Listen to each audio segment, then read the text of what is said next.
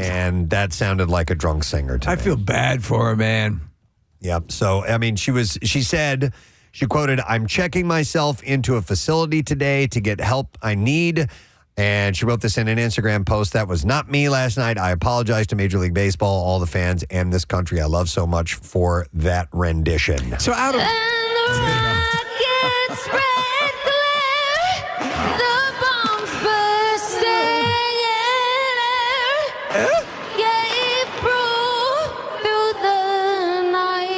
Yeah. That a flag was still Come on. there. Oh, my God. Jesus. So outside of drunk driving, when you are drunk and you're attempting to pull off something, what is your level of awareness of your inability to do something because you're lit up? Or do you only realize it after the fact often? No, it's only if you're really hammered, I think, that you don't realize that, or at least in my personal case. But, I mean, there are times where I know if I'm slurring my words. Sure, yeah. I know Oh, that. you know it. Okay, yeah. And I'm like, okay. I mean, time to go. The question is, the way she was clearly that lit up, how come no one interceded and said, "Not your night, honey"? They probably didn't have anybody else that could do it, that was ready to go. You have to have the national anthem, and I don't think that's something they have backups for. You know what I mean? Especially if they had promoted her as that. But I mean, I guess they could have said, yes, she was ill, she couldn't sing, but who last minute are they going to get to step in and sing? The person who signs the anthem. Man, one time I was at this is back when I worked in Missouri, and I was at a dirt track. Yeah. For a racing event. Sounds about right. And they didn't have anybody to sing the national anthem, and they asked me to do it. Oh, my God. I refused. Yes. Oh, yeah. I'm like, no. You don't understand. Yeah. No, I'm not doing this. And they were like, come on, play. I'm like, no. Practice singers. You're in a band? Yeah. Yeah. You're like Whitney Houston, You play the drums, you can sing. You can sing. So Major League Baseball is not commenting on this. A representative for Andress said that there will be no additional comment at this time. On Monday night, the four-time Grammy nominee belted out an a cappella version of the Star-Spangled Banner, which is an incredibly challenging song to sing. Clips of her less than popular rendition went viral. And I would like to remind you, she does have a hit song called Wishful Drinking. Okay. By the way. Let me ask you, Nick, because you were watching Home Run Derby a little bit. Do you think those players that were competing in the Home Run Derby were imbibing?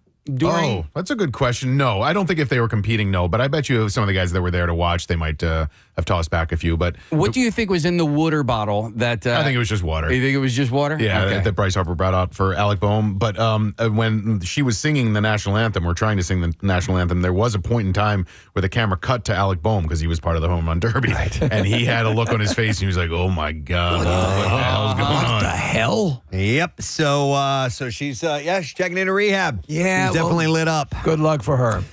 Back to King Charles and Queen Camilla. They had a bit of a security scare during a 2-day tour of the Channel Islands. The two were whisked away after their security team noticed a drone. A drone, you guys. Seemingly not wanting to take any chances, the royals were escorted away while they were mid-conversation with a local business owner. Thankfully, things seemed to blow over. Charles and Camilla were escorted back to the event that they had been at once the security team gave the all clear. A local business owner, Matt Taylor, spoke with the Telegraph, sharing that the security alert didn't faze the king. He said he didn't seem panicked, but he was quite stern. They just ushered him out. For a brief period, I was scared. And it's a shame as he stopped the chat to us with of his own accord. So they kind of had a I quickly shielded Camilla with one of my ears. A little bit short there. So this is what Emma Roberts wrote on Instagram yesterday beside a picture of her and her actor boyfriend, Cody John. She was wearing a ring on the left hand. He put a ring on it. She said, putting this here before my mom tells everyone. Apparently, she wanted to announce her engagement to get ahead of her mom, who spilled the beans about Robert's son, Rhodes, on social media earlier this year without clearing it with Roberts first. The couple went Instagram official back in August 2022 when John posted a photo on Instagram of him kissing Roberts with the caption, "Sweet, sweet." Sweet, sweet. Isn't that sweet, sweet? I like her. She was in that American Horror Story, that 1984 riff that was basically, Preston, I've recommended it. Yeah, I know there's a ton of stuff to watch, but it was basically a riff on slasher movies from the 80s. It was terrific. Was she in We're the Millers? Yes. That was on just the other day. She's great. I was watching some of that. I love that movie. It's a really good movie. Who would have figured that Will Poulter at that time would be the guy that he is now? Yeah, it's a great actor. I was watching The Bear, and he resurfaces terrific. in that. So, Kathy Lee Gifford says her recent hip replacement surgery is more difficult and painful than she had hoped. She said, one of the most painful situations of my entire life, adding it's been really hard.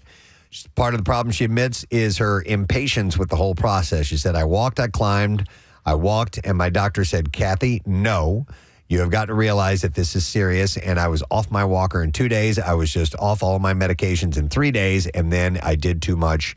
And that's who I am. She said, and I quote, when she rips a very hairy fart, that it hurts. How can it not? Yeah. I mean, I'm sure she's really bearing down. You know, when you got to crank one of those out. Kind of pull your hands in. A hairy one. Do you ever know, have you known people who've had hip replacement surgery? No. My mom. So a friend of mine, he was young at the time, he was about like 35, had double hip replacement. At the same time. So my mom had it done, and believe it or not, the recovery, listen, I'm not the one who had to go through it, but the recovery wasn't that bad. You know, she was up walking, very short order. You think it's kind of luck of the draw genetically, what you're dealing with? Because my friend had a long run. She didn't have a whole lot of muscle mass in the area where they had to cut her open. So that healing process was a lot less than, listen, if you got huge quads, like big legs and stuff like that, it might be a little bit harder. Your mom's a competitive bodybuilder. She was. She had to hang up those shoes after the surgery. But no, I was actually really surprised. And what I found out during that process was that the recovery from a hip surgery is way easier than a recovery from a knee replacement. Interesting. Wow. Bachelorette star Rachel Lindsay and estranged husband Brian Abasolo are in the middle of a divorce. Yes. I love you. And Lindsay just took a big financial hit. The reality star / lawyer has been ordered to pay her husband more than $13,000 per month in spousal support. Deadbeat. Slightly less than the $16,000 that he was asking for. I love you. The couple met on the show in 2017. Here's your whore rose. Married in 2019. Lindsay was also ordered to pay Mel Gibson's The Bachelorette. $20,000 to Abasolo for legal fees and other expenses. The next court date is September 23rd. Have you seen the clips of the new Bachelorette? Who's stunning. I mean, stunning. And she's talking about her hope that this show will help find Mr. Right. This woman has never had a tough time with guys in her life. No, she's gorgeous. Yeah. Dance Moms star Christy Lukasiak was arrested and charged with driving under the influence. Court documents indicate that Lukasiak was arrested in Westmoreland County, Pennsylvania, after an incident on June 27th. Is that near Upper Moreland? I don't know, Case. It did sound familiar to me, and I didn't take the time to look on a map. But for her roadside sobriety test, she had to do the salsa. Westmoreland County. By Pittsburgh. Oh, okay. By the way, one of my favorite Reno 911s is the sobriety test. She makes the guy do the dance routine. Step ball change.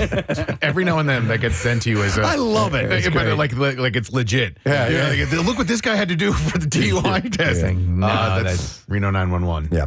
The reality star reportedly crashed her car into a tree, with police on the scene reporting that she had slurred speech, bloodshot eyes, and smelled of alcohol.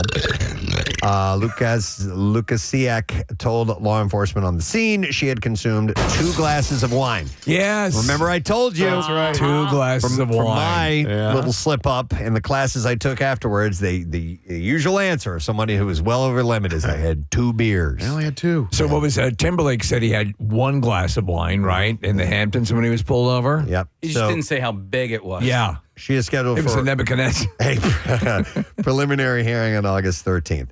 All right. Christina Hall, star of the reality show Christina on the Coast, is heading for divorce. Again? Another one? Again. Okay, I mean... 3 times. Something tells me that she is a very demanding, High maintenance woman. The couple officially tied the knot on October 6th of 2021, and their date of separation is listed as July 8th, 2024, per the court documents. The doc also states that Josh is requesting spousal support from Christina. You're a complete dirty whore. The filing should make filming of their upcoming reality show, The Flip Off, more interesting. I never cared for her. Listen, You've always said you've never had I don't like talking trash about people, but you know, there are shows on HGTV where I'm like, okay, like Magnolia, like the Fixer Upper, you know, Chip and Joanna Gaines. I'm like, these guys are great. They're great together. You know, You like the chemistry. I like the chemistry Right, and right. all that. Yeah, you know, I prefer a balanced power dynamic when I'm watching these shows. You know, Right. so whether it be the Property Brothers or a married couple or the mother-daughter. Or John and Kate. Or John. Oh, my God. Don't even get me started on that nonsense. But, you know, like, when there's a struggle for when you have, like, two hosts. Yeah. I have. It doesn't work for you. No, it does not. It does. So she is, you know, Hollywood starlet attractive. Yes. And I think she comes across as very artificial. Yeah, she's smoking hot, though. The couple are supposed to star alongside. This is going to be interesting. So they're trying to do this show, The Flip Off, and they are supposed to star alongside Tarek El Moussa and his wife, Heather Ray El Moussa, you know, her ex. And that couple with this couple, the new HGTV series set to feature both couples as they compete against each other and is scheduled to premiere in 2025. But there's no way. How are they going to do this show? That's not going to happen. Yeah, the whole dynamic has just been ripped apart. Scrap that whole thing. So I saw this yesterday late in the show. Jack Black canceled the rest of the Tenacious D tour in Australia yesterday after bandmate Kyle Gass made a comment about the attempted assassination of Donald Trump on Sunday in Sydney. The band was performing when Gass was given a cake for his birthday on stage, and for his wish, blowing out the candles, he said, "Don't miss Trump next time." Black says that all future creative plans are on hold for the band, and Gass was dropped by his talent agency yesterday as well. Yeah, I mean, that's, you know, yeah. Black and Gass have they've been performing together since 1994, so I don't know what this means for the future of Tenacious D. It might be done after that. It's possible. You know, it's tough to come back from stuff like that. The latest trailer for the upcoming Marvel movie, Deadpool and Wolverine, teases the appearance of Lady Deadpool. And there's a ton of speculation about who will actually play Lady Deadpool. Fan theories range from Ryan Reynolds' wife, Blake Lively, to possibly Taylor Swift, to Ryan Reynolds himself in a wig. But there is no confirmed information or anything like that. We're going to have to wait. It's coming out on the 26th. I mean, we're a week away almost. I'm officially in. I don't want to know any more about the movie mode. You know what I mean? Like, even when I heard that, I was like, oh, man. No, Casey, I've not watched any of the trailers. Yeah, I don't want to see any of it. I don't want an inkling. I want to go into this fresh and just see what happens because I'm so excited for it. But I don't mind reading that there, you know, a certain character is going to pop up or something like that. But I don't want to see anything. Casey, was it you that brought up the Taylor Swift in Marvel Universe around the Super Bowl theory that had been floated about, or am I misremembering? Dude, I don't even remember what I had for dinner last night. Okay, No idea. It was hot dogs. I'm pretty sure it was you, but it was just one of those things where, like, there is a way to bring Taylor Swift into the Marvel Universe that will tie Swifties into MCU Well, Harry fanatics. Styles is. Yeah. Listen, I wouldn't doubt it. Yeah. If Ryan Reynolds could convince her to do it, right? That's it. And And she and Blake are besties, right? Absolutely. And if anyone could, he could do it. I'm very excited. You just see, of course, I'm watching all the trailers, but you just see from basically mid-chest down of Lady Deadpool, which is a great character as well. We'll see how this plays out. But I did mention Harry Styles showing up as Thanos' brother. In the Eternals. Yeah, whatever movie. I mean, is there any legs to that? I don't. And how listen, the hell does do Thanos and this guy not look nothing alike? Well, who knows? Yeah, you know, comics. Yeah, Hey, man, you saw the movie Twins, right? Yeah. Arnold and Oh, Danny okay. DeVito don't look anything alike. I will tell you Yuck. this. I don't think there's any plans for any further Eternals movies. Okay. No, but you know what? It's interesting. You guys saw the Captain America trailer, right? Yep. The thing that happens at the end of the Eternals, where the massive body comes out of the ocean, the Pacific Ocean, the Celestial, it's going to be in Captain America. They're going to finally address in the next movie the Celestials that, like, we're all over the planet at the end of that movie in the MCU. And so one of the theories is this international there's going to be like a misunderstanding as to like who controls that quote unquote new land that appeared at the end of the Eternals, Yeah, and I that's mean- going to cause this international conflict. Because there's a gigundo friggin' arm sticking out of the That's right. ocean. Yeah. You see the gigundo friggin' arm, Steve, in briefly in the I trailer. didn't see that. of Captain America. I'll have to yeah. look for that. I had completely forgotten about that. Of course, Had The no original idea. title of the movie was Gigundo Friggin' Arm. because they never address it in any of the other Marvel vehicles, but now it's going to show up in Captain America, the next movie. Gigundu friggin' arm. We can make that into a song, Press. You give me a beat. What was it again? Gigundu friggin' arm. Gigundo Gigundo Friggin' Arm. friggin' arm. All right, I'll work on it.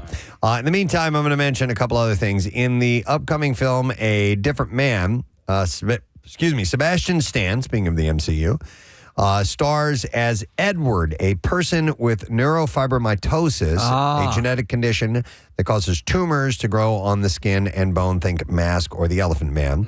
Once he undergoes reconstructive surgery to change his appearance, life gets better until he meets an actor, Adam Pearson, who plays him in a theater show based on his life. And Edward becomes obsessed with Oswald, who looks exactly like him before he had his surgery. So it's a weird, dark comedy. wild, yeah. Yeah, and it comes out on September 20th. Should be kind of interesting.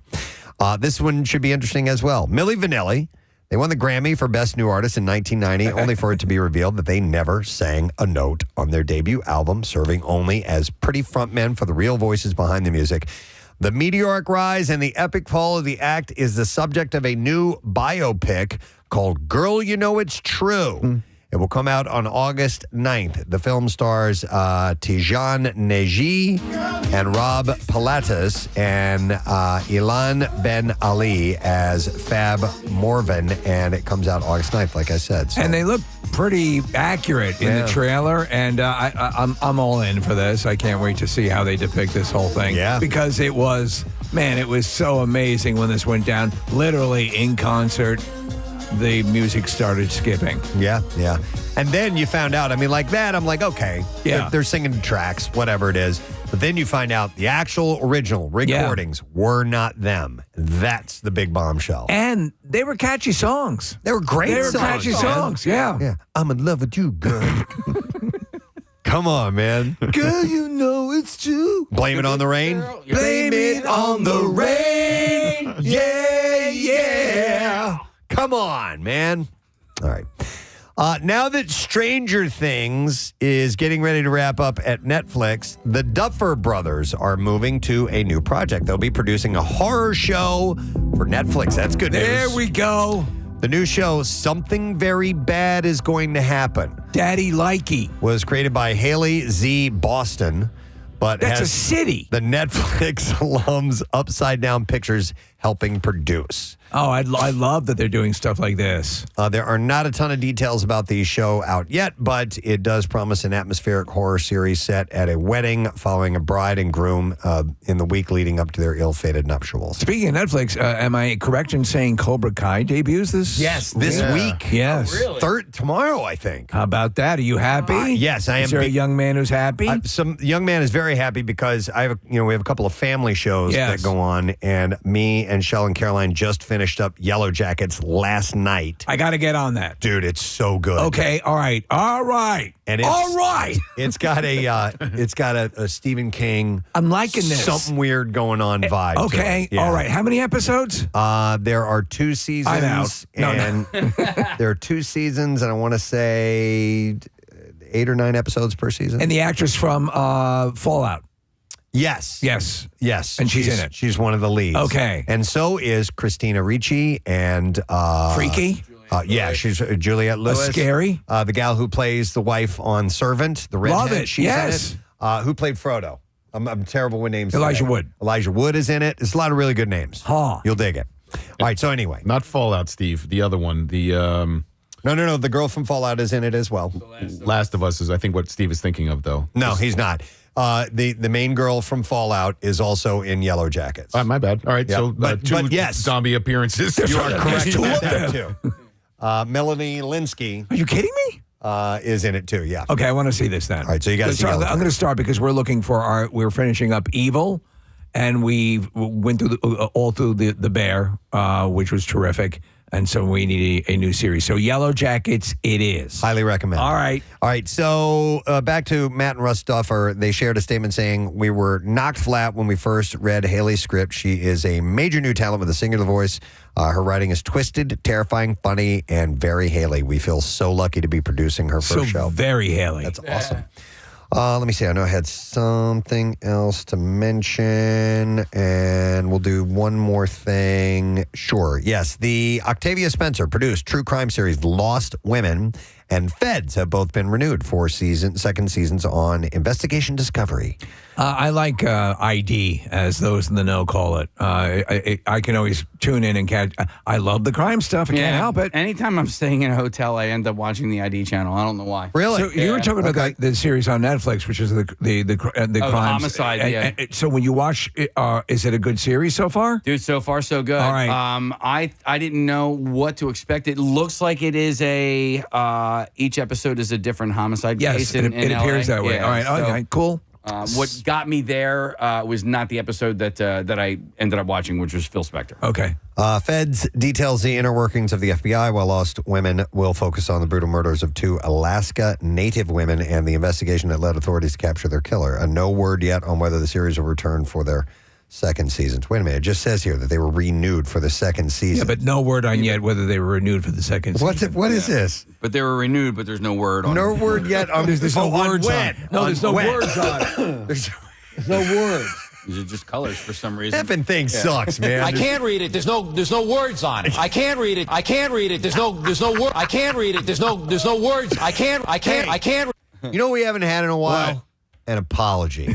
It's true, yeah. I don't think we've had that at all this week. I'd like to apologize. I'd like to apologize. I'd like to apologize. I'd like to apologize. I thought we were going to get that one Apologize. I apologize. with Ingrid Andress. All right. Oh, yeah.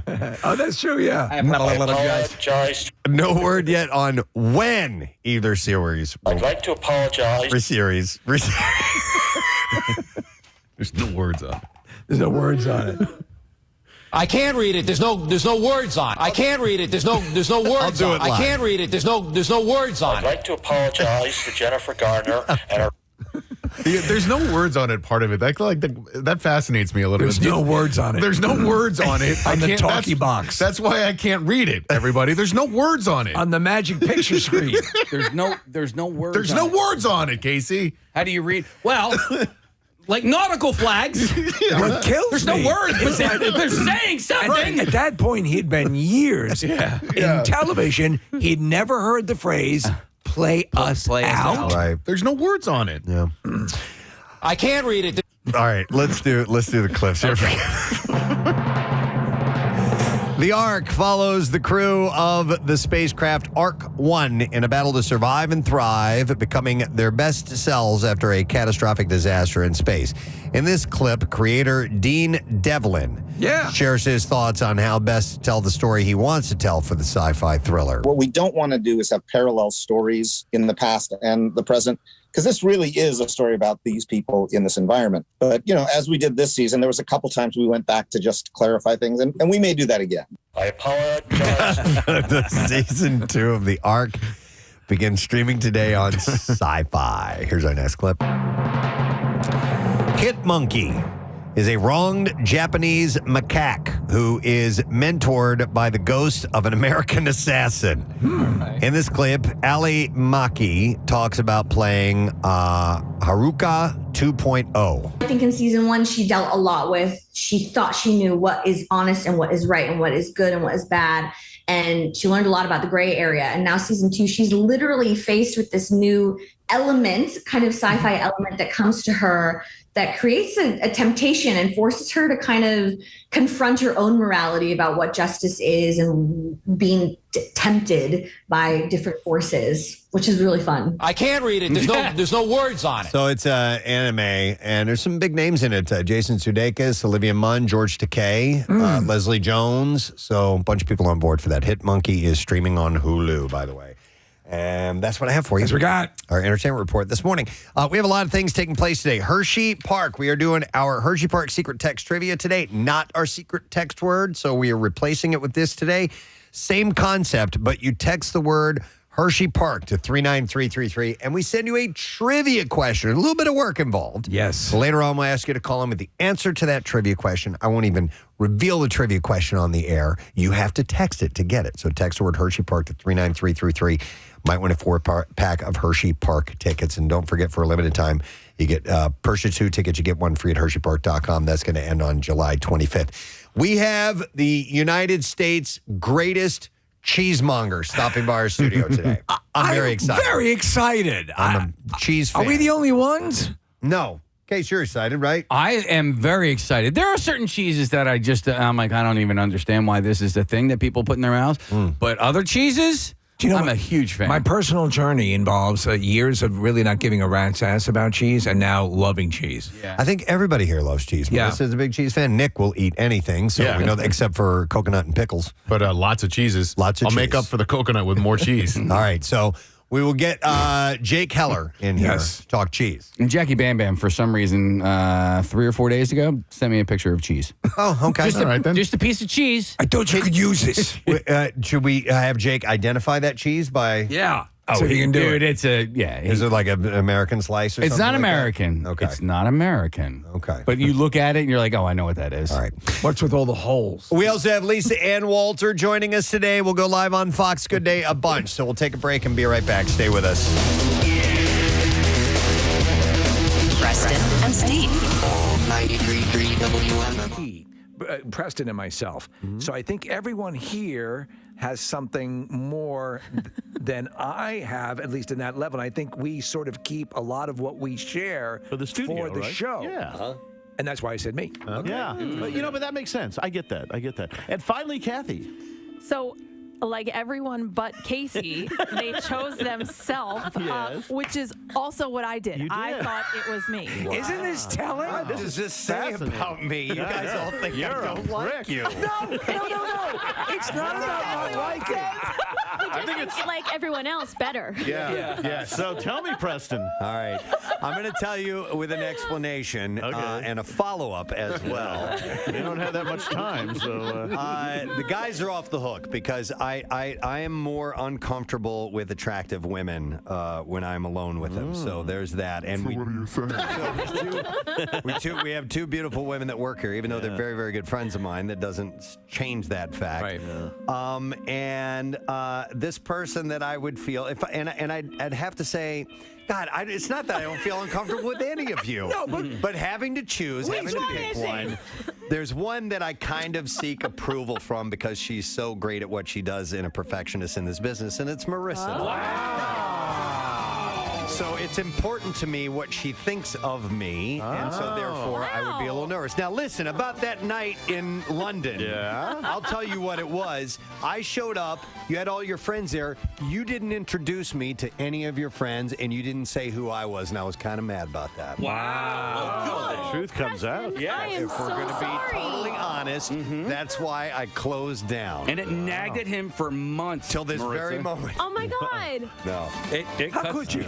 How could And you? waiting in the waiting room is a therapist to work with both of you.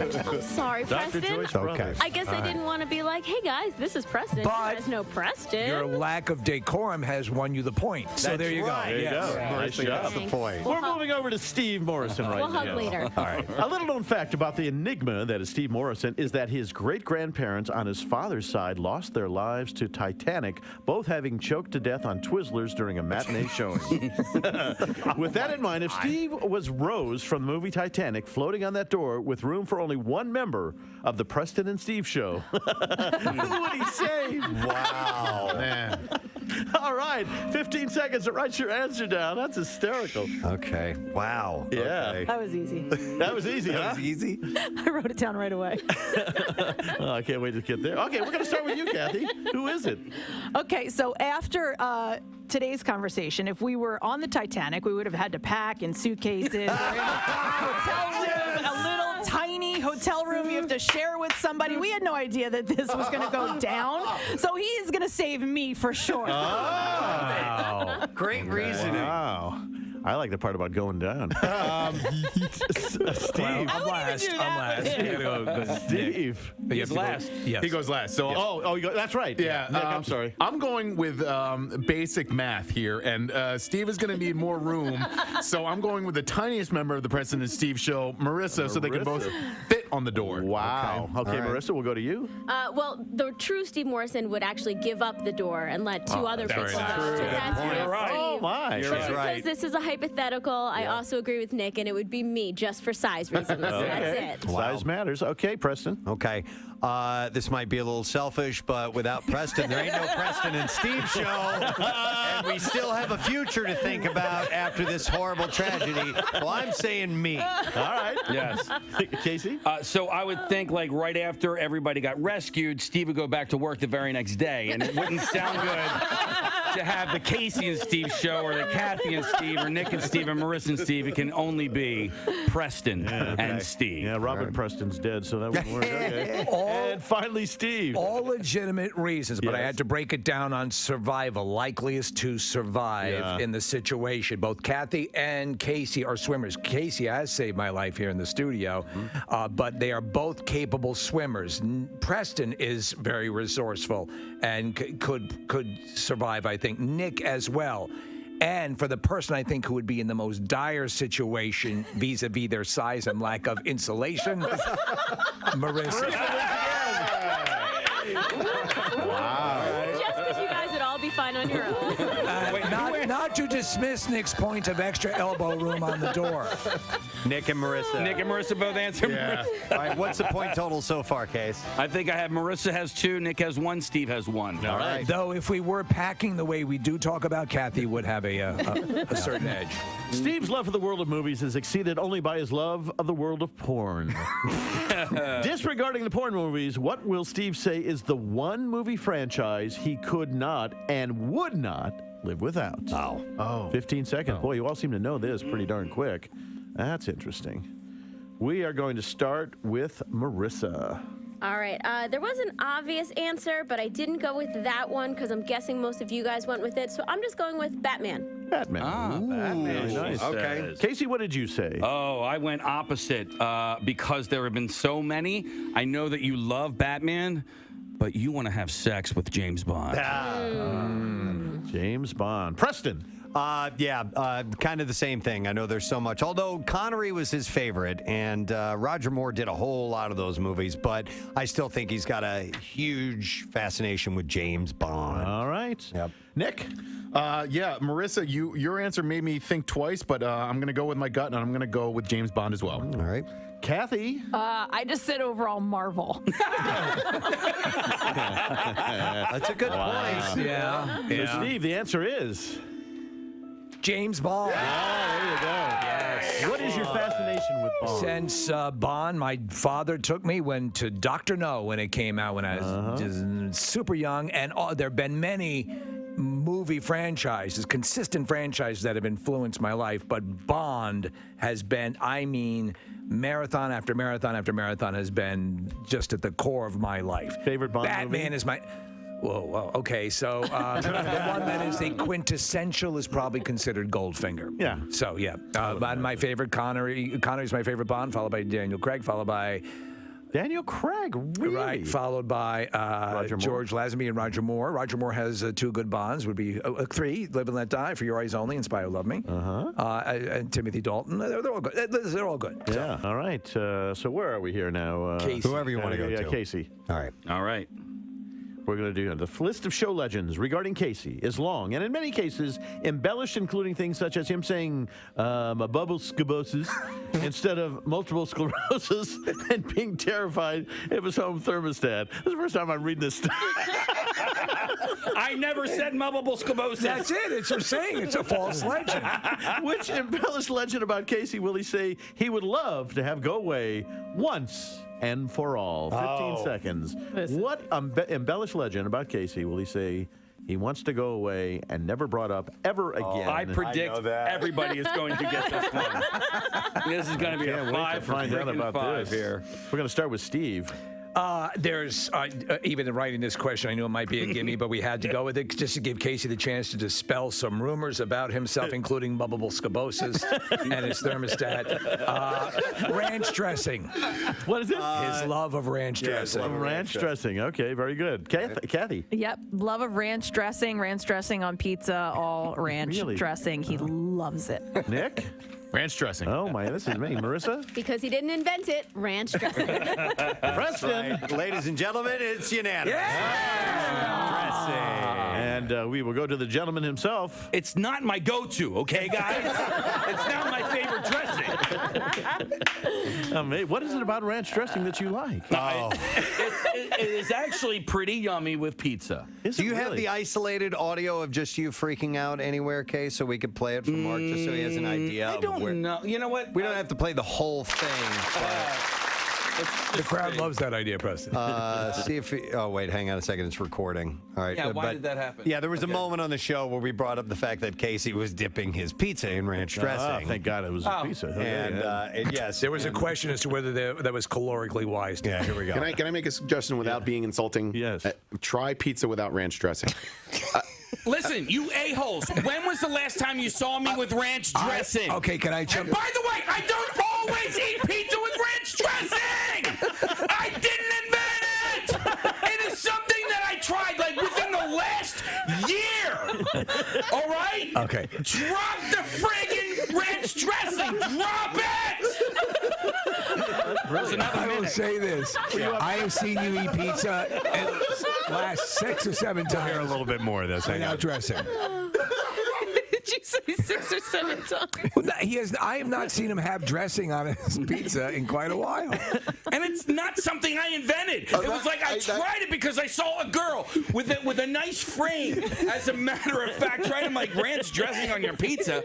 All right, I'll try it. And then he did it like 6 times. And next thing you know, I'm making ranch dressing pizza sandwiches or something. Shut up! It's still just as funny. Oh, my. I've never heard you so whacked. Can I get a point for that easy question? One of my all-time favorite moments on the show. We need to move on. In many ways, Casey is sort of an ongoing lab experiment producing flatulence at an alarming rate. Who will Casey say is the one show member he takes the most joy farting in front of? Oh, my Joy? God. The most Joy. And you don't end a sentence with a preposition, by the way. But who does he enjoy farting in front of the most? Gee whiz. All right. Got I'm it down in. there? I'm You're good. in? Everybody's in? We're going to start with you, Preston. Now, initially I was going to say me, but I don't think that happens anymore because I'm disgusted by it. Yeah. It bugs me, and he will do it sometimes in front of guests that we have in here. Oh yeah, out loud. It's the and ranch I'm like, dressing. dude, come on, stop it.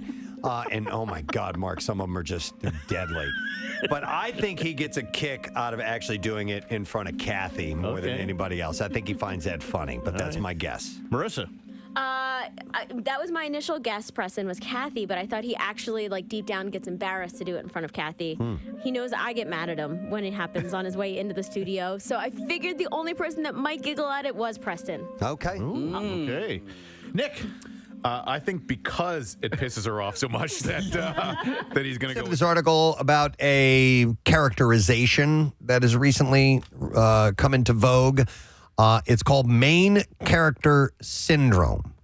And this has become a slightly popular term recently, and it describes people who seem to see the world as their stage and themselves as the hero of the story. Yeah, so over the past year, it has started to work its way into the common vernacular. And and it's funny that this starts to really hit its stride now because over the past couple of weeks, I've seen a couple of times where they appeared to be influencers or whatever, were walking along, talking into their phone, and they were the star of their thing. So there's a difference, I think, at which there are some people who appear to live entirely or at least predominantly, as if their life is a show, like the Truman Show. And it's like it is a weird thing, and I'm wondering,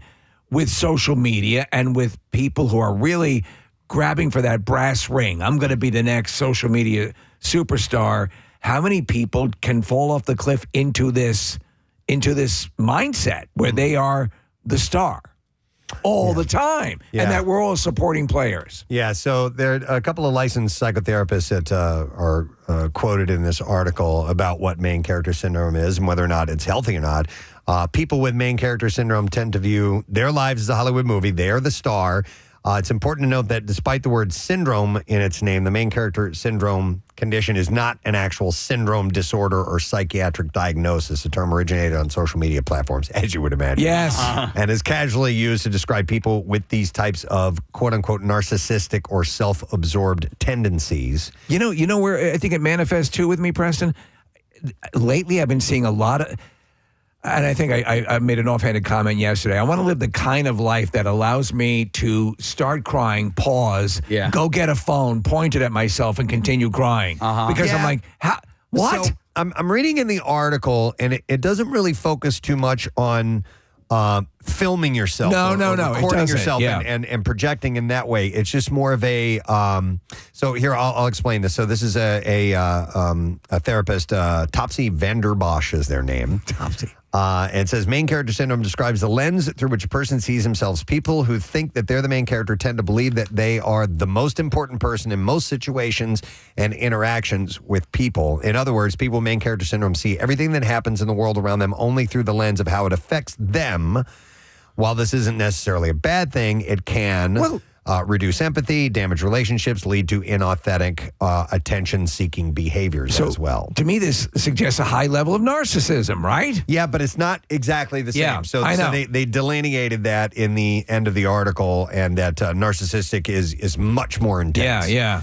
But I mean, if truth be told, I kind of see the my existence as like no one knows you. Right. The way one guy does. He lives in Des Moines. Yeah. No one knows you the way you know you. Yeah. You are the only one who truly understands the inner workings of you. And so therefore, it's your story. Yeah. You know what I mean? No one knows what it's like to be the bad man. To be the sad man, really. Behind blue eyes. So I guess in some so you're sense, saying I'm like that. I don't know. I think it doesn't mean that other people don't matter or anything like that. So when excuse me, what first incited me to this, I saw this article pop up, and I saw another one which I could not find, which is in relationship to the morphing of it into the social media quagmire. Yeah. I'll say this. Yes, I think you're right. I think at some point, with the person you're most open to in the world, Rochelle, right? Yes. With me, it's Claire. Claire only knows Claire the way she really is, and So in a way, that does make you the star of your life. Yeah. It just, you know what I'm saying? I know. Life. And then there was a crossover episode where you guys got married, right? And then and Punky Brewster showed up. Yeah. But if you take this to the and now I am going to broadcast this to the world. I am going to show, and then you add your camera and your social media platforms where you post all this and here's the life I'm living. I'll give you a great example, man. Rochelle and I watched this show called The Man of 1,000 Babies or something like that on Netflix. The guy who uses Dutch guy. And he has this video blog that he puts out. And so this guy has donated to his semen to all these clinics around the world. And he has like 1,000 kids. It's ridiculous. But this is exactly the type of person he is, Steve. He is the star of this show, and he's puts on this video thing that he's greater than I don't know. He's got all the answers. Right. So what I've seen it manifest, and a couple of people pointing this out and talking about this star syndrome. There was a woman caught a whole bunch of blowback because she's an Insta model, and she was in line at a self-checkout at a supermarket. And there's a man behind her the guy looks like are you done? First off, she's recording herself at a self checkout, and he's like looking around like, are you done, or are you? Is this something that should I go to another machine? Yeah. But she frames it as, look at this creeper checking me out, as opposed to, can you hurry up, please? What's with the goddamn production? I gotta here? get back to work. I have a rutabaga here. I'm trying to.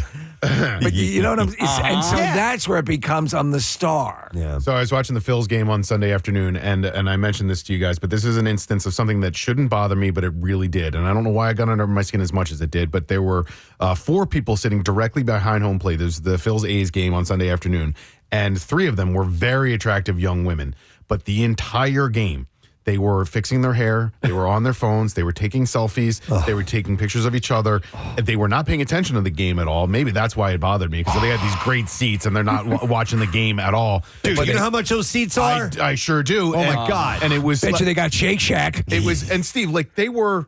They probably would have ignored Shake Shack. I think that's how narcissistic they were. Those bitches. But it was one of those things where, like, it seemed to me like they were much more interested in being the stars of their own show, being on their phones, than they were remotely about the Phils game. And I'm sitting there watching. I'm like, Bryce Harper's right in front of you. Is it just some sort of, is it antiquated thinking on our parts? A bit. But is it, because I get it to one level, but I don't know. There's this presumption of self-importance. Yeah. Yeah. I guess that's it. And I don't begrudge anybody. Do what you do you. Yeah. But it is, for some reason, it brings a little. You do you, unless you're annoying me. Yeah. And then Stop it. Stop doing you. Eat your Shake Shack. Yeah. Whore. I don't even get. I think this trend that we're heading in, social media wise, has actually made me more. This is going to sound weird for me to say this. Beautiful.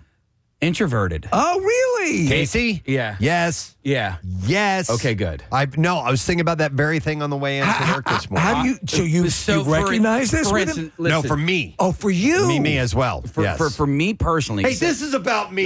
Yeah. Stop talking about Keep you. an eye on the ball. Enough Guys. about me. What do you think about me? This is the Casey story. All right, guys. For instance, so I went. Why does Preston keep bringing himself up? I had pie in the sky dreams. So I went to Mainline Armory a couple of weeks ago. It's I see. This is all about you. It's a gun range in Malvern. I want to go. They're a client of the radio station. My friend is the one who opened it. I went there and I was like, I want to do him a solid. So I start, filming myself out front, and I'm like, I don't feel creative, because I see these guys like, hey, you guys, for some reason, mid-size models are all part of my, and it's like, you guys, check this out. This is a great push. And they're doing this whole, I'm trying on a push-up. I don't know what you're talking about. Okay. See, the way these people present themselves on social media, they're so unapologetic about it. And then when I go to do it, I'm like, you're such a douche. I can't help but have a running commentary of what I'm attempting to do. So I just don't do it. Well, it's turned Can I tell you this? It's turned into pretending. Yeah, pretending. Yeah. So I want to apologize to Greg for not posting a video of me at Mainline Armory. I look like a dork. There's somebody that we're all familiar with, and I'll tell you later on, who is now jumped fully into, loads of videos hey, posted. You guys. If makeup tutorials, constant. And I don't have time to do anything else. I don't begrudge it, but for some reason it's like. I see what you're saying. It makes. Do you think about yourself that much? Or am I reading that wrong? I don't even know. Is it merely simply the mechanism by which you're a content generator? But when I see it, that's only part of this star thing. This is part of this thing where you believe yourself as the star of a movie. Yeah, main character syndrome. Right, main character syndrome. I think it also has to do with levels of empathy and sympathy that one person might possess, right? And so if you're a more empathetic person, Steve, you might be less inclined to be the main character, to be the star of your own show, because you're not as concerned about yourself, and quite literally, you feel other people's feelings. But if you are a little more on the narcissistic end of that spectrum, and you want to broadcast yourself, Casey, to your point, I think that that narcissism actually strengthens your ability to do that, to be the broadcast star of your own show. It's interesting going back to Casey saying it's caused him to be a little bit more introverted. So here's why I've quit posting on social media. If you follow me on Instagram, you're lucky if you get one every 3 months or something like that, tops. It's because I'll be like, oh, we're doing this great thing. This is fun. I'm going to take some pictures. Yeah. And I go and I look at the pictures. I'm like, okay, now I'm going to arrange these. And I'm going to post them. I think of something clever to say. And then I go, this isn't good enough. This isn't good enough. Yeah. And then I just stop and put it away. Oh, my And I'm God. like, it's not good enough because I'm comparing myself to what everybody else who's really good at this is doing. And I'm like, nobody's going to care. I'm not going to do it. Mm-hmm. Isn't that sad? No, I It used know to be, exactly. hey, this is kind of a little slice of my life. Here you go. Check it out. That's and great. then now there are expectations. Well, and yeah. levels. Presentation. This is even Yeah. going to Too get much. 1,000 likes. This isn't, you know what I mean? Like, why even bother? I'm at this wasting point? time. I'm I know. wasting Yeah. my time. I'm wasting your time, and then I don't want you to judge me as well. Yes! Yes. Do you guys view likes and or followers as currency? Do you know what now? Now, because I see so many major, like I see stars with channels that are getting no action whatsoever. I think that's all. It is kind of fun if I'll see a celebrity and I go, I got more than that. But I don't dwell on it. Yeah, you know. no, I don't see. But initially, I did. I don't see it as much as a barometer. Maybe because the market has been flooded, Steve. Yeah. And there are so many accounts and so many channels and whatever else. But I still like if you have a decent amount of followers on Instagram or whatever platform you're using. It can translate to influence. It can translate to currency. It can translate to power. I'll never take it to that level though. It's Because you don't care. Yeah. So therefore I don't really view it as currency. Right. Yeah. By the way, back to main character syndrome. Someone may be described as having main character syndrome if they show some of the following signs. All right, this is what to look for. So this is what to look for it at work today. Attention-seeking or dramatic behaviors like being loud in public. Okay. Over-dramatizing life events, either to come out looking like a hero or a victim. Yes. Inflated sense of self or feeling like you're better than other people. What you're saying rings so occasionally, and maybe this is me because I will set buildings on fire to run in and rescue people. Okay. Yeah. So that's probably Lack of empathy for others' struggles. Yeah. Viewing everything that happens around you through the lens of how it affects you and your life. High level of outward confidence, which may or may not hide underlying insecurities. like imposter syndrome. Yep.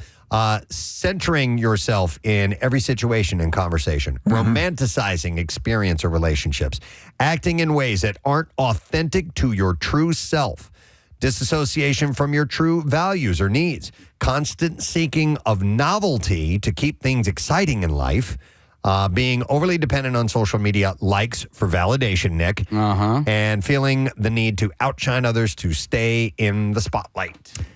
Yeah, that would be. That's a mixture that I think would speak to a lot of people who are like you're talking about, Casey. The people who are very.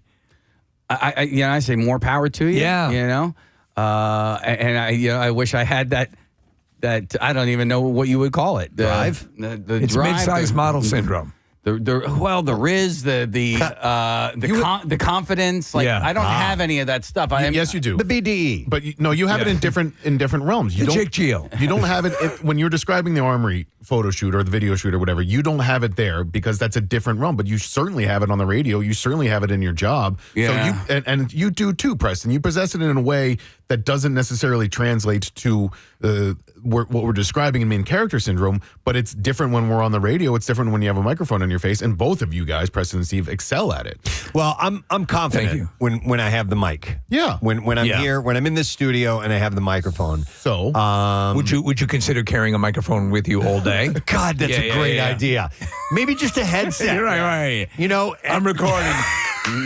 All right. God, that might change my life. Yeah. But translate those skills and those abilities and those innate personality traits that you guys possess and fast forward your careers 30 years, right? Right. If you started So doing now what we're you're on doing. Jupiter. No, but what I'm saying is if you started doing what you're doing now and if you had started that in a platform where you were using Instagram or using YouTube or whatever, I think that your skills would translate to those platforms. They just happened to start for both of you when you doing a radio career. No, you're right, because honestly, we adopted the podcast. That's right. Was something that we and I run into the tech, as you know. I love it. I do love that stuff.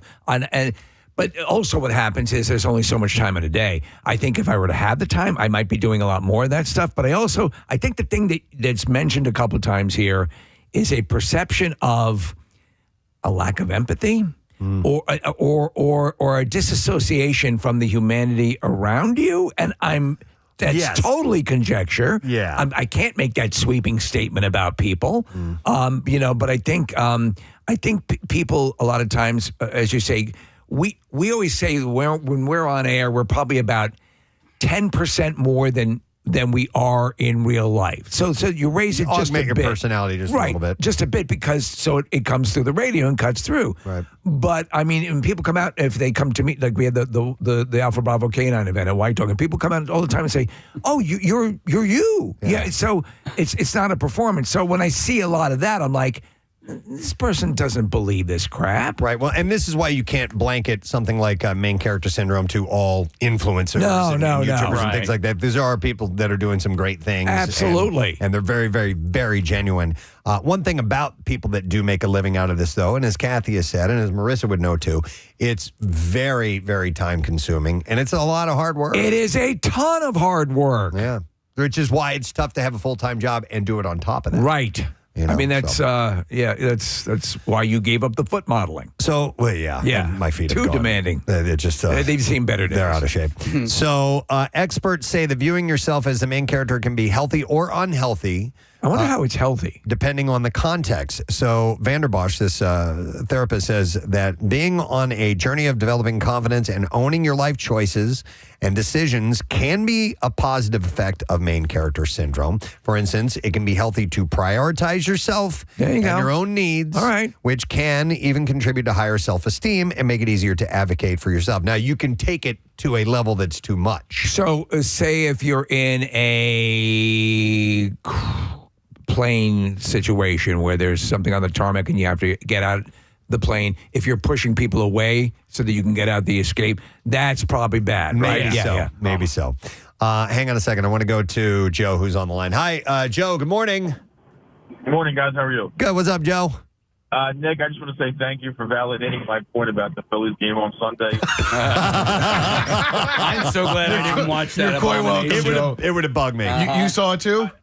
Nick, I got an argument with my wife about it on Sunday because it was driving me so absolutely nuts. Like, I was throwing stuff at the TV. It was driving me nuts. Yeah, the game itself didn't help. Yeah. You're going to pay all that money. It started with the brunette, then it got to the blonde, and then it kept on. It just drove me nuts. I'm like, you got to pay all that money, and you know, I got to pay $25 to sit up to the 400 level. Like, you're paying all that money, right?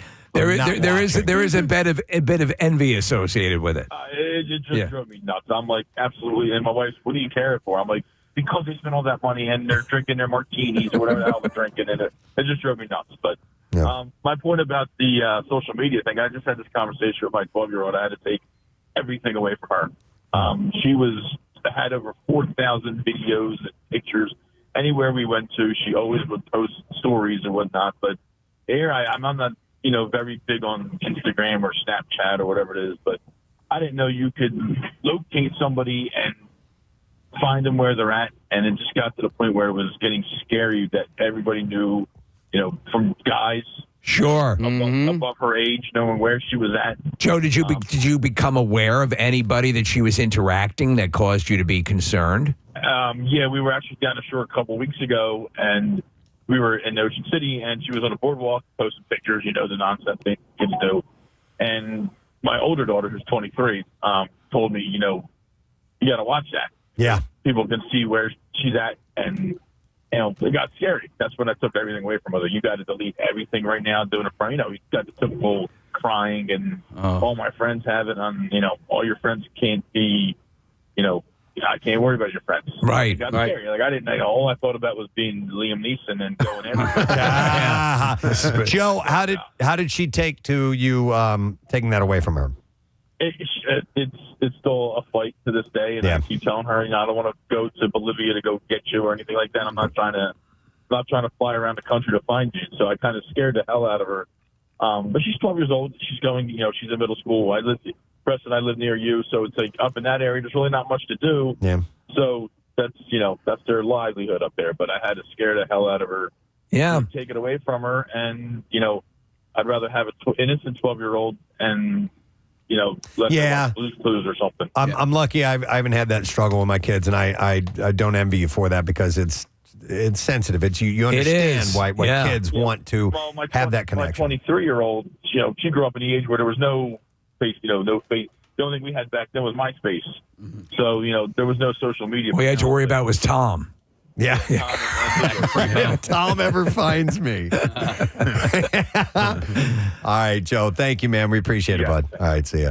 It's funny. I was talking, and listen, and trust me, Marissa, I know we sound like, we're out of touch, we're old or whatever. I know that. But I don't care because whatever, I am who I am. I'm Popeye, got your drums. But I was telling to reminisce old. I was talking to my friend Jim the other day how kids can't ever wrap their minds around how when we were the same age at that time as what if you had to show up somewhere and you had to wait. Yeah. And you couldn't go anywhere. Yeah. And you had nothing on you. What would you do?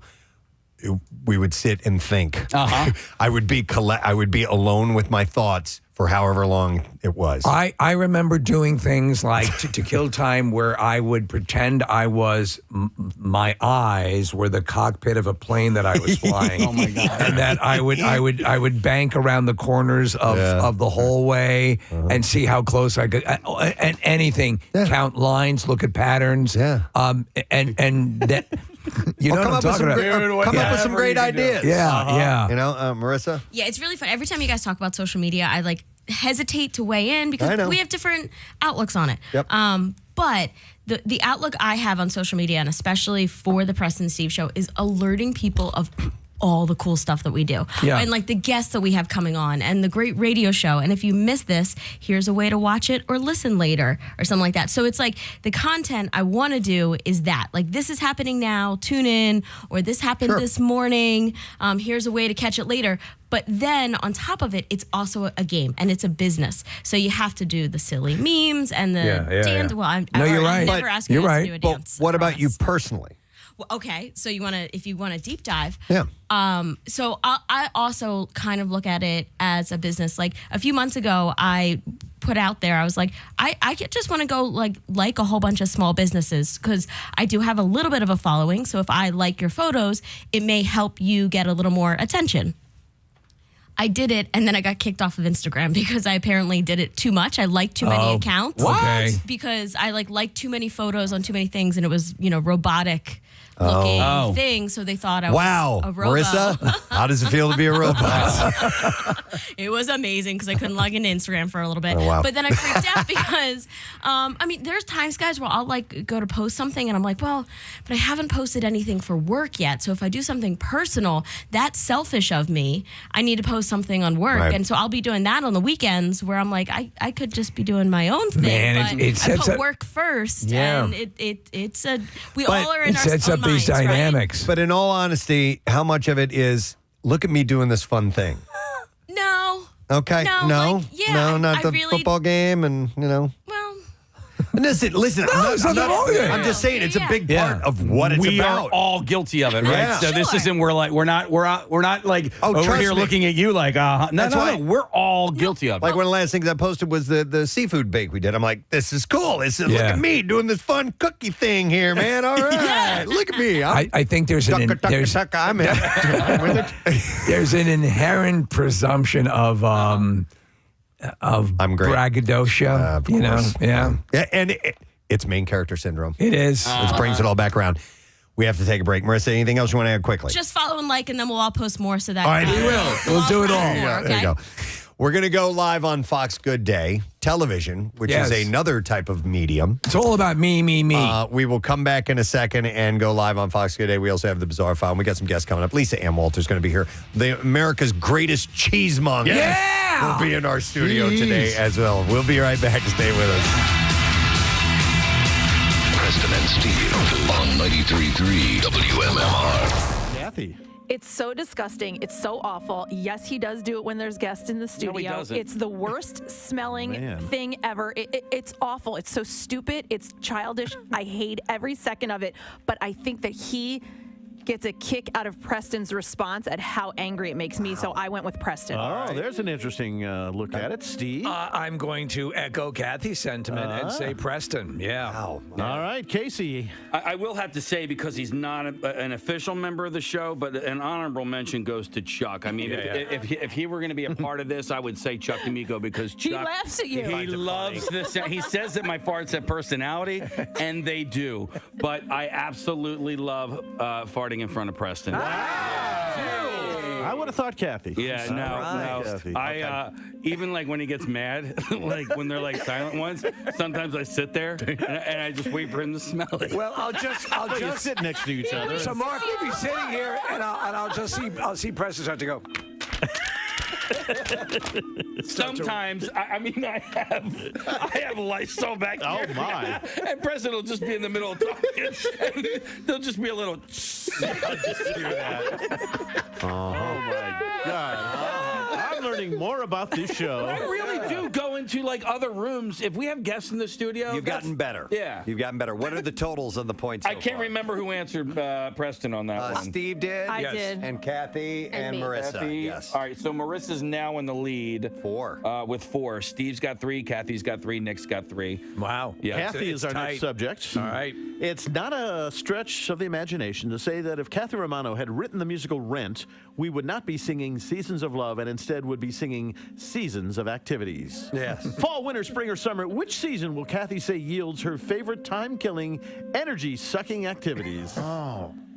I got it. That's a great question. Yep. Will Kathy say yields her favorite time-killing, energy-sucking activities? Is it winter, spring, summer, or fall? And we're going to start with Steve. This is sort of a tough one, but I know that Kathy and I share a lot of the similar loves of the various holidays. And now, while Christmas is a Why money, you should have saved me on that ship. Christmas is a money shot. I think, though, the stuff that happens around fall, between Thanksgiving and Halloween. All that stuff. Yeah, all Okay, that got it. stuff, and all of the access to it is And with an something- 8-year-old, you're busy doing. Yeah, I got it. Right. Okay, and Nick. all that stuff. Yeah, I think just because I think it's your favorite time of year that you love the season itself that I went with fall as well. Ah. Fall activities. Marissa.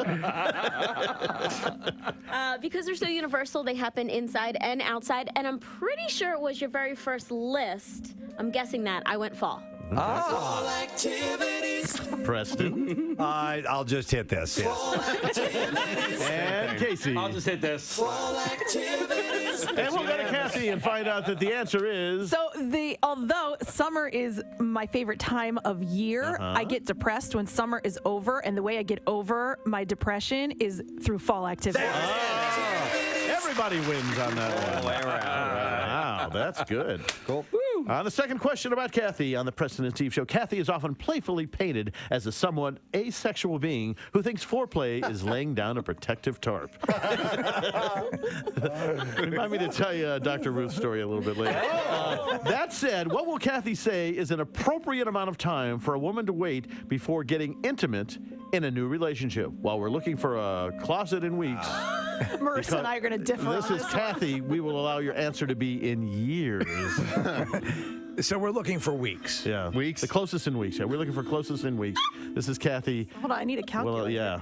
So what will Kathy say is an appropriate amount of time for a woman to wait before getting intimate in a new relationship? All right. All right. People in. writing their answers down.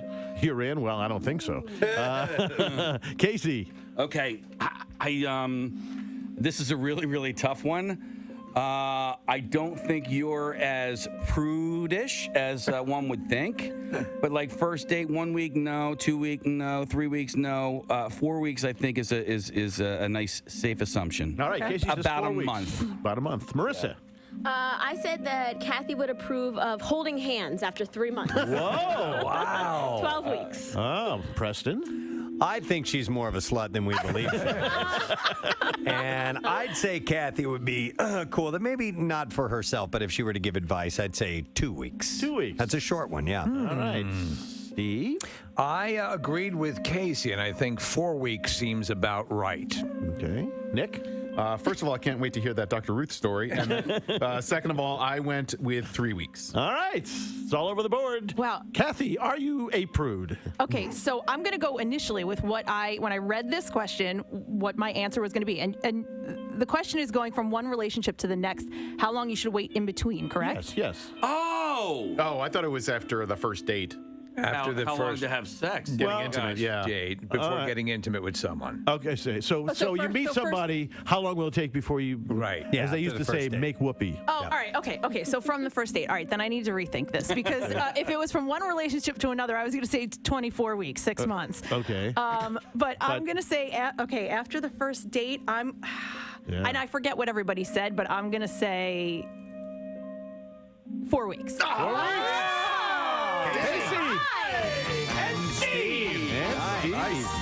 Wow. All right, so point each. All right, Steve, you are now tied with Marissa at 5. All right. I have 3. Kathy has 3. Preston has 3. And Nick has 4 going into the...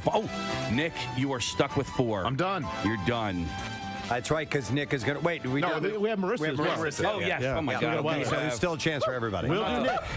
A penny saved is a penny earned is more than just a maxim. It's also what you whisper in Nick's ear to make him horny.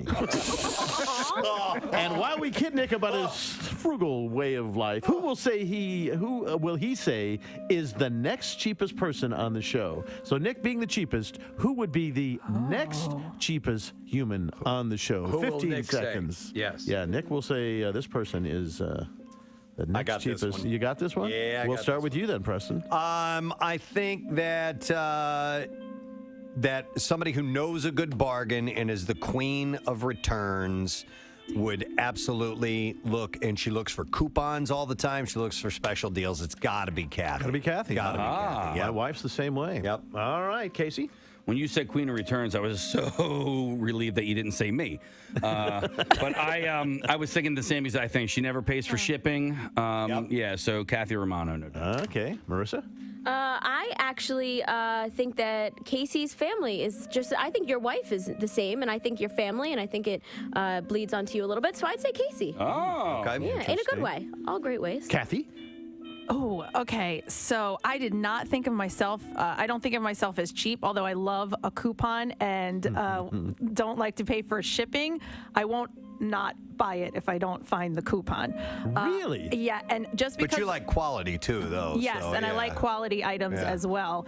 I went with Preston because I believe that Nick and Preston, when we talk about tipping conversations, they always have a similar opinion. So so I went with Preston. Okay. And what is, just briefly, what is your tipping deal? Just that Steve always goes over the top, and they'll do like the standard tip, like what's listed, and and not really go over. Tip like based on performance, not just Right. Steve is going to tip over tip no matter what. I always over tip. I always do. Steve. So, and for that reason, because Preston is not cheap at all, but we have those conversations on air, and when we talk about the tipping, those two will take that angle, and so I said Preston. Okay. Yeah. Well, Nick, survey says. Well, it turns out that Kathy and Steve are right. I went with Preston. Wow. And it was because of the way that we think about stuff like that. Okay. Yeah. All right. And because you're kind of cheap. He's very generous. Joking, You see my bill from the vacation I just took? Do you hate it when they include the tip without asking you? No. That doesn't bother you? That doesn't bother me. In fact, added gratuities I'm fine with. But if I did get service that was not good, I think that it reflects on the tip. I mean, absolutely. Do you talk to the server and say this is why? No. Never done that. Do you do that, Mark? I can't tell you the last time that I had really bad service and I left anything less than 20%. Okay. But I mean, but I usually 20% is about right for me. So Okay. Okay, second question about Nick. Anyone who knows Nick knows his passion for music and his love of both Eddie Vedder and Dave Matthews. I hate Dave Matthews. This begs the question, which of the following two scenarios will Nick pick? Eddie violates Nick while Dave Matthews directs, or Dave Matthews violates Nick while Eddie directs. Wow. Steve Morrison, you are a sick man. I love that I got a gay joke and a cheap joke. Yes. So Eddie violates Nick while Dave Matthew directs, or Dave Matthew violates Nick while Eddie directs. All right, that's what we're looking for. We're going to start with Steve. Well, I thought about this, obviously. Apparently you have. And I think that Nick holds both of these gentlemen in high regard, but I think Nick is more concerned with how Eddie would think of him, so he would prefer to have Eddie direct him being violated by Dave Matthews. Eddie directs is what you're saying. Right. Okay, Kathy? No, I went opposite. I think that Eddie definitely violates him, because if a man is going to violate him, it's going to be Eddie Vedder, and it's just a bonus that Dave is there. So Just a what? A bonus that Dave is there. Okay. So It's just a bonus. That's interesting. he can direct. All right, Marissa? I think that Nick probably enjoys Eddie's voice more, so Eddie directs. Oh, look, and we've got And I drew a picture. visual aids. She drew a picture.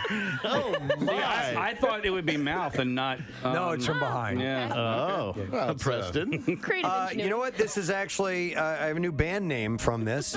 What is it? Grunge Cuck. Grunge cuck. I love Grunge it. Cuckle.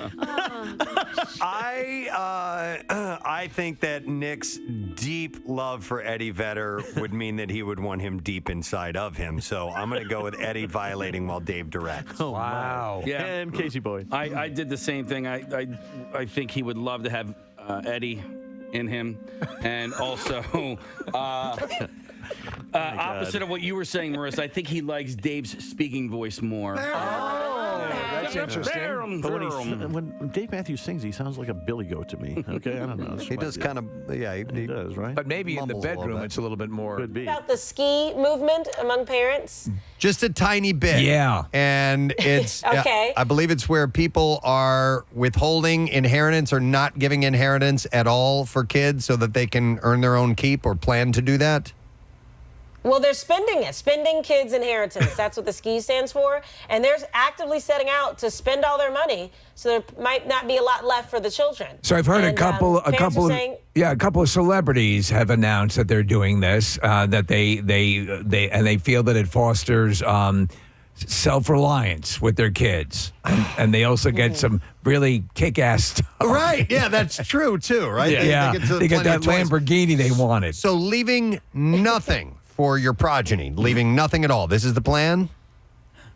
it's the thought of it's your money, right? Well, You're the I think one who it's works your for it. money. I think that with my mom, you know, she can spend it's her money. It's not I didn't earn it. It's not my money. She can spend every single dime, you know, of whatever she has. But if she doesn't, I mean, we'd certainly like whatever's left over. Wow. Yeah. Yeah, that's interesting. No, my wife and I, our family plan is to leave as much of a nut as possible for our kids. Right. The world throws so much garbage at you, and to have a base to get started with is. Yeah, that's key. And do the kids know that? Because eventually, when they have to decide what retirement facility they're putting you in, or That's right, you yes. want to make sure they pick a good one. Listen, I'm all for that, but I'm also not going to live meagerly, right? For just so my kids can have the hell with that. Yeah, no. I'm the one who earned this. I want to be able to spend it and do it, and I know that you guys do the same. Well, we do it through investments. Yeah. Too. So we put money aside, and we're not saying, "Hey, we're this money shall grow. We will let it work for us." Do you know what I mean? do you guys subscribe to the notion of just of blowing it all and keeping it from the kids? Well, I think that money goes to education. So we save tons of money for their kids for college and for education, but I think sometimes it can disincentivize kids from actually working and becoming who they're supposed to be. And we don't have that kind of money, frankly, that they're going to get some huge like nest egg. But it's like you need to work for everything that, you know, to be whoever you're going to be. But we'll provide the education. We'll give you the foundation. We'll set you up. But isn't the best don't think you're just gonna education get some big thing at the end? The best education is to learn that there's no such thing as a free lunch. Yeah, that's true. And I think I've also seen a movement recently too, where some financial planners are saying, why wait until after you're gone to help your kids out? Like if they need help with their first home, because we know how housing can be, and if they need help with this or that, like sometimes you can do it while you're alive. That way you can all take part. You can see the fruits of your labor. They are grateful, within reason, but I thought that was an interesting thing. Why wait until you're gone? Yeah. I think there's a case for all the variations on that. There absolutely, and it's the nature versus nurture, or the you teach someone how to fend for themselves. Yeah. And be better off in the long run, possibly. I don't know, but there's a bunch of different ways that you can take that. You can give a man a fish or teach a man to fish. In both cases, the guy will say, "I don't know who you are." Yeah. So, why are you giving me this fish? I don't even like fish. I don't even like fish, and I certainly don't want this fishing rod. Well, thanks, guys. All right, we'll see you later, guys. Take it easy. Yep.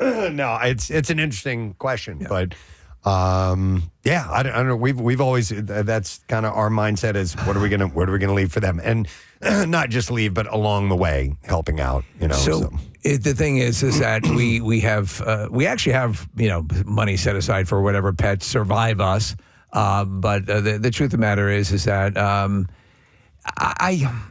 I think what it speaks to is kids who are probably more entitled, perhaps more well-off families where the kids just naturally assume I'm on easy street. I don't have to worry. Yeah, if you're living if you're living an opulent life, then you know that you've got something coming. For nothing but bald pancakes. Trust me, we let our kids know you are going to have to earn your living because no one is just going to hand you money over. Right. There's no way, and you will not survive. It's about how hard you can get hit. Yeah.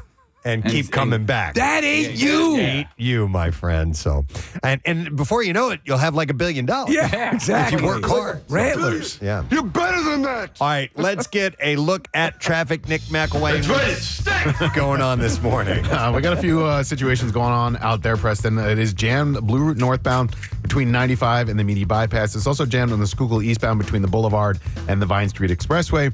And then Schuylkill westbound between Passyunk and South Street. That is very, very slow. And then also on the Schuylkill westbound, there's an accident. The right shoulder is blocked. This is between City Avenue and Belmont. This traffic report is brought to you by Worldwide Stereo, cinema quality video, jaw-dropping music, and enchanting lighting. Lighting isn't reserved for your living room. You take it outside with 48-month, no-interest financing. Visit worldwidestereo.com. And that's your traffic on 93.3 WMMR. All right, here we go. WMMR presents Preston and Steve's Bizarre File. Brought to you by College Ave. From application to graduation and beyond, College Ave has you covered with flexible student loans designed to keep your life simple, and you can apply today at collegeave.com. Excuse me. While 2 people have been arrested in connection with an attempted robbery in Orange County, California earlier this month, authorities are warning Southern Californians to be vigilant of approaching strangers who appear to want a hug. Who want a hug? What? Yeah. No. Deputies responded to a residence after a victim reported the robbery attempt. The man told authorities that a male driver parked his vehicle in front of his driveway while a female passenger exited the suspect car, approached him with arms out for a hug, and then tried to forcibly rob him of a gold chain around his neck. So she kind of suckered him in. Hey! If say a moderately attractive woman were to approach you with arms out for a hug, how might you respond? I mean, as opposed to an old man with his pants off. I think that in our situation, because we do have fans of this radio show, right? Who that do I that? I might think that it's just someone who listens to the program. Okay. You wanna kiss me? If I didn't have a public job like this, Right. I'd be like, where's the camera? Or Yeah, something like yeah. that. But based on the description provided by the victim, it was later determined that the same suspects were possibly involved in similar incidents in Orange County and surrounding counties. A day later, police located the 2 suspects and arrested them. A search of the suspect's vehicle yielded approximately 50 pieces of jewelry belonging to different victims. So they were nailing them right and left. Yeah, a bunch of people, and the officers are urging people to remain cautious of strangers approaching you for any reason. Listen to this scam, man. A wealthy power couple from Arizona found themselves in handcuffs just months after getting married for their role in a $900 million Medicare fraud scheme. $900 million Medicare. According to the Department of Justice, these horrible people. Alexandra Gerke and Jeffrey King were preparing to depart for their honeymoon at the Phoenix Sky Harbor International Airport last month, and federal prosecutors arrested them on charges of conspiracy, healthcare fraud, receiving kickbacks, money laundering, and other. The government claims that Gerke and King targeted elderly Medicare patients, many of whom were terminally ill in hospice care, to get medically unnecessary expensive wound grafts, and then fraudulently billed Medicare more than $900 million over a year and a half. The kind of gaming of this system is just so disgusting. Prosecutors say they did this to fund their lavish and opulent lifestyles, which included purchasing expensive cars, multi-million-dollar homes, and more than $520,000 in gold bars, gold coins, and jewelry. All right, what kind of cars? Prosecutors allege that Gerke and King used 4 companies they owned or co-owned to bill Medicare for $900 million for highly expensive but unnecessary wound grafts to be used indiscriminately on patients without coordinating with patients' treating physicians. All right, I'll say it. The Gerkes were jerkies. The wound grafts, known as allografts, are made from human placental tissue. They're only covered by Medicare if the grafts are medically reasonable, necessary for treatment, and not procured through illegal kickbacks. To do so,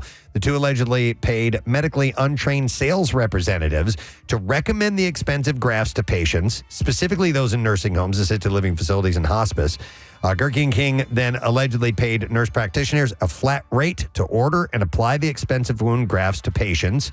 And they apparently told sales reps to order larger grafts, even if the wound on the patient was the size of her little fingernail. Do you ever wonder if you've been prescribed a test or something, and then it's just before Dr. Mike, if it was to pads? So the other day, it was about 10, 12 years ago, I was getting my labiaplasty. Oh, and I'm thinking, do I need this? Right. You didn't. And in hindsight? No, I did not. Yeah. Through the lucrative kickbacks, the couple allegedly purchased a $300,000 Ferrari, $230,000 Mercedes-Benz, a $5.3 million home, and a bunch more. So they're closing in on $1 billion.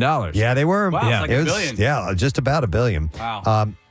It was like $1 billion. Thank you. Medicare paid them more than $600 million as a result of the scheme. Both Gerke and King have pleaded not guilty to the charges, by the way. Wow. You're better than that. As tunnels go, the suspected drug smuggling tunnel found last week in Tijuana is a prize winner. Authorities trying to explore the tunnel to see where it comes out, but determined they'll need oxygen tanks to make it to the end. That's how big this is. Wow. And there are some elaborate ones with heating systems or cooling, air conditioning, and lights and all that stuff. So this must be a sprawling tunnel. Yeah, the tunnel connects to another tunnel found 2 years ago that runs from Mexico to San Diego. That tunnel had rail and ventilation systems, electricity reinforced walls, and was a third of a mile long and about 6 stories deep. This one is bigger, but doesn't have all of that hookup in it. Yeah, wow. But they need oxygen. Jeez. It's so big to go down in there. In Florida, a 35-year-old woman was arrested after an eyewitness reported a male that was passed out with his pants down. And when police got there, at about 6:30 a.m., they discovered it was actually a woman. Someone flagged down the police to tell them they had seen the woman stimulating her genitalia, which was backed up by an officer. And listen to this. Okay. His description is, he said he watched the suspect vigorously stimulating herself. Wow. Teresa Dunleavy of Oklahoma was charged with indecent exposure and is being I wonder how vigorous is vigorous? on $5,000 bond. Yeah, if you can't make out the hand because it's If it's moving blurred, so fast, yeah, it's yeah. just a blur. I'd call that vigorous. Yeah. And with that, we will end the bizarre file right there, my friend. All right, what we got going on here? A reminder that we, instead of the secret text word, this week we're doing something different, only we're doing it every day this week. It is the Hershey Park secret text trivia. So what you need to do is take out your phone and text the word Hershey Park to 39333. We will send you a trivia question, and then later on I'll ask you to call in with the answer to that question. The only way you're going to get the question is to text in. I'm not going to say the question on the air. And if you get it correct later on, you're a designated caller to do so. You get a 4-pack of Hershey Park tickets. A reminder, for a limited time, you can buy 2 tickets and get one free at HersheyPark.com, but you got to hurry up because that offer will end on July 25th. So we'll take a break. We are scheduled to have Lisa and Walter here. We are looking very much forward to having her. She's great. It'll be at Helium Comedy Club starting tomorrow and through the weekend. Some of those shows are sold out, so a heads up on that. So we'll come back with her in just a few. Stay with us.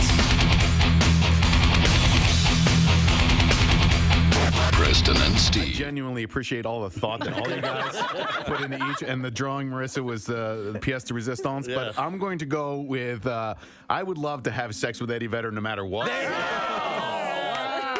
And Dave is directing. Yeah, Dave is directing. How do we do on the points on that one, Casey? I don't remember. I didn't get a point. I did. Okay. All right. And then Preston, what did you say? I did. I got a point, yeah. All right. So we have Preston at 5, Marissa at 5, Kathy at 5, Steve at 6, Casey at 4. So Steve at 6. God bless our callers. They've been on hold for 30 minutes now. That's Sorry, guys. Hang in there, guys. So All sorry right. about that. We leave the best for last. Marissa. It is no secret that Marissa spends a lot of time out on the town attending the trendiest events, often having to check her license to remember where she lives. Of all the multitude of events, parties, clubs, etc. that Marissa attends or frequents, which will she admit makes her feel the most pompous?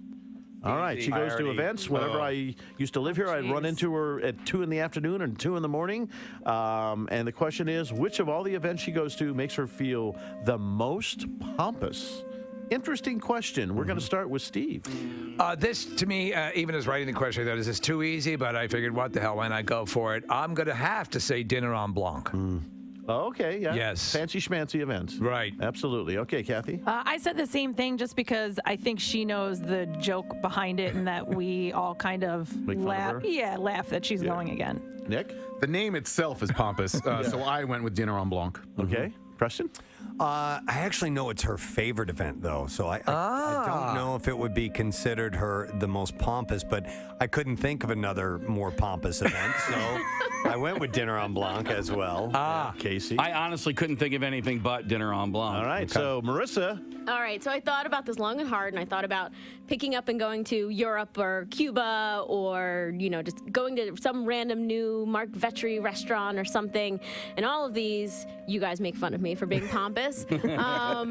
But even though I feel like it isn't that pompous, but I'm also just defending it, it's got to be Dinner on Blanc. All right, so the That's a scores clean remain sweep. the same. Steve is still in the lead with 7 correct answers, I believe, now. Oh, all right. Yeah, and so the only ones that can either tie are Kathy and Preston. Okay. All right, last question.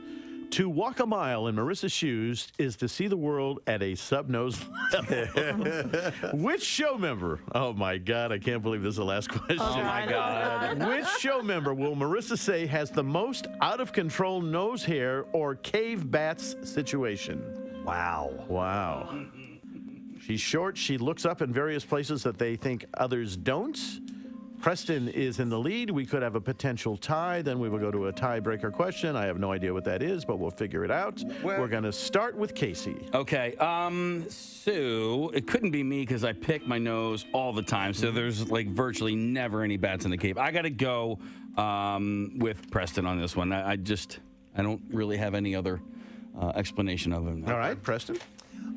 You know what? I've brought this up several times that Marissa has to view nose hairs regularly. I'm the tallest member of the show, so I gotta put myself in that category. She probably sees the most. Yep. Nick. I'm hoping it's not me, but I'm going to go with Preston as well. All right, Kathy. I went with Preston as well because of the height. His height. Steve. I went with Casey. Wow. Because? Only because I figured there's a lot of work around there just lodging things, and stuff might be more visible because of that. Though Preston is taller, obviously, and the angle's probably better. I went with Casey. All right, so potential tie here. Marissa, the answer is? All right, I'm going to admit something to you guys. There is only one member of the show whose nose I've looked up, and it's because he's constantly pointing it out and seeking my approval. It's Preston. Oh, my. There you go. So, Casey, tell us the score, please. All right. The final score is, I got to give him 1 and her 1. We have a 3-way tie. Oh. We have a 3-way tie between Preston Elliott, Steve Morrison, and Kathy thought of something else I did one time. But immediately, here I am as an adult thinking, I'm in trouble. I'm in trouble. Oh my God, I'm in trouble. I'm in trouble. One time we were doing a promotion at the Granite Rim Mall with Y100, and we had we used to take a little putter and a putting green, and we would do a putting contest. Yeah. 'Cause when you go to these promotions, you have a little game. People can Anything. play, come on, and when. So we're out there, and we're bored. Nobody's coming out there. And I decide to take the putter and take a full-on driver swing. No, you didn't. To the golf ball, or I was pretending to. I was going to swing over the ball, and of course I'm aiming right at the parking lot. And we were in. There was like a tent sale going out there, something. So there was a wide open area where nobody was parked, but about 50 yards away there were cars. I swung at this thing. I hit the ball. And it goes over and thunk and hits the side of a car. Big, huge dent in the side of it. And I tell an intern, I go, go get the golf ball. Go get the golf ball right now. Go get it. So they ran and got the golf ball, and I go, put the whole golf ball thing away. Put the whole putting green thing away. Appearance over. Appearance over. It's over. Yeah, It's over. Yeah. Attention. We've got our winner. Yeah. So put the golf ball away. Appearance over. And sure enough, like 10 minutes later, somebody comes walking out, and they look at the side of their car, and it's got a big dent in it, and I didn't fess up to it. All right. How many years ago? You're 15, 16. An adult man. I know. Wow. Here I am. Oh my I'm God. confessing it right now. Now, that was not cool. Don't say. But do you remember what kind of car or what color it was or anything like that? Okay. I have no idea. Okay. But it was. I remember them looking down and them looking around, and here People do that all the time. Hands in my pocket. Didn't we have a potato gun at one event? And we had it. It was like on a almost killed mortar, people. and we shot it into the parking lot. And didn't we hit a car? Nope. Maybe. That never happened. Nope. I think that was another You show. I come think to it was any of our Barsky. events, park far away. I regret it. I wouldn't mind making good on that. Well, listen. Not really. What are you going to buy him a Thanks new for car listening. 15 years later? said, you son of a bitch. I spent years trying to figure out how that happened. I thought it was my fault. Yeah, what would you guys say would be like a movie Star theme Wars? or score? Yes, Casey, it's number one. Sorry, I didn't mean to- no, it's all right. No, you were asked. That got 24% of the votes. Almost a quarter of people surveyed cited that as the most memorable. What percentage are John Williams scores at the top? Yeah, it's probably Star Wars, Indiana Jones. Nope, it's just the one. Oh. So because after that is 007. Nope, Saturday Night Fever. Okay. Bee Gees. Yep. So Night Fever, Night Fever, Stay alive, stay or alive. Staying Alive, I guess. Stay alive. You know what that needed? And you can tell by the way I use my walk, I'm a woman's man. Dirty Dancing. Dirty dancing. 13%. But that's not a theme song. It's not like when the movie started, it was like, no, like that's... We're dirty dancing, dirty dancing. By the way, I saw He's right that. though. There's no dirty dancing theme. No. There are songs within Dirty Dancing that are songs. By the way, I saw on a commercial the other day for some food product. They used Hungry Eyes from that soundtrack as well. Yes. Hungry Eyes. What's that other? She's like the wind. Hungry Eyes. I mean, my favorite song from that movie is this one.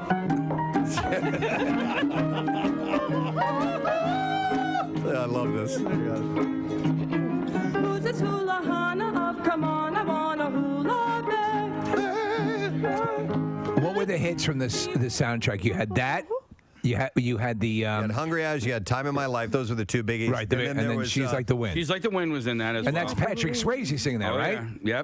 Yep. Yeah. They had so many hits that were already songs. And it was such a popular album that they made two of them. What was the one? Hey, lover boy. Remember when they were How do you call your lover boy? lip syncing that one? I simply say, What was that? I simply say, baby. Oh, yeah. My sweet baby.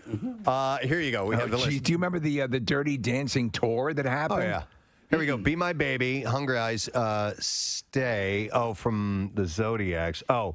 Is that? Oh, won't you stay? Jesus Christ. And then it says yes. There were more songs in this. What's yes? I don't know. But it was by Mary Clayton. So I was in 7th grade when that movie came out, and I remember kids on the bus listening to that record because it was so popular, and it was such a resurgence for that type of music, for that style of music, and for that age of music. Well, really, that they put out a second record. The Big Chill was, I think similar 2 years prior to that, and that, I mean, that was an entire summer that I lived off of that soundtrack. So we're looking at the track listing here for Dirty Dancing. Hey, baby. Hey, baby. Was that it? No. Different I one? wanna know if you feel Overload. Don't know that one. Off the title. I'm sure we know every single one of these songs. Love is Strange. I think that's the one, Kathy. Hey, lover boy. Okay. Why don't you come over here, little... Hey, boy. My name is Man Thing. Why don't you come over here and let's dance?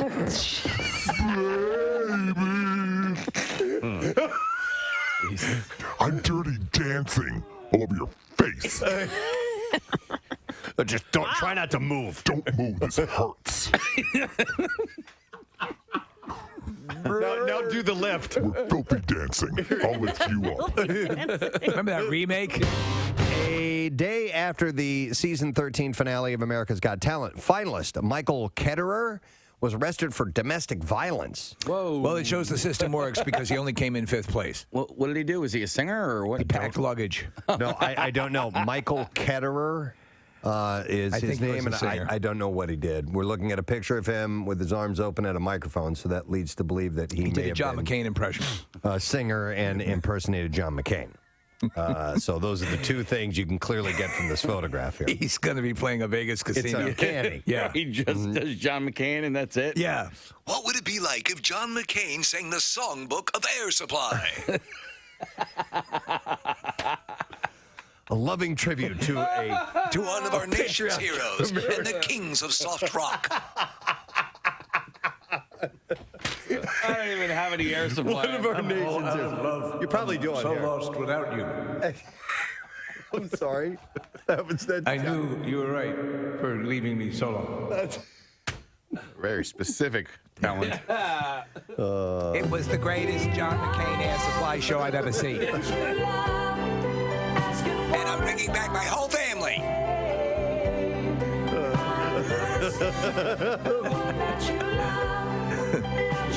It's patriotic and it's romantic. All right. So anyhow, I guess he was a singer and a John McCain impersonator. This is a student pilot.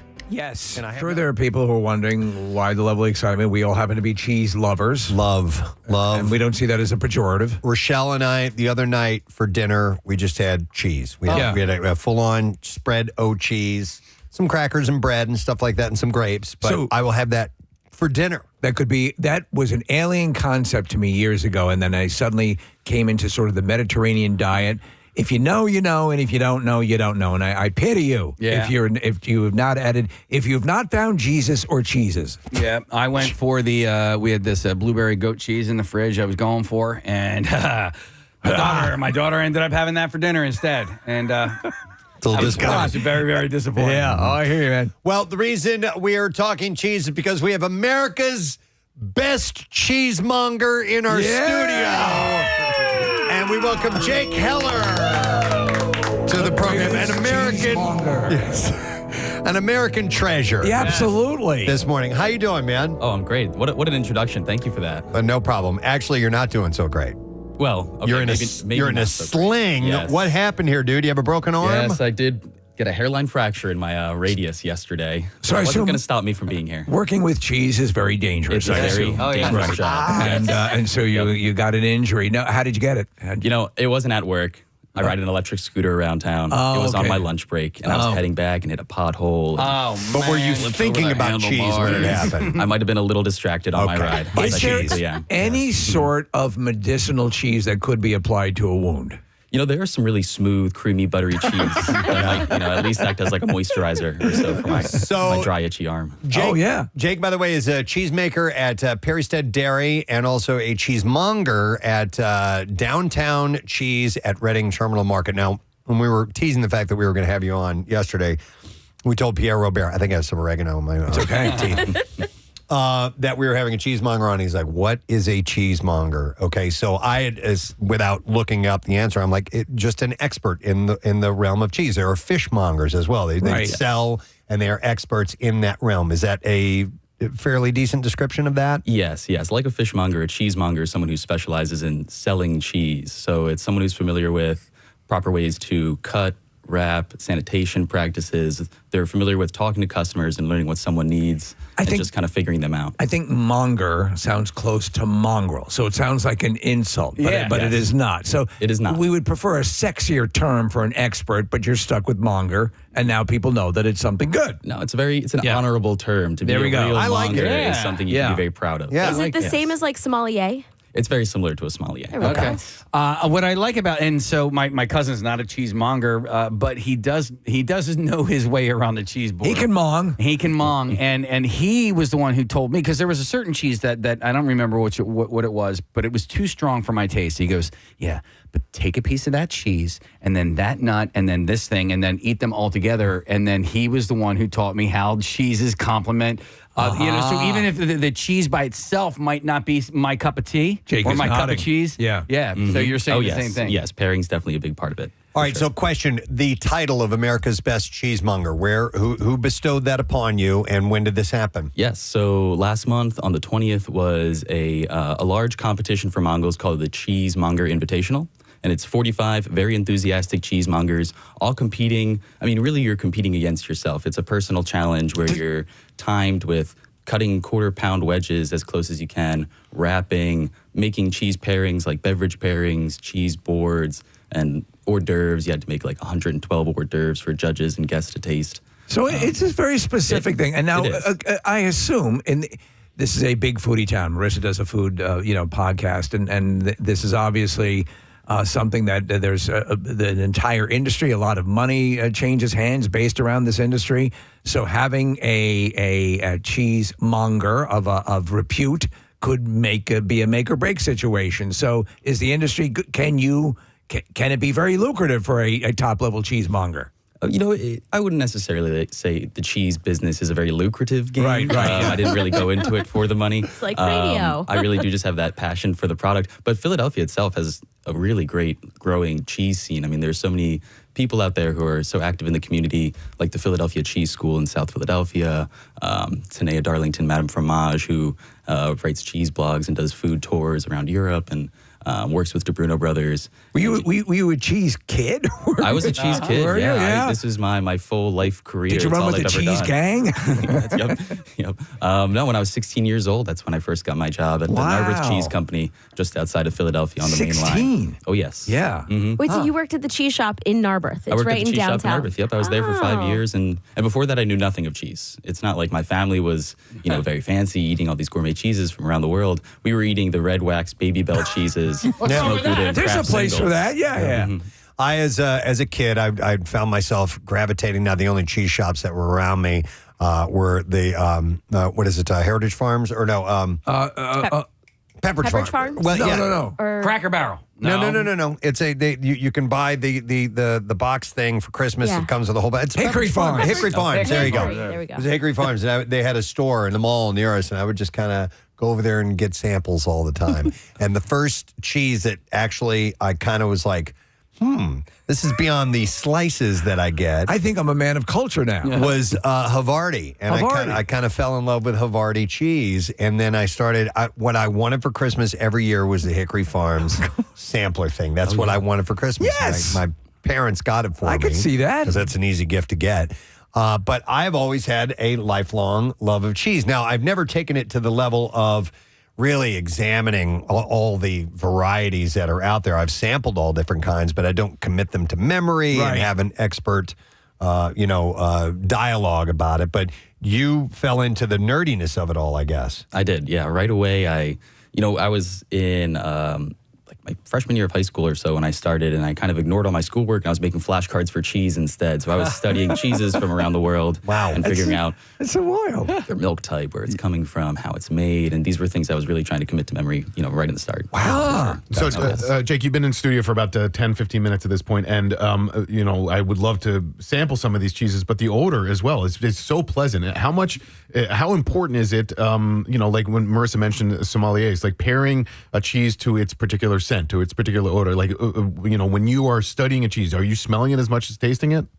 Oh, certainly. Yeah, the smell plays a big part. I mean, even while you're tasting it, the aroma of a cheese it's going to be maybe half or if not more of the flavor that you're actually getting because, you're tasting with your nose just as much as your tongue. It smells really good in here right now. And, I definitely keep that in mind. If I'm bringing a cheese board to a party, I'm not going to bring the stinkiest cheese I can find to scare people off. I want to keep it Limburger. Exactly. Yeah. Wait, so I'm curious, like if you're at a party and there's just like Cracker Barrel sliced up on a board, how do you feel? Do you just walk past it? I'll Or still you eat it. okay? Oh, yeah, for sure. There's a time and a place for all cheeses. Great. You're not a snob. It's a beautiful sentiment. Yes, and that's what I encourage. So when putting together a cheese board of sorts, I've heard this, and you tell me if maybe I should add something to it, but that you should have a hard cheese, a soft cheese, a blue, and a cheddar is kind of a good way to spread it out. Oh, yeah. Yeah, that's a great tip. For sure. I like to keep good variety on texture. Aesthetically, I like to keep a little color pop on there, too, to keep it vibrant. And there are main types of cheeses. So if you're getting a blue cheese on there, you don't want a cheese board of maybe just blue cheeses or just cheddars. You want, again, good variety and style. What is the biggest mistake you see people make concerning cheese? Consuming, serving, whatever it may be. What are the fools doing? Yeah. There's no wrong way to do it. I don't want to say there is. But, I do have customers who will come up and they want a very, interesting board, and I'll make a lot of recommendations. But in the end, they will just go with 4 or 5 different types of Gouda. And maybe that's so their favorite. They won't break out of that and offer variety. So, for example, the other day I went to a cheesemonger, and they were handing out samples of this brie, and it was fantastic. And I'm like, I'll take it.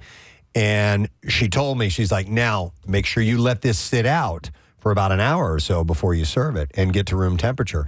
Now that I wasn't familiar with. Is brie, or are there some cheeses that are better at certain temperatures? Oh, yeah. Okay. Really, I'd say cheese is made to be eaten at room temperature. You get the most flavor out of it. That's its ideal texture when it will soften up to just that point, for sure.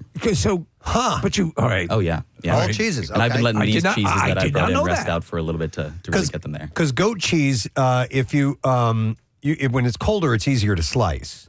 And when it warms up, it becomes kind of almost like a spread. Like the goat itself. Right. Yeah. Well, for cooking with, if you're going to be crumbling it up, maybe throwing it in the freezer for a little bit right beforehand just to get that firm texture could help. Okay. But yeah, you will get the most flavor for sure at room temp. And while we're making cheeses, there's we have a series of refrigerators we put our cheeses in. They'll start out in a refrigerator at about 63 degrees for, up to 4 days or so. But you can leave cheese out on your counter for days. It's like butter in that sense. It's a stable product. Nick's got a question, and I'm going to come around and get some cheese while he's doing it. All right. Please, yeah. All right. So while Preston's doing that, Steve had this great charity event last night at White Dog restaurants in and around our area, and they offer up great cheese plates. And Steve, you can have as an entree as you want. It's tremendous. Appetizer or whatever. Jake, other than White Dog, give us some recommendations on restaurants in and around Philly that have good cheese plates. Oh, yeah, yes. For some restaurants that have good cheese plates, Barcelona Bar in South Philly is a spot that I actually went to for a birthday party a few years back, and they had a great selection of Spanish cheeses. I can tell you right now, and not to distract, but Preston's chubbing out on the cheese. Oh, my God. Yeah. Where did you start, Preston? With the hard cheese? Yeah. This is fantastic. Oh, yeah. What It looks is like that? you're eating the Schlossberger Young. It's a raw cow's milk from Switzerland. Comparable to a Gruyere style. It has that wash rind. It's cooked and pressed. So I think sometimes people might listen to this. It's like when I listen to people, and I don't drink, but they talk about wine, and it becomes sort of white noise. But cheese is very approachable for a lot of people. So if it sounds pompous, it's not. So I was basic Swiss cheese and Monterey Jack, which I still love. But I've now since learned that it's something I can have a whole meal as with olives, and Preston has said this.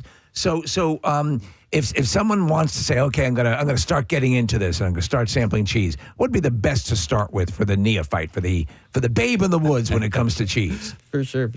In my mind, I do sort of have beginner and intermediate or advanced cheeses Right. that I think about. Usually the advanced cheeses are the ones that will be really bold flavors. So an Right. understanding of where it comes from and how it's made really kind of helps you accept those bold flavors a little better. But for very approachable cheeses, they're the classic options that are always really good crowd pleasers, whether it's going to be an aged cheddar, an aged Gouda, or something like that. That clean, salty bite is always nice for All people. right. So look for better versions of stuff you might be having now. For sure. Okay. I mean, I all always right. recommend looking for local farms in your area. I mean, here in Pennsylvania, we have wonderful creameries, great farmstead operations who are making cheese with their own cow's milk or whatever animal they may be using, sheep or goat.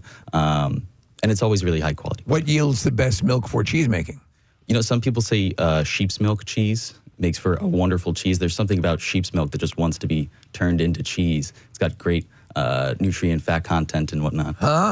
Although you don't get a lot of milk from a sheep compared to a cow. Low yield. You have to really ring them out. Yeah. Eat a lot Can of you milk cats. my cat? A lot of cats. Jake, you are a cheesemaker as well, too, at Perry Steed? Yes. Yep. I'm a cheesemaker and a cheesemonger. Oh, I love the process. I love watching when they've shown different shows have shown how they do it. It's pretty amazing. It's a whole operation. Did you yes. bring any intergalactic? I did. I brought What's 3 intergalactic? cheeses from Perry Stead Dairy. I'm so excited the for you guys to try this intergalactic. cheese. It's What's one that? of our bigger crowd pleasers from Perry Stead Dairy, I'd say. The intergalactic, it's a lactic set, bloomy rind cheese. It looks like a small cube with this brainy, wrinkly texture on the outside, but it's soft and spreadable, and it's a little more oozy and runny towards the outer rind, but it's a little more dense and crumbly towards the Oozy center. and runny. But All it's right. fresh and tangy and zesty. Quick question: what is currently, because we've marveled at the price of some of the cheeses, what is currently the most sought after, most expensive cheese on the planet? Oh, most sought after, most expensive cheese. That's a great question. I mean, there are definitely some rare cheeses out there. I did bring a cheese that won the world's best cheese award. It was the first American cheese to win that award. And you're when responsible it for won it? that prize. Oh, no, I'm not responsible for that one. I brought 3 cheeses that I made and 3 that are sold at Downtown Cheese in the Reading Terminal Market just to get some variety. But the cheese that I'm referring to originally is called the Rogue River Blue. And what would that And it's certainly go not the for? most expensive in the world, but after winning that competition, it became so popular that, the price did go up. I think right now, maybe on average, you might find it for $50 to $60 a pound, where other cheeses might be going for $25, $30 a pound. That's the blue that you just talked And that's about? the blue that I brought here. Yeah, it's a cow's milk blue cheese that's soaked in pear brandy and wrapped in grape leaves. So it has that nice sweet desserty bite and a little natural kind of a crystallized texture to it. So I had that. I tried the intergalactic. That's got some strong flavor to it. That is not a light brie. That is a bold brie. The flavor will definitely vary over time. When it's young, it's a little more light and approachable. I like them a little funkier, so I let them age a little longer. They lose a little of that moisture and it kind of concentrates. Would you, that flavor. Preston, describe it as a Jason Statham brie? Yeah, Yes. very much so. Yeah. It's like the transporter. Transporter. Yeah. Thank you. So Steve, do I- you want to try? I'm sorry, Maurice. I'm good right now. Thank you. I fell in love with intergalactic at there's a restaurant Fork in Old City. Of course. And the way that they serve it, Preston, is they like smear it around the bowl, and then they put like a pumpernickel like crumble on top of it. And I think it's also the way that it's presented, but it's like a different flavor palette because it is kind of like smeared around and it kind of sure. sitting and it's on the dish and everything like that. Oh, yeah. But I had 2 orders. So of the it. most Was that beautiful good? words smeared around. Actually, we make a cheese at Perry Stead called the Schmear, and it's our take on a real cream cheese. It's a Philadelphia cream cheese actually made in Philadelphia instead of a lot of them which are made in New By the York. way, we were stunned to find out the Philadelphia brand cream cheese was made in New York. Yes. And just, they merely went with Philadelphia because it seemed like a friendlier title. Exactly. So some friends of mine several years ago, they bought me a book on cheese because they knew that I was a fan. And so one of the things reading that I learned that there are different cheeses that you have to appreciate a certain way in your mouth. So like a blue, I was told there was this blue cheese that got me. It was fantastic. It was called Shropshire Blue. It was actually yellow with blue veins in it. Sure. Fantastic. But the way that had read you're supposed to eat it is you place it on your tongue and you kind of let it dissolve there for a little bit. You don't just kind of start chewing it up. You let How long do you let it sit there? And you kind of rub it up against the roof of your mouth and it just kind of falls apart because it's a very soft cheese. And are there ways that you will ingest it depending on the make of the cheese? There are. It sounds like your friends are, really into it. If they need a job or anything, they want to work at Downtown Cheese, it sounds like they have a good palate. Well, they didn't write the book. They just bought the book. But again, I think it's a similar thing to bringing it to room temperature. Letting it warm up in your mouth or letting, a little saliva kind of dissolve the cheese will change the texture. And that could very well give you a stronger flavor. Is there a cheese you would recommend so when you're going to bed to put a slice of cheese in your mouth and fall asleep? Let the experience happen, subconsciously. It's funny you ask. I don't know if it's the best flavor, but apparently blue cheeses can induce lucid dreams. Really? So right before bed, if you eat a little blue I cheese. I asked you might have joking some and I wild found vivid out dreams. you can trip out on blue cheese. Yeah, I hear it's the specific molds in there, that Penicillium roqueforti. So, Jake, does American cheese, like the standard American cheese, does it get a bad rap just because it's American cheese? Or what are your thoughts on just your regular American cheese? If you're talking like typical American cheese, there's like processed cheeses that are a little more industrialized and large scale, and I think those do get a bad rap just for their impact on the environment and the quality and just their general flavor and the That's your ingredients cat in milk there, right? The American cheese. Yeah, that just might be. So cheese whiz, so for example, on a Philadelphia cheesesteak, Philly cheesesteak, the whiz will be part of the deal. There's an appropriate place for some of the lesser cheeses, right? I mean, it's. Or what would you, if you're in your perfect cheesesteak, what cheese accompanies it? Oh, yeah, for me, I'm with whiz. Oh, okay. Really? You're not snooty. Like I said, I don't want to mess up a classic cheesesteak There you or go. anything I like respect that. But I totally could get into a cheesesteak where you're using something like the Intergalactic on there instead of your cheese whiz. You could take it to that level. There's no way you're not going to ruin the cheese. You're not going to ruin the cheesesteak. You might not want to use the world's most expensive cheese on your cheesesteak. All right, this blue that I'm having, this is the world's most expensive cheese? Not the world's most expensive. It's a very popular one. But it's one of the world finers? winners. It was the first American cheese to win the World Cheese Awards. It is phenomenal. What is this called? It's called the Rogue River Blue. Rogue River Blue. Now, I have a question because the blue part of this in here, those blue veins, they are kind of crunchy as I'm tasting this. What is that? Yeah. In the cheese, what is that stuff? The blue stuff that makes blue cheese blue? You might have noticed these crystals in other cheeses before. Aged cheddars and Parmesan, they're really obvious. You get a little crunchy bite. But some wash rind cheeses and blue cheeses will form calcium or magnesium or tyrosine crystals on the surface. They naturally precipitate out of the cheese over time. There's a chemistry to this. Oh, yes. Prima Donna, which is a cheese we have regularly at my house. Definitely. Has got little crunchy for sure texture to it, and that's what that is? And they'll form in a very similar way. There are enzymes and bacteria that, all work together to kind of create these crystals in the cheese. So I had a piece of Swiss at home, and there was something crunchy in it, but it was a mouse skeleton. That's that happened too. If you're just tuning in, we have Jake Heller. He is America's best cheesemonger, award-winning, and he is right here in Philadelphia. He's a cheesemonger at Downtown Cheese at Reading Terminal Market and cheesemaker at Perrystead Dairy, and we're intrigued by And this. we're excited by it. We love cheese, So shut goddammit. up. Get off our back. Nick, you have a question? Jake, are you a wine drinker? And if so, do you pair certain cheeses with certain types of wine? Or do you just figure out, I'm going to have this wine and this cheese? Do you go specific? I've spent so much time learning cheese, I haven't even had time to get into wine or beer or coffee as much yet. But I know some basic pairing principles, whether it's pairing like a soft, creamy cheese with maybe a drier white wine. You might want to avoid like those bold, tannin-heavy reds for those like rich, creamy brie styles because they tend to kind of muddle with each other. But there are some classic, principles out there that you can follow when pairing cheeses with wine. Is that a brie in the middle that has not been sampled yet? Again, I got some brie styles here. Brie, like champagne has to come from a certain region of France, and it's got to be made in a certain way. But I've got actually one cheese from Switzerland, but the rest is all domestic, all from the United States. The closest thing to a brie might be this from the Marin French company in California. It's a small garlic and herb, white bloomy. Wow, that sounds good. Question about bries. Now, I've seen a type of cheese called Pierre Robert. Oh, yes. Obviously, we have our own Pierre Robert here, but what is Pierre Robert cheese? It's from the Jackie Bam Bam region of France. It's actually from the Champagne region of France. We sold Pierre Robert at Downtown Cheese, that we still do, and customers would ask all the time, is this named after the DJ?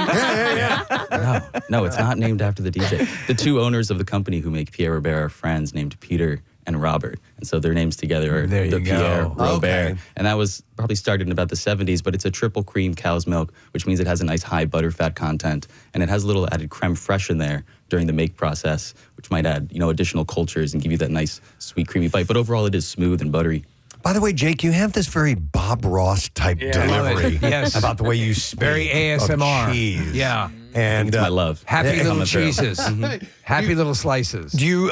We were just talking about social media and being an influencer. Have you ever? Do you take that route with your love and expertise of cheese? Oh yeah. Okay. I've had my own Instagram account where I post about all the new and interesting cheeses that I've tried or my adventures in the cheese world. Young Cheeses on Instagram, young_cheeses. But I always, I do my best to keep it updated on. Do you have more adult content on your Only Cheese? On my Only Cheese page. Well, as a cheesemaker, not as a cheesemonger, but as a cheesemaker, what's a goal for you? Is it to create some real, fantastic quote unquote recipe and have it take off around the world? I definitely had a goal when I first started a cheesemaker. Throughout all my career, I've been very just laid back, go with the flow, open to all the opportunities that come. But when I started as a cheesemaker, my first goal was to make an award-winning cheese. Okay. And just a few days ago at the American Cheese Society conference, one of the cheeses that we make at Perrystead Dairy won first place at the American Cheese Society Awards. His dream. Yes. And it happened a little sooner than I expected in just a year, but I'm so proud of that. Wow. We will cheese you. Oh, I thought we were going to go cheese you. Yeah, I thought it was going to be cheese you. It doesn't matter. Oh, that is awesome. Congratulations. Is there any new ground to be broken? Because obviously making this is an ancient art. Is there any new ground to be broken in some type of cheese that hasn't been imagined yet? I think there definitely is. I mean, for me, I always compare Zero it to gravity cheese. Exactly, maybe cheese in space. Yeah. I compare it to making music. I mean, it always feels like when you make a new song, you're copying from who came before you, or you're inspired by something that came before. But at Perrystead, we really are trying to make American originals. We have unique cultures and ingredients and processes that other creameries aren't using to kind of help us stand out a little more. You're right here. Oh, yes. That's awesome. I want to test your cheese trivia knowledge. You know what type of cheese they use when they roll it down the hill in England that all those people are chasing after? Oh, yeah, it's on a Cooper Hill for the big cheese run. I haven't done that one yet, but that's definitely on my list. You're testing me. I don't know exactly what kind of cheese it is. There was a show called, I think, We Are Champions. Yes. Believe it or not. And they go through the whole detail of the type of cheese it is, and it's not just it's like it's a real craftsman or craft made cheese, and it's very pungent as well. But I don't know what type it is. I thought maybe you might know. Oh yeah. I mean, it looks great. I would love to win that prize one day. But Steve mentioned Limburger. What is known as the stinkiest cheese out there? Oh yes, yeah. It's got some Limburger? funk. Limburger is pretty aromatic. There are definitely some other cheeses that can be, pretty funky. Also, another classic one coming out of France is the Opoisse, which is going to be washed in Marc de Bourgogne. It's got this dark, kind of sticky, tacky rind to it. Opoisse? Opoisse. Okay.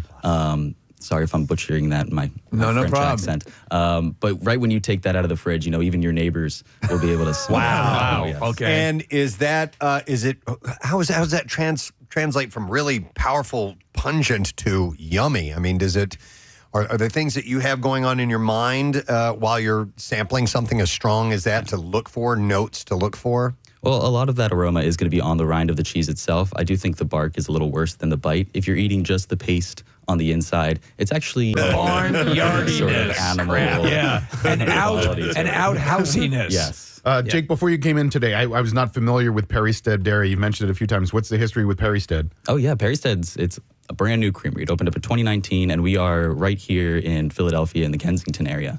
And it's a unique location, being an urban creamery. We have access to a lot of, creatives right around us. There are breweries that we're working with, or restaurants that we're working with. Exactly, the local sheep herders. Actually, there was a horse stable just across the street for the longest time, but it recently shut down, unfortunately. But Perrystead, it's a small operation. We're a team of maybe just 6 people and 2 cheesemakers, and it's great. It's a blast. And we're all friends. Look at you. You're winning awards and all that stuff. Yeah, and for this young business, and we are taking a sense of pride in having the top cheesemonger as a local guy. So we talked about Perrystead a few months ago when they announced the cheese vending machine. Yes. That they put outside. Getting a lot of attention. So you can get late night cheese that Jake has made. Yes. Yeah, you can come to Perrystead at any hour, 24/7. We have people coming by at midnight, 2 a.m. spending $60 on cheese or so. You know, it's a great idea. It's great. Great Post idea. yourself and Let's go everything. get some cheese. What are the Making sure it's expensive. what are the chances of us getting one of those vending machines here in One Bella Plaza? A custom Perry Stead vending machine just right down in the lobby or Okay. so. Yeah. We'll call you We up. can look Let's into that. talk. No, not the lobby. Everyone else would use it then. All right. Well, we do have to take a break, but we're going to sample some more of those cheeses off try some air cheese. because we have our expert here. But congratulations on the award. Thank you so much. Thank you so much. That's Proud of really you. neat. And your parents have to be proud of you. They sure are. They were Yes. like, he's Well, got this they're my- cheese thing. I don't know whatever's They've ever always going to been come of very that. No, but that's awesome. Well, thanks for coming by, man. Thanks for having me. And we'll So hopefully great. do something with you down the road. Yes. That'd be great. Yes, Excellent. looking forward to it. All right, let's hear it for Jake Heller, guys. America's best cheesemonger here on the Preston and Steve Show. And by the way, perrystead.com to check out anything, or you can follow them on their social. We'll post all that stuff, right, Marissa? Absolutely. All right, we're going to take a quick break. We'll come back in a moment. Lisa and Walter is here, so stay with us. Preston and Steve on 93.3 WMMR. Student pilot is soloing for the first time. So they've got their lessons, Yep, and now they're going to take it up and fly it by themselves. Yeah, so she spent many hours training. Yes. And ready for her solo flight. And Upon takeoff, she's in flight, and they notice one of her wheels, its fixed wheels, has fallen off. Okay. The aircraft. We have the audio of this, and I haven't heard it yet. Maggie, this is John. How you doing? I'm okay. Okay, you're doing a great job flying the airplane. Keep doing what you're doing. We got plenty of time. You got plenty of fuel. We got plenty of daylight. So just try to relax. And you always heard me say go back to basics. So we're going to work the basics here as much as possible, okay? Keep everything as normal as you can. All right. Okay. Oh, my God. I'm getting choked up listening to this. Seriously, I'm tearing up. He's a calming voice, though. That's somebody I would want to speak to on the other end. Yeah, beautiful job, Maggie. You got a whole bunch of people clapping for you up here. She landed. Great work. Thank you.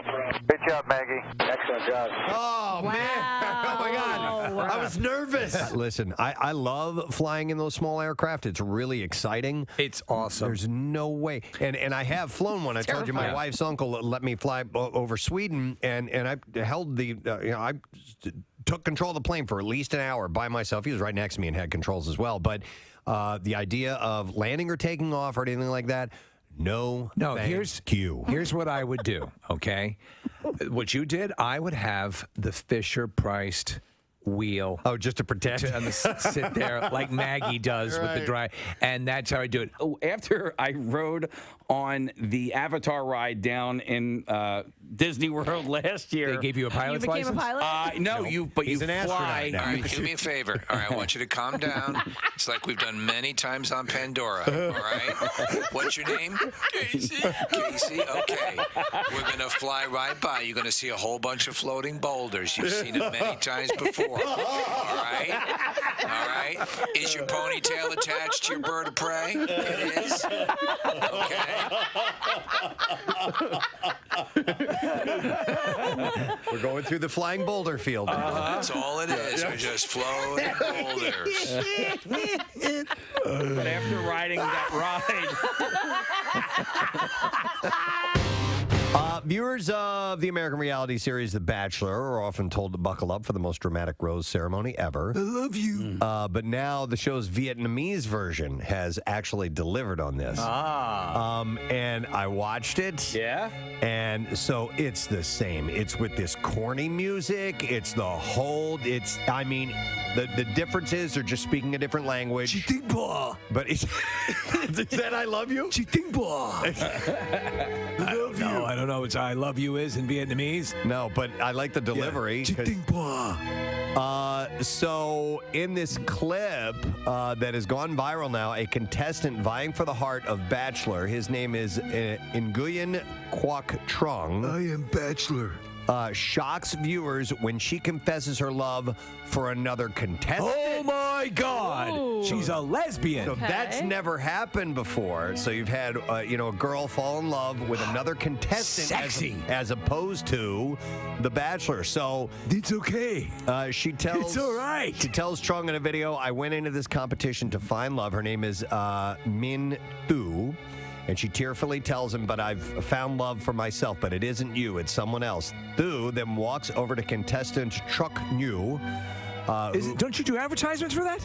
No, that's that's Truck You. Oh, okay. Sell them for less. I'm like, Sell what? for less, Jack. Del Toyota, man. No, not Truck You. Truck. Tomorrow night on the Vietnamese Bachelor, Truck You. No, Truck New. Jack, sell them for less. Jack, sell them for less. I love you. I'm not the Jack. Truck New. Okay. Who is holding a rose from Trung. And Thu asks New, come home What you with gonna me. do? She says, come home with me, yeah? New then heads back to stand before Trung. She says, I'm sorry. I really want to get to know you because you're someone who made me feel special, and I haven't felt that way in a long time. I tell you what, the bachelorettes on this show are they're gorgeous. quite stunning. Yeah, the Bachelor weighs in asking you, if you decide this, would you feel regretful? This doesn't change my decision, he tells her. Are you going to sell them for less? I'm not going to give this rose to anyone else. Truck. Sell them for less. Where's that voice coming from? You only get one chance in this life, and you need to take it. Only you. Who's Jack? Not anyone else. I want to let you know that I think you'll have regret if you continue with what you're about to say. Wow. So the show's host chimes in, telling Truck New, sell them for less. Jack, no. sell them for less. Says you have a connection with Trung that made him choose you. You should give yourself a chance. Don't pass it up. But New seems to have made up her mind and gives him back the rose. She said, I know you'll find somebody who really loves you, who understands you, who knows how to take care of you, who can look at you from afar and know how you're feeling. I'm sorry. And then the two women left together. But that's not how it ended. Oh, really? What happened? Truck New decided to return after... I can never sell them for less. My heart is broken, and I have no inventory at this time. You know what else I noticed? Ooh. I Just noticed more things. I noticed that Not just product renaming. the Cold War The Cold War, CW, could have been a world war. TCW. But a cache of Soviet jokes that was compiled by CIA agents during the Cold War has been released among a cache of declassified documents. Soviet jokes designed for what purpose? It's hard to say because they mainly make fun of the Soviet Union. So all the jokes were told between Soviets, but picked up by CIA operatives before being relayed back to Washington. So, do we believe that perhaps it were American operatives and spies to be armed with these jokes? It might be a way of sort of ingratiating themselves to, in other words, if you could tell a funny Soviet joke to another person. They're not clear on what the purpose or was of this it for their I think it was just them. Soviet review. It was just part of the gigantic lists of stuff that they have at the CIA. There's a lot of Yakov Smirnoff stuff here, right? The list was addressed to the deputy director of the CIA, but is believed to have been circulated among senior White House officials. One joke featuring Ronald Reagan made it to the president's desk, and he found it so funny that he began to use it himself. That's the goddamn funniest thing I've ever heard. So here, you want to hear the joke? Please tell me. Tell me, Mommy. An American tells a Russian that the United States is so free that he can stand in front of the White House and yell, "To hell with Ronald Reagan." And the Russian replies, "That's nothing. I can stand in front of the Kremlin and yell, 'To hell with Ronald Reagan,' too." I don't get it. Oh, yeah! Did you say penis? I must have missed it. No. You said it was a dirty joke. No, I didn't say it was a dirty joke. Oh, yes, you did. What? No, I didn't say it was a dirty joke. You said it was filthy. I think the Alzheimer's is kicking in, Ronnie. God damn it. Yep. Where are my jelly beans? It is not known exactly why the CIA began doing this. It wasn't filthy. Though since there were no polls in Soviet Russia, it could have been a good way for agents to judge public mood towards politicians and the government. Why did chicken cross road? Why? To escape the extreme starvation caused by Stalin.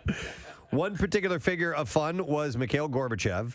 Why do I have stain on head? The last leader of the Soviet Union who worked to end the Cold War by reforming the USSR. While this made him popular overseas, he was often reviled at home, as revealed by this joke, which tells of a man waiting in line at a liquor store. Tell the joke. A worker standing at a liquor store line says, I have had enough. Save my place. I'm going to go shoot Gorbachev. 2 hours later, he returns to claim his place in line, and his friends asked, did you get him? He said, no, the line there was even longer than the line here. That is a good one. It's very funny. Another joke compares Gorbachev to... You know, maybe you don't laugh at the same kind of jokes or something, but... you told me that Gorbachev line joke and it wasn't funny. But I have one for you. Knock, knock. Who's there?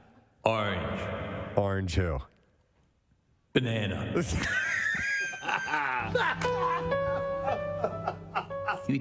don't think you told that correctly.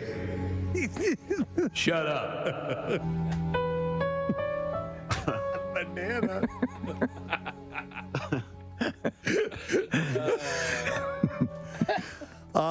So Stalin. I'm going home. Stalin was also. Knock, knock. Who's there? Stay in your seats or you'll all be shot. He's funny, yes? Knock, knock. Who's there? You will starve in gulag. I'm here all the week. I would say try veal, but there is no veal. Try cannibalism as we starve out all of the population in Siberia because of extreme poverty caused by Stalin. Thanks for coming. Knock, knock. Who's there? They murdered my wife. That's sad. Yeah, but if you think about it, she was nagging. It's a way Homer. Have you heard the banana joke? Heard funny joke from Rocky. Knock, knock. Who's there? Orange. Orange who? Banana. Oh, God. Oh.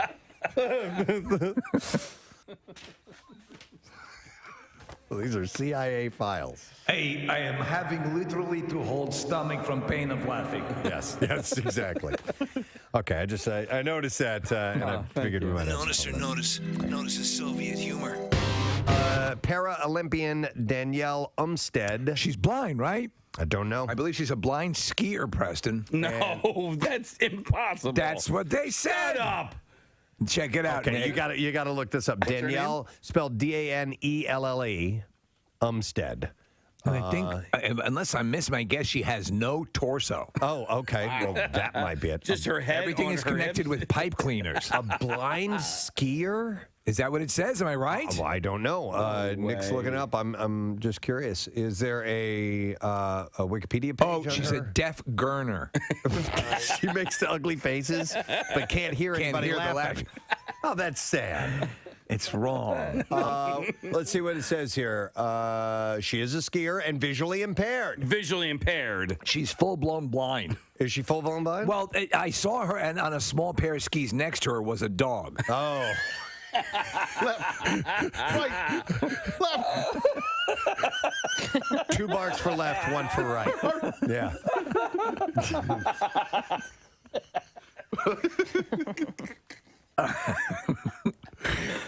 That's not fair to That the dog. is not fair to the dog. No. And I mean, he's got to bark fast, and you never know if they're right next to each other. He also can't really tell you that he doesn't want to do this. No, he's actually just being dragged along. Just put him on skis. I don't want to do this. did we even say the words skiing eye dog? Nick just oh, said you it. did? Yeah, I'm yeah, sorry. yeah. I missed it. They may not be married, but Jennifer Gardner and Ben Affleck are still family, according to Ben's brother Casey. During an interview with E.T. on Saturday. Well, you still family? No, entertainment television. Do you all get together for the holidays? What am I talking? What am I talking to here? I'm E.T. He walks in. He's like, "Are you serious? I have to do this." Pulling himself up in the chair. Thanks for talking with me. Thank you very much, Nick. Our next guest is one of the stars of a Philadelphia television show that you know and love, Abbott Elementary. Yeah, it's great. And also claims that Philadelphia is her favorite comedy town in the entire country. And she will be at one of the finest places, and that is Helium Comedy Club. We are so excited to have back again in our studio, Lisa Ann Walter. Thanks, fellas. It's lovely to see you again. It's great to be here. Thank you for having me back. I couldn't believe it after the last time that you let me come back in. We here. had a fantastic I time. ate everything in the city. Well, you did. Hold that thought. I'm sitting next to a giant tray of cheese, and I'm like, these guys don't want me to poop ever. What's happening? Yeah, you had gone. I'd seen you on TV later on that day after you were on our program and Eating. You were eating. Well, you know, you were. I like food. I don't always like food. Listen, I went to. I don't want to give any city in America a hard time. I've loved traveling. I love doing stand-up. I love meeting the people where I go. There are places where the food's a little better. Can we agree? No, absolutely. Sure. Yeah. And Of course. Philly is one of those places. Well, I saw you came out on the Jimmy Kimmel show and you made brajol. I made brajol. Because the time before I went on Jimmy and we were talking about immediately dove into the food because I was like, literally, you could be three of my cousins. You're not that he's fat; he just looks like three of my cousins. Right. And I was like, I want to cook for you. I just want to be like, why did you Jeet? Come over, come on. Yeah. So we started talking about what you can't get in LA. Yeah. And like one of the things that I do every year is I make something called the Italians. Where are my guineas out there? You know what I'm talking about when I say Easter pie, right? Easter pie. You know what that is? Kathy was here. She would should probably know. Yeah. Okay, so it's like a layered dish, and you put in like different sausages and something called basket cheese and hard-boiled eggs sliced up, and you Sounds cover it with good. dough, and then you shape it in like a cross because when you eat your treats, you want it to look like Jesus. I don't know. I don't know. But I had to make basket cheese in LA. I had to learn how to make cheese like a weirdo. How much cheese do you think your audience wants to hear about in the course of any one Listen, day? we determined at the beginning of all this, it's like, listen, we love cheese. We know it's a crapshoot. Some people might go, what the hell is with the cheese? I love it too. Just not the. I don't eat the blue stuff. When you said the blue stuff had crunchy bits in it, I was like, nah. See, no, hard left for me. Yeah. No, I don't like.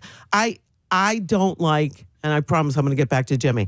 But I don't like when people get a little too creative on the food. Okay. Like for me, you go into a hotel room, they'll put a package of something like, this is an elegant thing from our neighborhood. And it's freeze-dried crickets with dark chocolate. And I'm like, give me some milk chocolate on a bar. I'm good. I don't need your crickets. You don't need to gussy it up. Yeah, I think everybody watched The Bear. They got all excited about how creative they could get. And then they want to give you everybody's got lavender on their desserts. And I said, it's $18 for ice cream that tastes like Fabuloso.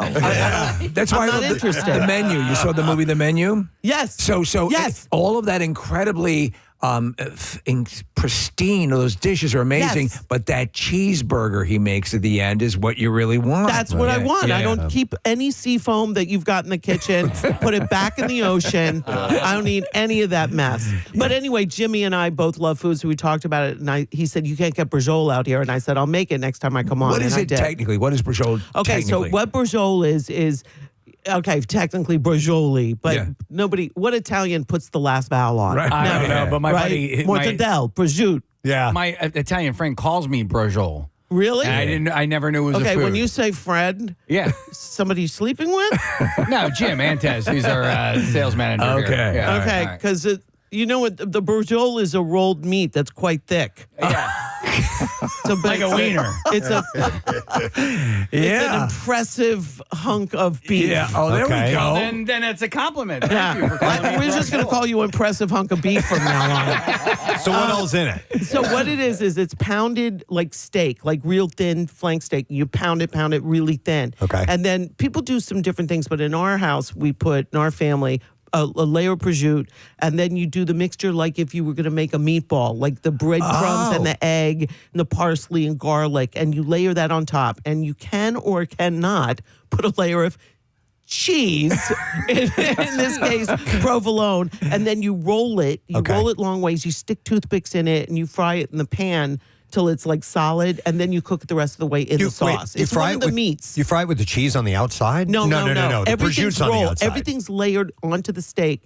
And Onto then the you steak. roll it. Okay. So It the looked steak damn is good. the only It thing on the looked. outside. I mean, I'm like, that So looks if you're damn gonna good. make, like, if you're gonna make like your gravy or your sauce, however you call it, with all the meats, Right. That means you're gonna make meatballs. You're gonna have both sausages, hot and sweet. You're gonna have pork pieces. Yeah. And then brajol. Okay. Wow, man. That sounds good. Come over. You Come to know my your house. stuff. Listen, we found that we were talking about food so much on this show that we created a once a week segment. Yeah. Where the entire There's the brajol. Turn it's around nothing hunks about of meat. Oh, that Look. looks good. That's what it is. Yeah. I could dig On the on some right. of that. And then you slice it. Yeah. It's like, it comes like a little spiral. Little pinwheels. Right. So I'm sorry, you were talking on the show. Yeah, that we found ourselves talking about food so often. We're like, we need to concentrate this and make this a once a week segment where it's just specifically, we call it the connoisseur, it's just specifically about food because we never tire of it. We never get tired of talking about food. As you say, you want to recommend a place. You want to do. And then I everything. put it online and I say, where do I go? And that's how it started last year when I came for the first time to do stand-up here, which, by the way, as you said, and rightfully so, I love. It is currently truly my favorite comedy town. Oh, we love that. People can't wait to come out and have a good time and laugh and share with their friends, get their drink on, but nobody gets too crazy. No. Everybody's very accepting. It's not too woke. And Helium is a great club too. Great club. Because it's a low ceiling, Yeah. wide. There's a chemistry to it. Absolutely. You know how it is. You got the laughs travel from the front back to the back. And what people don't know about this time that I'm here is that, and this is Cheryl Lee Ralph, my co-star on the show, plays Barbara, Yes. my work wife She's on great. Abbott. She's wonderful. And Philly, she's here in Philly. And she was like, girl, we need to shoot this as a special.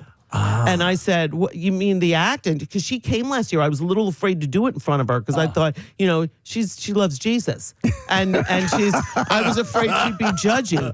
But Right. she said, I have never laughed that hard. Oh, wow. So she was the one who inspired me, and this You're year, doing a special? This year we're doing a special at Helium because. You guys know the world. Yeah. Comedy specials now are always done at some beautiful old theater. Right. It's gorgeous. Yep. Big set piece. But there's what I call the big comedy moat, which is the space in between the stage and the crowd. I agree. It's not real stand-up. detached. It's Yeah. detached. Yeah. And I like... I'm going to come on when you come to a show of mine, it's like you're coming to my house. Yeah. I literally am looking at people's plates like she needs a napkin. Right. What are you doing? You wanted the pepperoni? She wanted the plain. I want to take care of them like Yeah. they're coming over. Your stand-up is great, Oh, thank you. and you have that rapport with the audience. Abbott Elementary has certainly helped foster that. And today, I believe, the Emmy nominations come out, do they not? Yeah, I think they do come out. Cheryl's actually announcing them, and I was like, "Come on, I got 50 in it. Just say my name. Like, come on, Well, we're friends. Bump somebody from one of the other shows. The show is going to be, get a nom. I hope so. Yeah. So when you have such a great ensemble cast as the show has, we've talked about everyone's a heavy hitter. Everybody, it's stacked, as we like to say. It's a stacked cast. Do you all put in nominations? Is there an agreement? How does? In other words, solicit because you can campaign for right. I mean, is that part of the process? Yeah, you can, but basically, what you say is. Because the only people that can vote are people that are part of the academy. It's not like in the SAG-AFTRA Awards, which we won Best Ensemble Cast. Right. Not this past year. I think the Bear won, but we won the year before. And it's all of my union brothers and sisters voting. And, I'm a union girl. Yes, you are. I'm happy to say here in a union town. Yeah. I will say that when I said last year something about being, I know what it's like to be unemployed. I'm unemployed right now. Yeah. And because it was during the strike, I've never gotten such a long applause break as I did in Philadelphia. People were like, you freaking Norma Ray up in the crowd, like raised fist, You're Sally nipples Field. out. Yeah. Right? Well, that was mostly me. But anyway, that really feels good when it's your people that nominate you, but in the Emmys, it's just the people that are part of the Academy. Just the Academy. And they pick who they want to nominate. One of the things that's really awesome is obviously so many of my cast members get nominated. And we all know that we contribute as a cast to it. it depends on, what people are looking at that year. What was I was on my way to saying something. Oh, is that there's so many. It's wonderful that there are so many great shows. Yes. Really, really awesome show. Like, how many times do you look at your list of things that people tell you got to watch God, yes. And you're like, I don't know if do I want to get to Poker Face this week? I don't know if I do. What is it? It almost becomes daunting. It does. And so what happens It's is intimidating. I've stopped. I'll take a pause on recommending shows to people because I know you're placing things on their plate. They're like, I guess I have 3 to years do. deep. I've Yeah. got stuff from years ago that I haven't gotten to yet. I didn't watch Breaking Bad until like 4 years after it Still came haven't on. watched it. Yeah, I was just talking there's so about it much last night. stuff. Yeah. I haven't watched that. So when I look at the list of people that are, up that I'm, let's say, up against. Right. I hate putting it like that, but Yeah. that's what it is. You are, yeah. Meryl Streep is one of them. Yeah. And by the way, every year that we've been in the running for awards, there are less spaces available. They do it based on, I guess, how many shows are out. And because of the strike last year, they went from, in the first year, 8, which that was the year I really should have had a spot. If we're going to be Yes. honest, Yeah. they were just nominating everybody from Ted Lasso. Yeah. So I was like, what? That lady was hardly on it. All right, whatever. I'm going to get over it. Yeah. But and then it went to 7, and then this year there's only 6 spots. So I'm going to be hanging out with you. I'm going to be eating cheese. Last year I ate my feelings by diving into a giant cake. And this year I'm going to be on the road eating whatever Philly has to give me. Well, we don't have any cake, but Garcon, could you please? Oh, what? What do we have? Oh, yeah. We have brought in. We can't have you here and not do something. Oh my God, you guys are the best. I'm eyeballing this cheese. Liberty Kitchen and in Colonial? Fishtown, 36 and Market has brought in this spread for you, Lisa Ann Walter, as we are speaking. We have a tomato pie. Oh, I wanted to try a tomato pie. Why did I just go full grandma right there? Did you hear me? Oh, Mrs. Doubtfire. I've always wanted to try a tomato pie. Oh. And then the rest are some hoagies and whatnot. a variety Okay, of hoagies. I put it right in front of me. Why are you all the way over there? Get it right here. A huge platter of hoagies. Oh, look at that. Oh, yeah. Look at that. Am I supposed to dive in right now? Do you need any help eating it? I want to try the tomato pie first. we'll get and you yes, set I up. need help. You guys got to come have some. The bread looks like Amoroso's. Look, here, wait. This is the ad. I'm doing the ad. Smarter than the camera. I'm good. I'm cheesing. You know, it occurs to me. So you're from Maryland, correct? But you are. Don't hold that against me. No, you're an honorary Philadelphian. Absolutely. Oh, thank you, hon. Yeah, it's the truth. I mean, you good. embrace so much of what the city is, and because of Abbott, it's like we had Carl Weathers here. Years ago. It was one of the best interviews we ever had. He was just terrific, and said the city loves you. It's the same thing with you, and the Abbott Elementary crew is just. People love it. Listen, your shows are already selling out. You know what I mean? That goes to show you how much. Yeah, and we didn't have any problem last year or this year. By the way, I should mention, I think there's two late shows, Friday and Saturday, that still have tickets. And Okay. 3 of them are sold out, but 2 of them still have some tickets. We're talking about maybe adding a show on Sunday. Just because the city is so wonderful and has embraced me, as you said, and nothing feels as good. You go into a town and is serious about being who they are. Yeah. And I remember one lady came up to me last year after, I think it was before it was after I talked to you guys. She came up and she said, we didn't want to like you. And I was like, what, really? And she was like, yeah, you're not from here, but, you're good. And she was so sweet. But tough at the same time. And I went, that embodies Philly. It's like totally real. Yeah. Totally well-meaning, wonderful people. And, don't miss, just bring the real. Yeah. And everywhere I went, when I went around and ate at the different places, I was on a search for the best hoagie, best cheesesteak. Yeah. Everybody embraced me. I got hugs everywhere I went. People telling me they love me. Here, try this. That's so and great. I'm like, you give me love, hugs, kisses, and food. I'm yours for life. Well, you're right. It's a legitimate experience. I think we talked about this last time. It's a city that has a small town feel. It does. And it is such a great vibe. But I've never experienced a vibe anywhere. And, I've been all over the country, Yeah. Years ago, I did stand up and you visit these places. And listen, there's great people all over the place, but there's something really special about Philadelphia, and it's not just lip service. Yeah, I think you're right. I think you're 100% right. And there are towns that I like. I've always liked doing stand-up in Chicago because they're a city, but they have a nice, small, Midwest kind of vibe. Boston used to be great. I played there recently, and it's still really good. I mean, I love it, but I think it's a little bit more, the people applauding with the snapping fingers. Oh, yeah, I hear you. So we have a great kinship. The cities are similar, and there's a vibe, and But I know what you're saying. Based on you both hate New York. Exactly. Yeah. I get it. I feel you. But that Boston used to be the nexus of comedy. It was really one of the hot spots. It was. Didn't you used to love going there and playing? Yeah. It was great. And so, but you love stand up, and we talked about this last time. You originally were a theater person, and then you took the foray into stand up. Yeah. Because I spit out a kid. Right. Well, it wasn't spit. So. You know what I mean. I know what you mean. Popped it out. Yeah. Is that better? Right. What about you, big hunk of meat? Are you guys to say about this? Nothing. I spit the kid in. That's right. I'm sorry. Please finish. No. Good morning. I was just wondering. So with all of this stuff, and so. My original question: which shows are so you're recording the shows for the special? Is that what you're doing this? Yeah. Okay. Yeah. So which shows are going to be that where you're recording? Both shows Friday and Saturday. Both shows Friday and Saturday. Thursday night we're not. And if we add a show on Sunday, it won't be as well. There. I knew I had a question somewhere. I got it back. Sorry. Yeah, no I problem. have a question. Lisa, are you single? Yeah, I am. Do young guys hit on you a lot? A lot. Okay. Yeah. I thought so. You know what she told us? You got a real sexy milfy vibe thing going on. Yes. You Thank told us you. last time. Very Mrs. Robinson.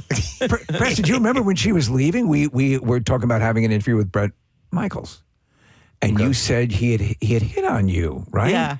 Yeah. I don't want to, and you were leaving. That was off air, yeah. We wanted to. Yeah. So, and I guarantee, because somebody was pointing out earlier, you've been posting a lot of throwback pictures. And some hot looking stuff. Thank you. Yeah. And all I do is look at those pictures and remember what I was saying. There was one that I posted where I'm in like short shorts and like a jacket and a top hat. And the photographer was Davis Factor, who was the grandson of Max Factor. Wow. The guy who like originated cosmetics from being a makeup artist to the stars. And he was a wonderful photographer. He started the studio Smashbox, which then became a brand. So anyway, he's got his bona fides. Yeah. And he wanted me to take a picture in these short shorts. And I was like, oh, my thighs. I can't, my thighs. And I look at all these pictures that I took back in the day and I'm like, there it is. And I'm like, what the hell was I worried about? You look what great. was I worried about? Yeah. I was smoking hot. And that is a lesson to you young women out there. That any minute that you have where you are looking at yourself like, oh, I can't because my arm doesn't look great or my this or my that. First of all, know this.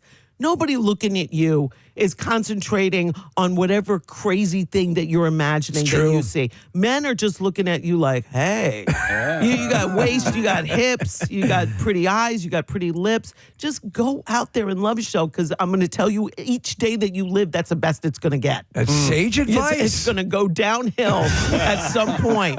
So you might as well appreciate yourself. You do get those moments where you're there and you're in front of the mirror and you go, where did that come from? So you're saying as you're looking to proof these pictures that you're currently looking at now, you're going, someday I'm going to look back and go, damn, was I hot? Yes, okay. Exactly. Yeah. All right. The ones now. But now we have Photoshop. Yeah. So I'm just like, I don't like that wrinkle. Can't trust Bye. anything, yeah. So Brett Michaels, because Preston's right, you have that vibe, and you're kind of like a guy's girl, you have thanks. that sort of thing. I appreciate that. So do you get approached a lot by guys, and when Brett in particular, what happened in that scenario? Well, Brett was back when I was approached by Brett. Yeah. Bet would have been a totally different thing. When I met him was at this thing that Sony was having these contests back when.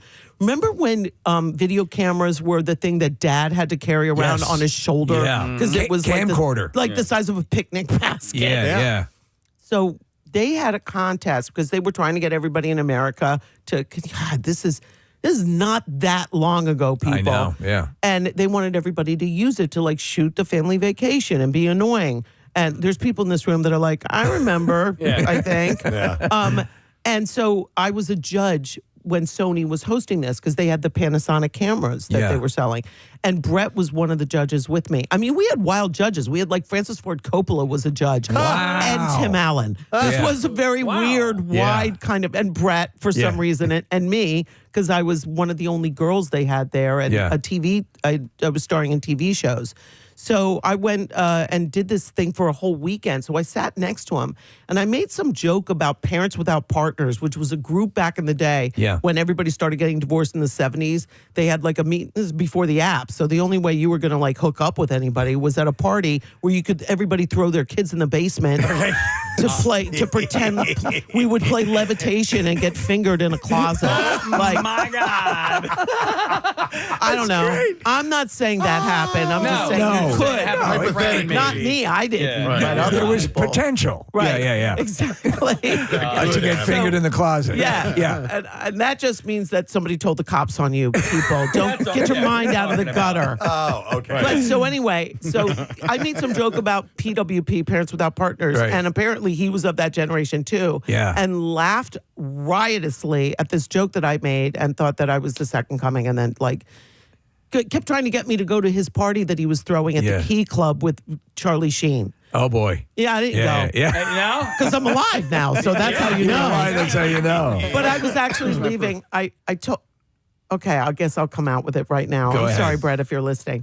I told him I was going to be out of town shooting a movie, which was The Parent Trap. Right. But I wasn't. I was in town. I was afraid to go. Yes. But he sent me a box with every DVD or CD that Poison had made. Oh, wow. And because when I was first introduced, I was like, oh, what do you do? And he said, I'm a singer for Poison. And I said, what's that?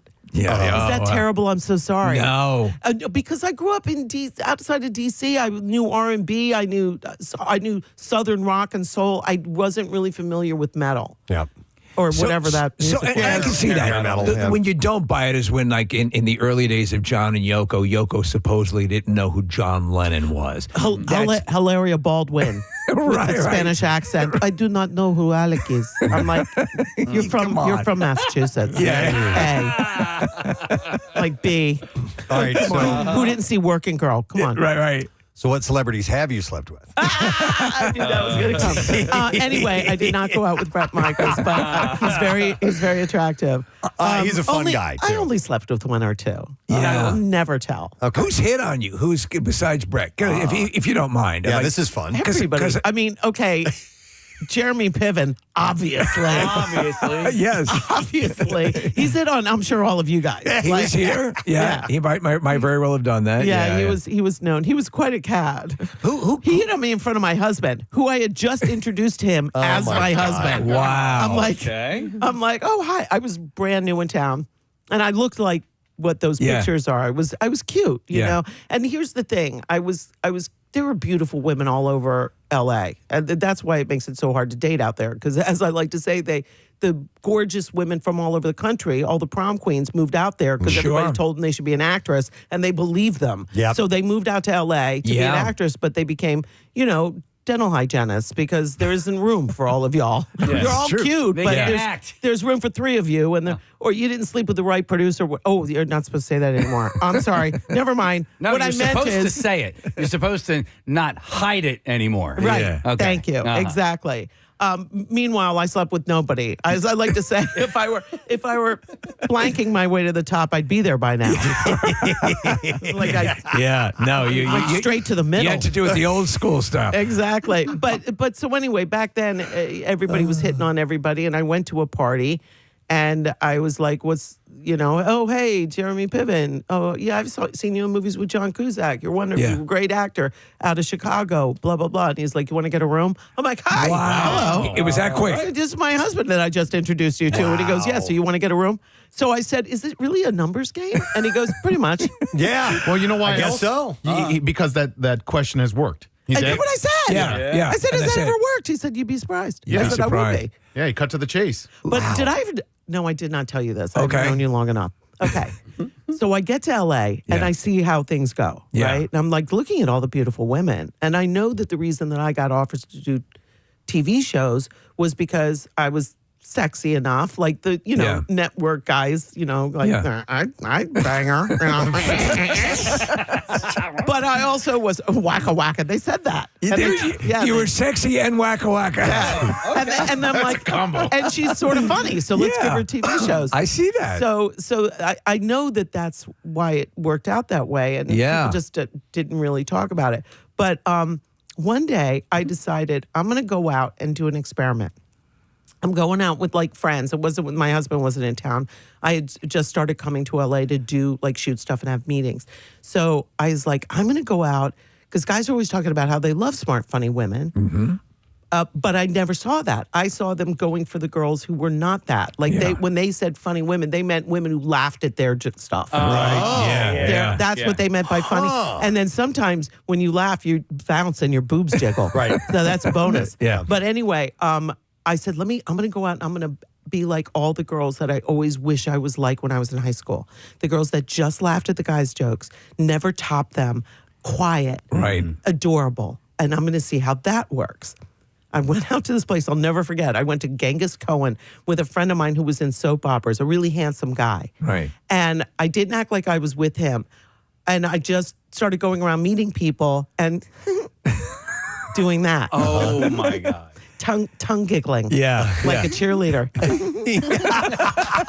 and never topping. And when I went to the bathroom, I knew that the women were talking about me. I was dressed really sexy, and I knew they were talking crap about me. And I didn't let on to them that I was one of them, which is what women always do. Little known secret to you guys: we let other women know who we are. Okay. So when we're out, the reason why women bond in the ladies' room is because in there we're real. We're not. That's the locker room. Fascinating. Yeah, that's like the locker room. You guys are you're telling. Yeah. We're it's not just I love your shoes. Oh my God, no, you're so cute. Oh my God, why are you crying? No, he's a jerk. You should just come out with me and my friends. We're not just doing that. We are doing that, but not just doing that.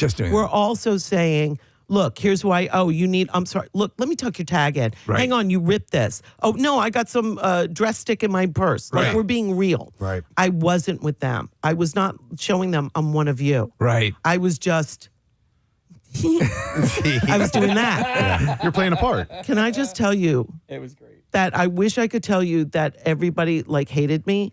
I was surrounded by men the entire night who could not do enough for me. Yeah. Falling at my feet, asking me out. Wow. What can I get you? I mean, it was so depressing. It was so sad and upsetting. And I thought if I could only hold out and be this person all the time, I'd probably marry a rich guy. But you I wouldn't have to work so hard. You're in a niche where you you're able to be who you are. Obviously you're attractive and you have all that going for you. Thank you. The sexiness. You're over there all muscly and not asking me out. No. But on that level, you're able to you're you. So what kind of guy would you have gotten? It's funny though, because we hear the same thing from the models, the beautiful women. I was a tomboy, or I was, such garbage. Yeah. Right. I never thought I was pretty. Yeah. Okay. Yeah. No, I agree. It was really hard being tall and thin. Yeah. No, I understand. I actually buy that. It's hard being taller than all the guys when you're young. You're in a perfect pocket that makes you. I think that's why it's why you've had the success with men, or in your. Thank you. Why you're looked that way. You talk about the brains. You know that the first guy I was with turned out to be gay, right? No, did not know that. No. Well, actually, the second one too. Wow. I think that's why young guys. You're like Judy Garland. They have a type. Yeah. They are not turned off by strong women. Yeah. It's not a threat. And I think that's why young guys pursue me, is because that's a generation of guys that have been sort of socially trained, I guess is the word, right? To love funny women, strong women. Remember when I was coming up in comedy? You remember back then? Yeah. I like to say there were 12 female comics and 3 of them were Judy Gold. Yeah, she's tall. There were not a lot of. Yeah, you're right. There was not a lot of people that you looked at. Weirdly, though, our movie stars back in the day were all funny women. The Whoopi Goldbergs and the Bette Midlers and Goldie Hawn, and there was a bunch of funny broads out there starring in movies. But doing stand-up, like stand-up, there was there were not few that and far many. between. Yeah. So I don't know. I guess I just didn't meet those guys. If you're tuning in just now, Lisa Ann Walters here is going to be at Helium Comedy Club. There's a bunch of shows. Some of them are sold out, but just go to heliumcomedy.com to find out which ones. Do people sometimes call you Lisa Ann Walters, and does that bother you? Always, every single day, and no, it doesn't bother me. Okay. You know who it bothered was my first husband, which I have to say, if it wasn't for him, I just made a joke about him, but truly, best guy in the world. He's my best friend. He comes over every week. We watch 90 Day Fiancé together. Oh. Every single Sunday. He's your gay best friend. He is, and he was he watched the kids when I was, on the road. If it wasn't for him, I would not have a career. He managed me. Okay. And he was the one that would go to clubs, and if they had Walters like on the billboard, he'd start like, "Hey, it's Walter." I'm like, it's a dumb name. Why are you mad at them?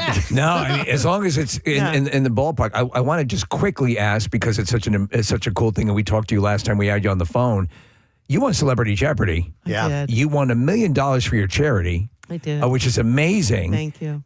And I had forgotten this. You also won Celebrity Weakest Link, did you not? I did win the weakest link. I was the strongest link. God. Yeah, I did. And I'm on Who Wants to Be a Millionaire tonight. What? I think I'm the Kitty Carlisle of my generation. the Kitty Carlisle. There's a reference for the kids. You kids out there listening. She was a socialite. No one could quite determine what she'd done. We don't know what she did. Yeah, she drank with a lot of people. I think back then that gave you were a game show. You're a smarty. I mean, you know your stuff. That's awesome. My father was a NASA physicist. I ain't no dummy. Yeah. So when it comes to Jeopardy, because I'm fascinated by it, and I read a book about it, and there are these cultures where people study. There's all sorts of ways to get on Jeopardy, and then once you are on, study to be a good contestant. How much did you prepare before going on Jeopardy? Because you really nailed it. Thank you.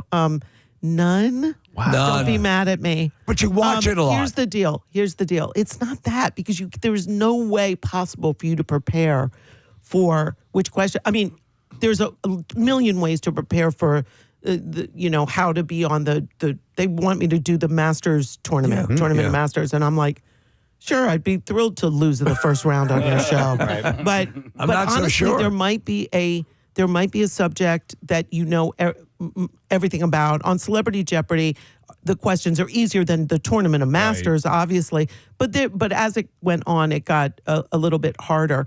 The truth is, there were whole categories that I knew everything. It's the buzzer. Yep. Yeah, it's the buzzer, and nobody tells you that. And the girl that I was in the first two rounds were, I don't want to say easy. They were tough competitors that I was with. But the second game, I think, was a runaway. Like I went ahead where even if they doubled their money, they couldn't catch me. And it was just because I got lucky, and I got lucky on the buzzer. Katie Nolan, who I played against, was like on it. Like I was picking the composer category because I grew up listening to classical music. My father was like an opera singer. I knew all the answers, but I couldn't get that buzzer to work. And when the first in locks out the others. What it is if you buzz in too soon, you have to wait until they say the last word of the question. Oh. Buzz in. Yeah. Last word, bing. Last word, boom.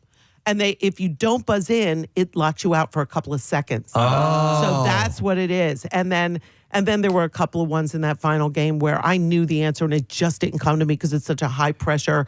It's stuff that if I was sitting home watching it like we all do, like the movie with Orson Welles. Citizen Kane.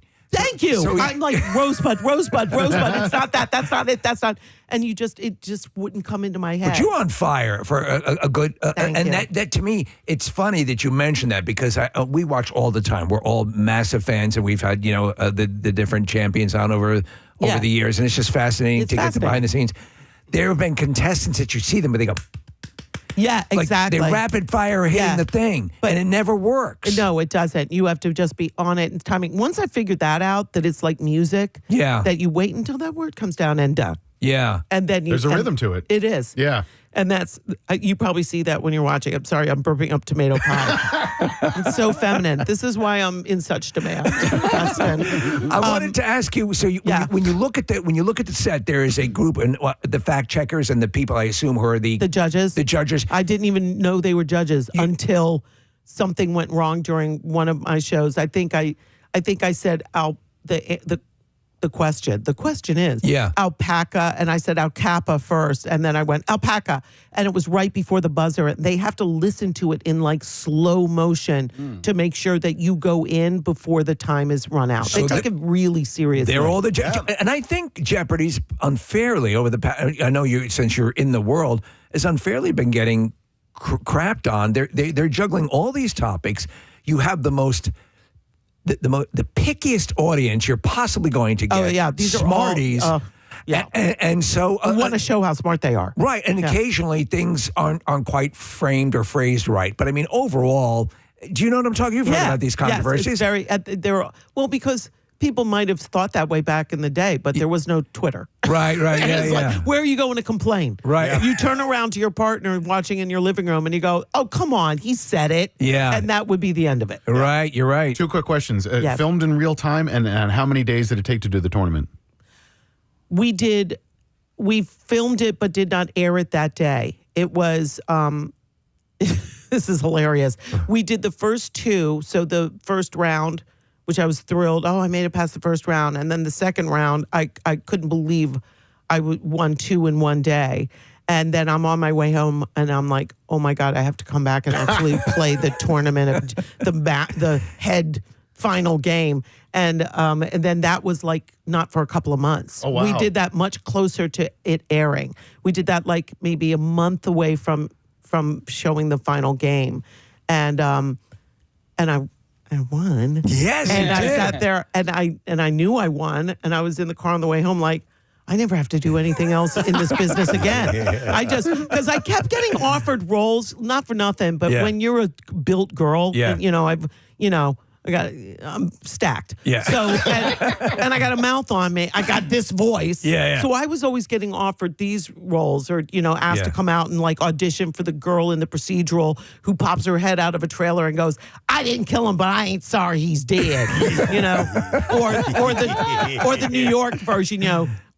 I can't do New York now. Yeah. Now I'm Southern in my head. Yeah. Do Philly. Okay. I didn't kill him, but I don't care. He's dead. He should die.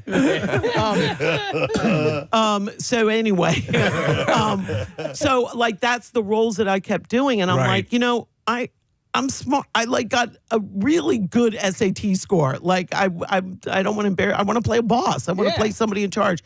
So my hairdresser said, the wonderful Tracy Cunningham, she's like, we're dyeing her hair red. I'm like, yeah, that'll do it. But she was right. Yeah. And then I got a job playing a teacher. So I figured now I've shown everybody that I'm not entirely dim. Your mom was a teacher as well? She was. And she was the trivia queen in my house. She was the one. Not the astrophysicist? No. Yeah. She was the one that, I mean, he was really, really smart. He was the one that we would be on vacation on the Pennsylvania Turnpike, like, going to see relatives, and he'd pull over to look at rock striations and discuss them at length. I'm the only kid in America that did that. My mother would be talk radio, any subject that was on, she could do a dissertation. Wow. For an hour Wow. and tell you where that came from historically and why it is that that's happening and what happened during the War of the Roses and why the Plantagenets and the Yorks were fighting each other. I mean, literally, I got lessons every single day from my mother. That's about fantastic. And in fact, she was the one in the final Jeopardy, the one that I couldn't believe I won because I was behind the final answer. Yeah. Question. I know. I can't. Yeah, it's hard. It was about mysteries. And my mother was a voracious reader. She had 4 books going at a time all the time. Yeah. And mostly mysteries. And the question was something about what Mary Reinhardt Roberts novel had somebody kill somebody, and it created a 4-word trope, literary trope. And I immediately, in my head, was like, the butler did it. Immediately. I was like, the butler did it. And I wrote that down without a worry or fear in the world. And this is something your mother had shared with you. It was just a thing that was said. You're like Slumdog Millionaire right the there. butler did it. And how did you know that? To your point, by the way, and I found this, and it's weird because there's a local show that's called The Classroom. Yeah. And so it is a trivia based, right. It's college bowl You'll type of probably thing. see me on it next week. Right. I can't stay away. I like to win money for causes. Yes. No, it's not for me. But there is a genius to the Jeopardy questions and because or the clues, because a lot of times, if it's flat out antiseptic, the clue, the way it's phrased can give you lead the answer. 100%. Know the context, and that's called reading comprehension. Yeah, kids. Most riddles are that way. You can find the answer within the I question. didn't know who the hell Mary Roberts Reinhardt was, or the other way around. But the way the question was phrased was something about killed the mistress, and I was like, oh, well, if you're calling it the mistress, then it's a servant, then it's the butler did it. That's how Analytical. How would you do on Wheel though? You pretty good at Wheel? I'm Jeopardy. My wife is Wheel. I'm pretty good on Wheel. My mother, I actually brought my mother when she was alive. I brought her to see Wheel of Fortune. That was like one of the best days of her life. And she was better than I am at Wheel. But you're right. I think studying helps. Yeah. And if I do, they have asked me to do the Tournament of Masters. If I wind up doing it, I will study things like, the capitals of all the countries. How's your Shakespeare? Pretty good. Okay. Cool. See, Shakespeare and opera, you got, classical, you're in the solid zone for that stuff. I'm classically trained. Well, my daughter's going to be playing.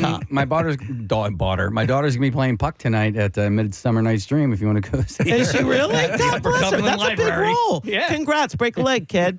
If you're watching Jeopardy and you hear these three words, Chinese American architect, you know what the answer is every time. Do you know? I am Pei. Yes. Every time. All the time. And is this going to turn into a stump the comic? No, but it's learning how to play Jeopardy. It's like learning how to take the SAT. Yeah. You become a good test taker. You become a good Jeopardy player by studying how to play those things or how to take that exam. Yeah, I think you're right. What'd your mom teach, by the way?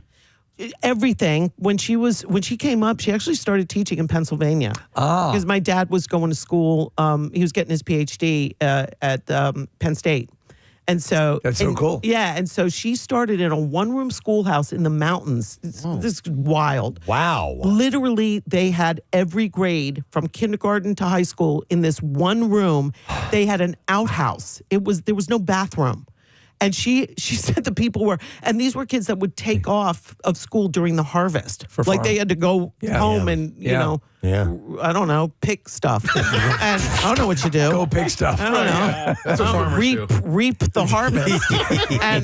and she said that when they had to build a new outhouse, she had to tell them, no, you can't put the outhouse upstream from the school. It has to be downstream from the school because the kids play in that creek. Yeah. But anyway, she taught all the grades. And then when we moved to the D.C. area, she was teaching in downtown. She was like the white Sicilian teacher teaching in an urban school. It's she amazing. was my character. Yeah, that's so cool. That's awesome. Exactly. You have so many great stories. Oh, do I? Yes. Thank you. Well, Unfortunately, you feed me. That's why I bring it to you. Yeah, and thank you, by the way, to Liberty Kitchen for in Fishtown at 36 and Market for supplying us with these sandwiches and tomato pie and all that. By the way, that's a jerk chicken salad there, by the way. I'm going to try some of that. Really? Yes, it is. We'll have to sample.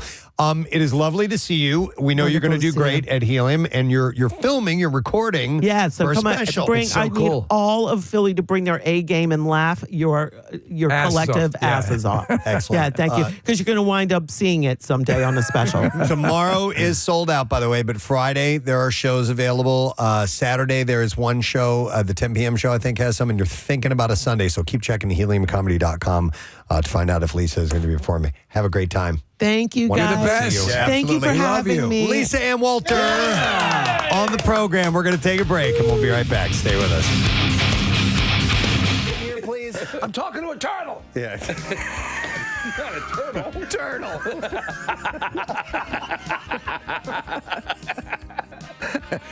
Oh, my God. I want a goddamn Oscar. It was during an interview with E.T.'s Kelty Knight. Oh, okay. Whoever that is. I left that part out and I just said E.T., all right? So it was at the Are you still family? How much longer is he going to be in rehab? He's holding up his finger. Oh, my God. E.T. could probably fix his addiction problem with his magic finger. You're right. His heart. Touch his heart. Heart light. Whole new human being. New Batman movie.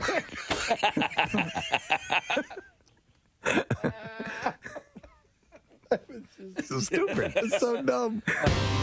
All right, TMZ reports that Davy Chase. Now, I looked her up, and it says she started the ring. She was Samara. She's the psycho. Yes. The scary girl. The girl in the well. And by the way, turns out she's gorgeous. Yes, she is.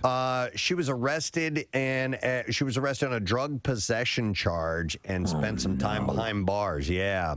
But she escaped through the television, didn't she? She did. She managed to get out I of knew there we were through the going that TV. way. But she's had some run-ins. Last year, she was locked up after cops pulled her over for joyriding in an allegedly stolen car. She was locked up for 7 days. Is the phone rings after 7 days or something like In that? 7 days. Yeah, that's when you die. You have 7 days to get your affairs in order before you're... 7 days. It's been a while since I've seen that movie. 6.5. 7 business days. Business days? So that means I get the weekend, too? Well, it's Monday's Labor Day, so about 8 days. All right, just stay there. I'm going to come over and kill you now. Yeah, if you could be more specific, it might help in planning. So, What if I go across the international date line? Let me get back to you. Coming up soon, we'll be addressing Halloween. But Yes. it's a favorite costume for Halloween parties and haunted houses. Which is the one where you go to where they have a girl who really does the full, like, clicking and the whole body gesticulation. Penhurst? No, it's there's probably one there, but there's one, maybe it's there's one it's the one way out where I know we where always you're get talking lost about. going to. It's in Bucks County. Yeah. I know exactly the one you're but talking the girl who does Fear? Nah. Might be. Valley of Fear. It's out kind of in a woodsy area. It's Grotto of Consternation is the name of it. Hang on. Chrissy is on the line to tell us about that haunted attraction. And it is Valley of Fear, isn't it? So it's Valley of Fear? It is Valley of Fear, and the girl who does play the one from The Ring, who was there for a long time, Liz, is just a phenomenal singer, too. I just wanted to let you guys know. Really? Okay. Oh, yeah, she's incredibly talented. And she was good. It says you were moving along, she'd move along, and she never sang really, but she didn't I'm sing. the chick from The Ring, and I'm coming after you.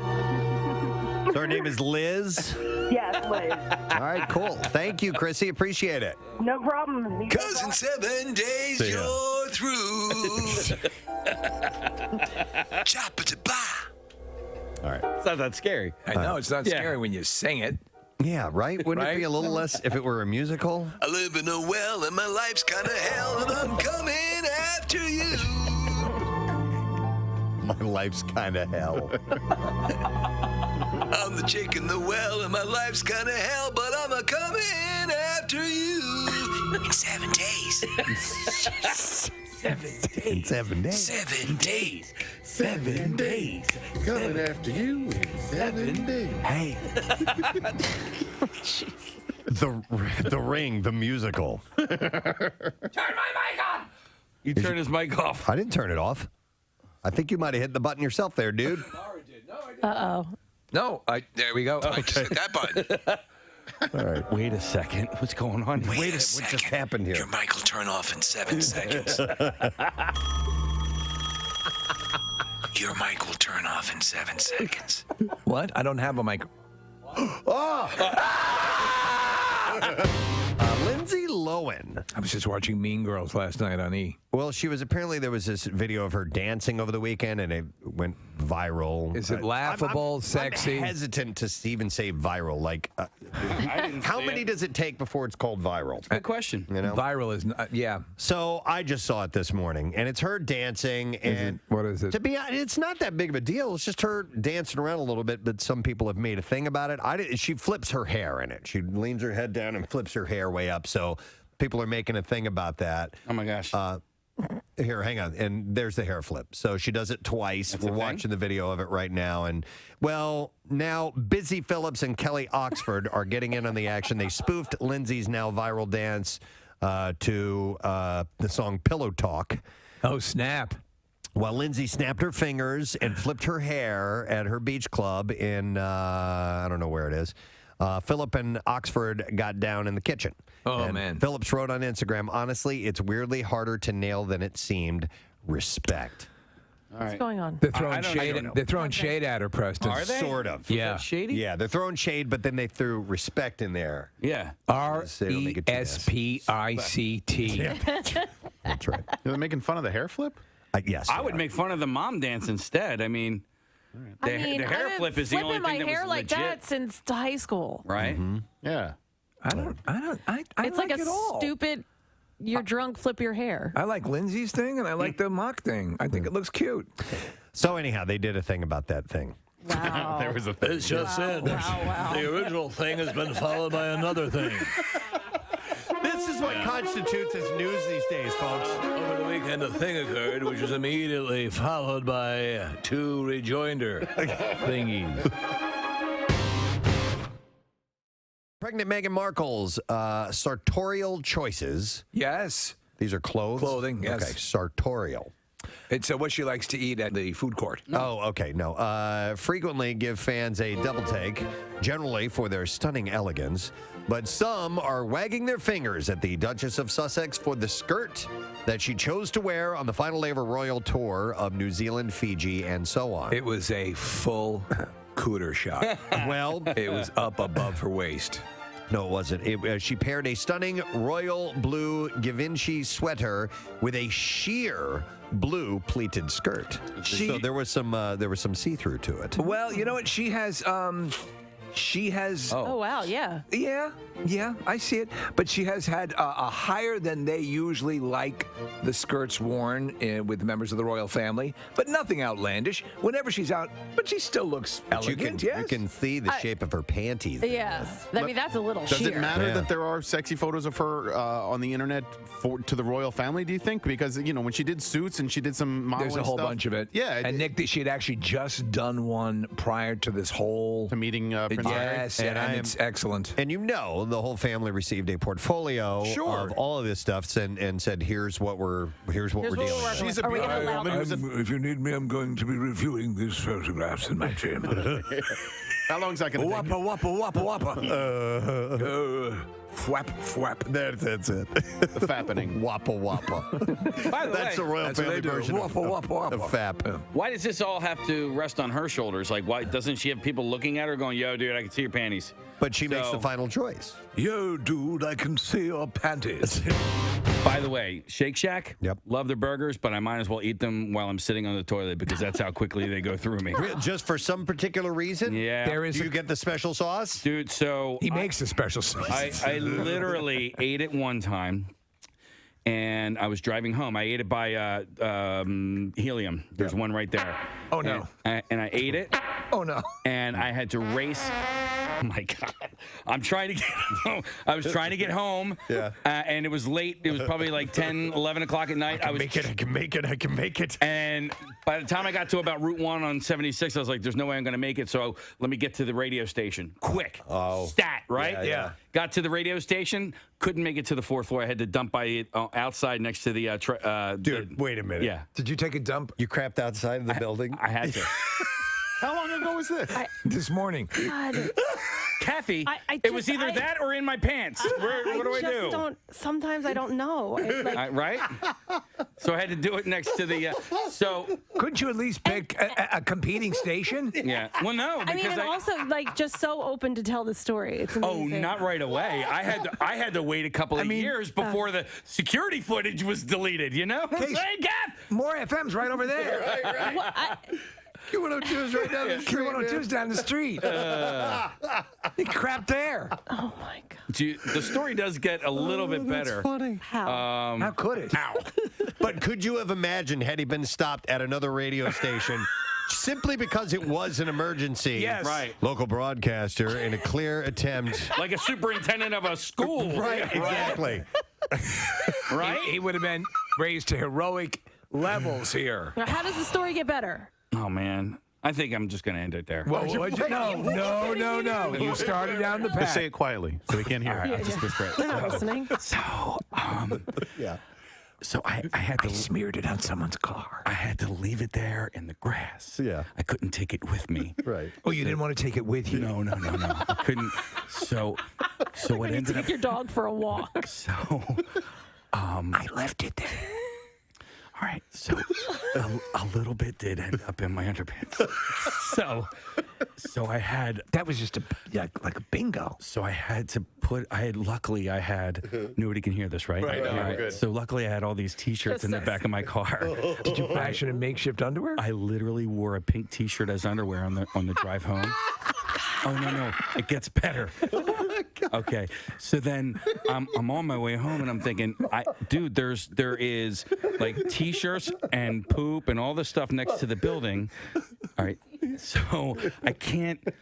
Like if security goes and they see that on Monday, they're gonna go, well, who pooped here? And look at security. They're gonna look at security and they're gonna see me like all ashamed, crouching next to my car. So on Monday, I came back to work with a giant trash bag and I had to like collect it all. Oh my God. And then throw it in the dumpster. So he cleaned his spot. Yeah, I cleaned my spot. hate you. I hate me too, Kathy. When I got home, And this was all because of what? freaking Shake Shack. Oh, Shake Shack. No, not Five Guys. Don't you talk They're bad about- fine. Yeah, they're fine. Where in the building was it?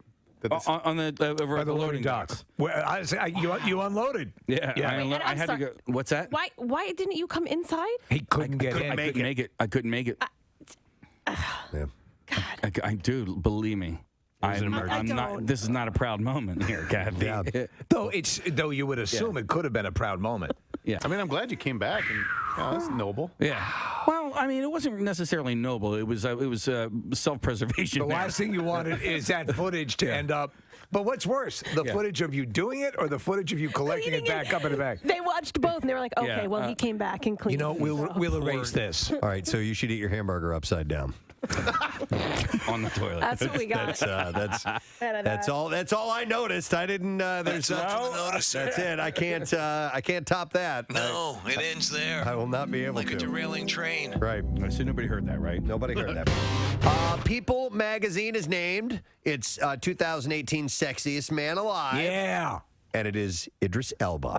Oh, Kathy? The British actor says the honor has given him a boost of self-confidence. What do you think? Are you an Idris Elba fan? Pull up a picture. Okay. You don't remember? You don't know what he looks like? No, I do, but like, let me just look at. Let her drink him in. Yeah, I don't like. Is that the picture they use? Let her take a sip of that chocolate. Yeah, milk. that's from people.com. I don't love the picture that they use. I wish they used a different picture, but yeah, no, he's good looking for sure. He was surprised after being crowned this year's winner. I was like, come on, no way, really? He told the magazine. You guys. He said, look. Here, there's the cover picture. Yeah, he's kind of like he's like Lovey. Well, like Lovey from Gilligan's Island? No, Lovey. like not where you would look at some of them and be like, oh my God, he's so hot. Like this guy's like, he probably would give you a good hug. Part of it is his voice and his demeanor. He is planning a wedding with his fiancee Sabrina Dahor. No. Yeah, well, I don't Sabrina know. Dahor? Dower. Dahore? Dahore. Oh, you mean Dahor? Dahor. It's all the same letters. Who are you marrying? Sabrina. Oh, Dahor? Dhowre. No, not Dahor. If you move the W to the beginning or in between the D and H, it looks like Dahor. No, it's Dahor. Do some B-file stories. Here we go.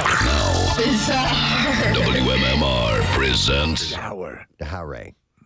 Anyhow, the actor has a 16-year-old daughter named Isan and a 4-year-old son named Winston. And you can schedule an estimate on installation of the coolest permanent programmable holiday lighting system around.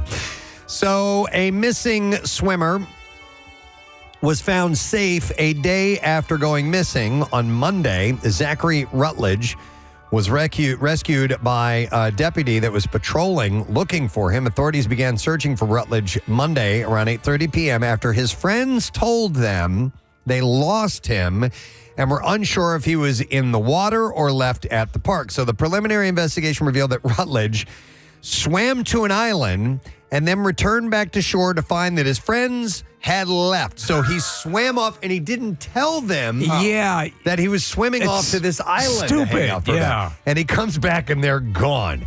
He didn't have his phone at the time and was unable to call for help. So By the way, that island was Hawaii. So he spent the night at the park. After he was found, Rutledge said that he had heard helicopters but did not know that they were looking for him. I wonder what they're looking for. Yeah, so although the incident had a positive outcome, the sheriff's office called it a good reminder to be cautious while swimming in the lake and also to let other people know if you're taking off. It's amazing, and the kids will do that. Like just just wander off.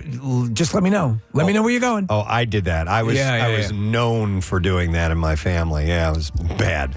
A fleet of drones patrolling New York City's beaches for signs of sharks and struggling swimmers is drawing backlash from an aggressive group of seaside residents, and it's local shorebirds. They're attacking the drones. Really? Wow. Since the drones began flying in May, flocks of birds have repeatedly swarmed the devices, forcing the police department and other city agencies to adjust their flight plans. While the attacks have slowed, they have not stopped completely, fueling concern from wildlife experts about the impact on threatened species nesting along the coast. So with those drones, are the props caged? Because they would slice up birds. Yeah, I don't think they are. No birds have been harmed, but officials say that there have been several close calls.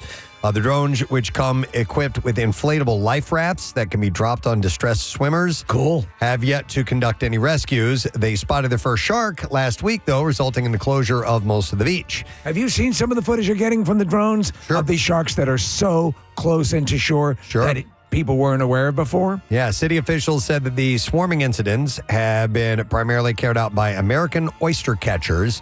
The shorebird is known for its striking orange bill. In Massachusetts, a large tree branch weighing thousands of pounds fell and struck 4 children who were attending summer camp at a playground. Nobody was killed, thankfully. Amazingly. Yeah. Officers and firefighters responded to a report of a downed tree and learned that 4 campers sitting on a bench under the tree had been hit by a branch that snapped off in the wind. 4 children were hit by parts of the branch. 3 of them were transported to the hospital. 1 girl had her foot pinned under the tree, and firefighters had to use tools designed to extract people from car wrecks to lift the branch off of her. The others suffered injuries like minor scratches, but many of the kids were off on a field trip when the branch fell, so the summer camp wasn't as full as it usually is, but that can turn tragic on occasion when a tree limb falls. A Chinese woman went for a swim off a Japanese beach, and she was swept away. The woman said that there was little she could do since she was swimming in a rubber ring, which experts say made it more difficult to move against the wind to make it back to shore. So it was blowing her out to sea. She was finally spotted by a cargo ship 36 hours later and 50 miles away. 50 miles! Well, thank God she had the ring. Yeah, she was bobbing up and down on waves over 6 feet tall. And aside from being exhausted and dehydrated, she didn't need any medical care. She was luckier than you might think. The director of the Japan Water Safety Society said that the area where she was found is a high traffic area, and it's a miracle that she was not hit by a ship as well. She kept her sanity by thinking about cheesemongers. Why not, man? Keeps me alive. California fire law enforcement officials have arrested a man in connection with the Adams fire in Lower Lake, which started, this is about 2 weeks ago, and burned 16 acres while forcing some residents to evacuate. The reason I brought this up is the start of the fire. The man is suspected of using a weed whacker on dry grass and sparking the fire. I've heard of that. I did not know that could happen. Yeah. So from friction alone? I think that's it. Wow.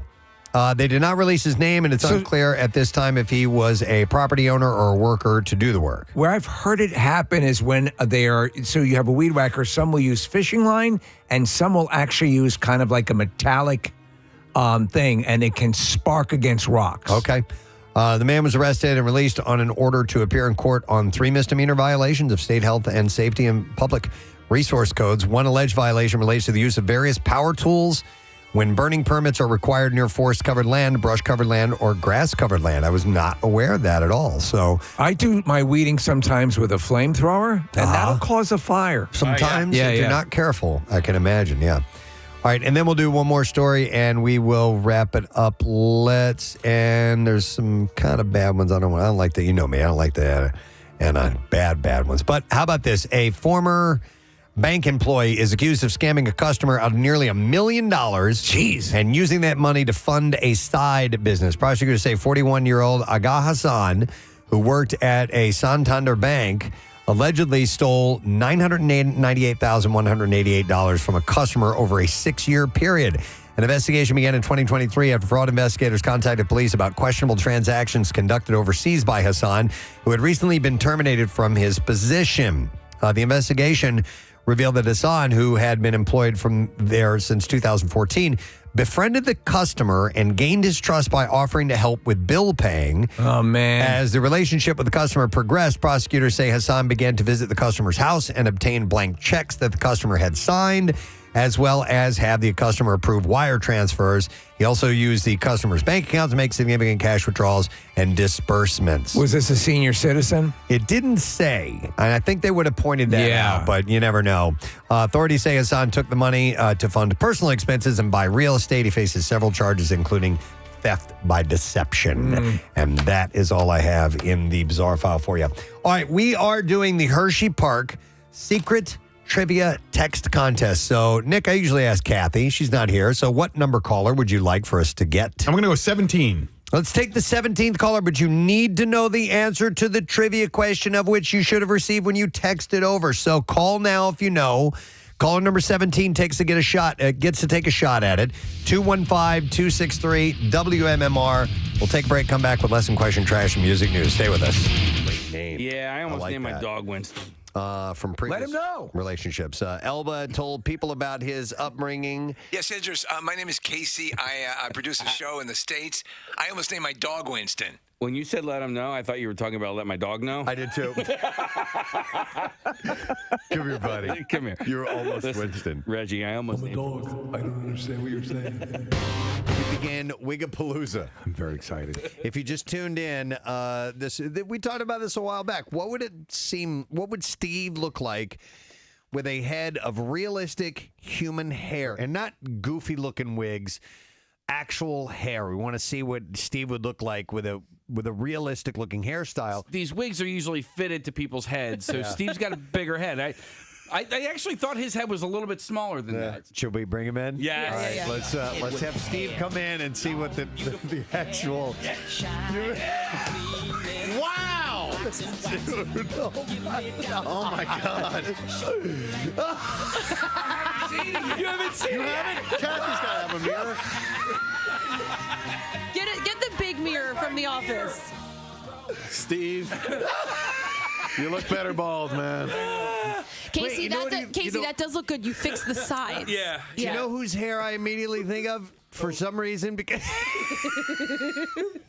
Oh, Jesus Christ. he looks like Danny Briere's hair for some reason. Wow, Am I not wrong about that? That's Danny absolutely Briere, right. Dude, formerly of the Flyers. No, What? Who are you thinking the of? Here, Bachelor- move your microphone over, Steve. So I can. From bachelor party and Adrian Med. Yeah. Wow. Hey, It's the no profile sideburn? that I love. I guess you have to. Well, I look like a '60s pop star. Hey, everybody. Yeah. All right. Anyhow. This is one that's for the ladies. Yeah. It's what you call a panty dropper in the biz. Yeah, Steve. We need a voice with that That's right, wig. yeah. What is that? The voice? I need you it. think, Yeah, or- I think that's kind of the name. Yeah. Yeah, And or kind of the obviously- voice. The back looks good too, like Does the the back look neckline. good? Yeah, the neckline. Yeah. The back looks real. Am I making you wet, baby? Looks totally real. Somebody says you look like Paul McCartney. Yeah. Ah, that's right. Yeah, absolutely. Somebody says Phil I know. Mickelson or Ralph Macchio. Well, a little Ralph Macchio. A little bit. The Karate Kid on Hard Times. And by the way, you'll need. Hey, Mr. Miyagi, how are you? You'll need. What the hell happened? There you go. Yes, Steve's doing the dance moves. And we'll put. I could walk you home. Makes me feel fine. Oh, Steve. The hair. Oh my God.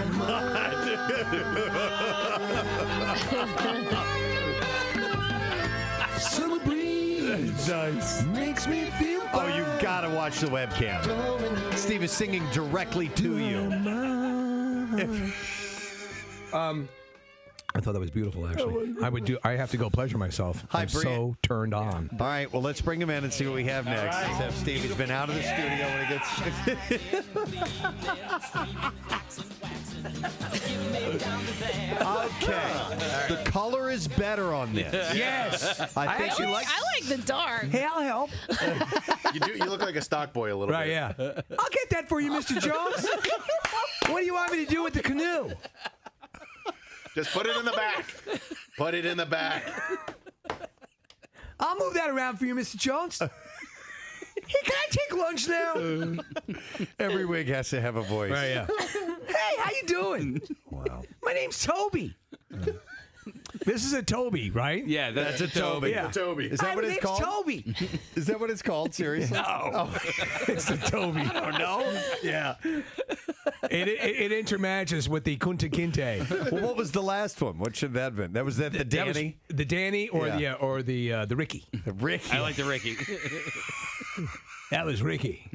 With a song for you. No, it's Toby. Toby. Hey, Yeah. Toby. Hey, you need any yard work? You need help? Don, I'll do it. I'm 17. Should we do a new wig next? Yes, dude. Yeah, we only have Doctor wig. We only have 2 more left. Let's bring him in. Let's see Steve's third wig of the morning.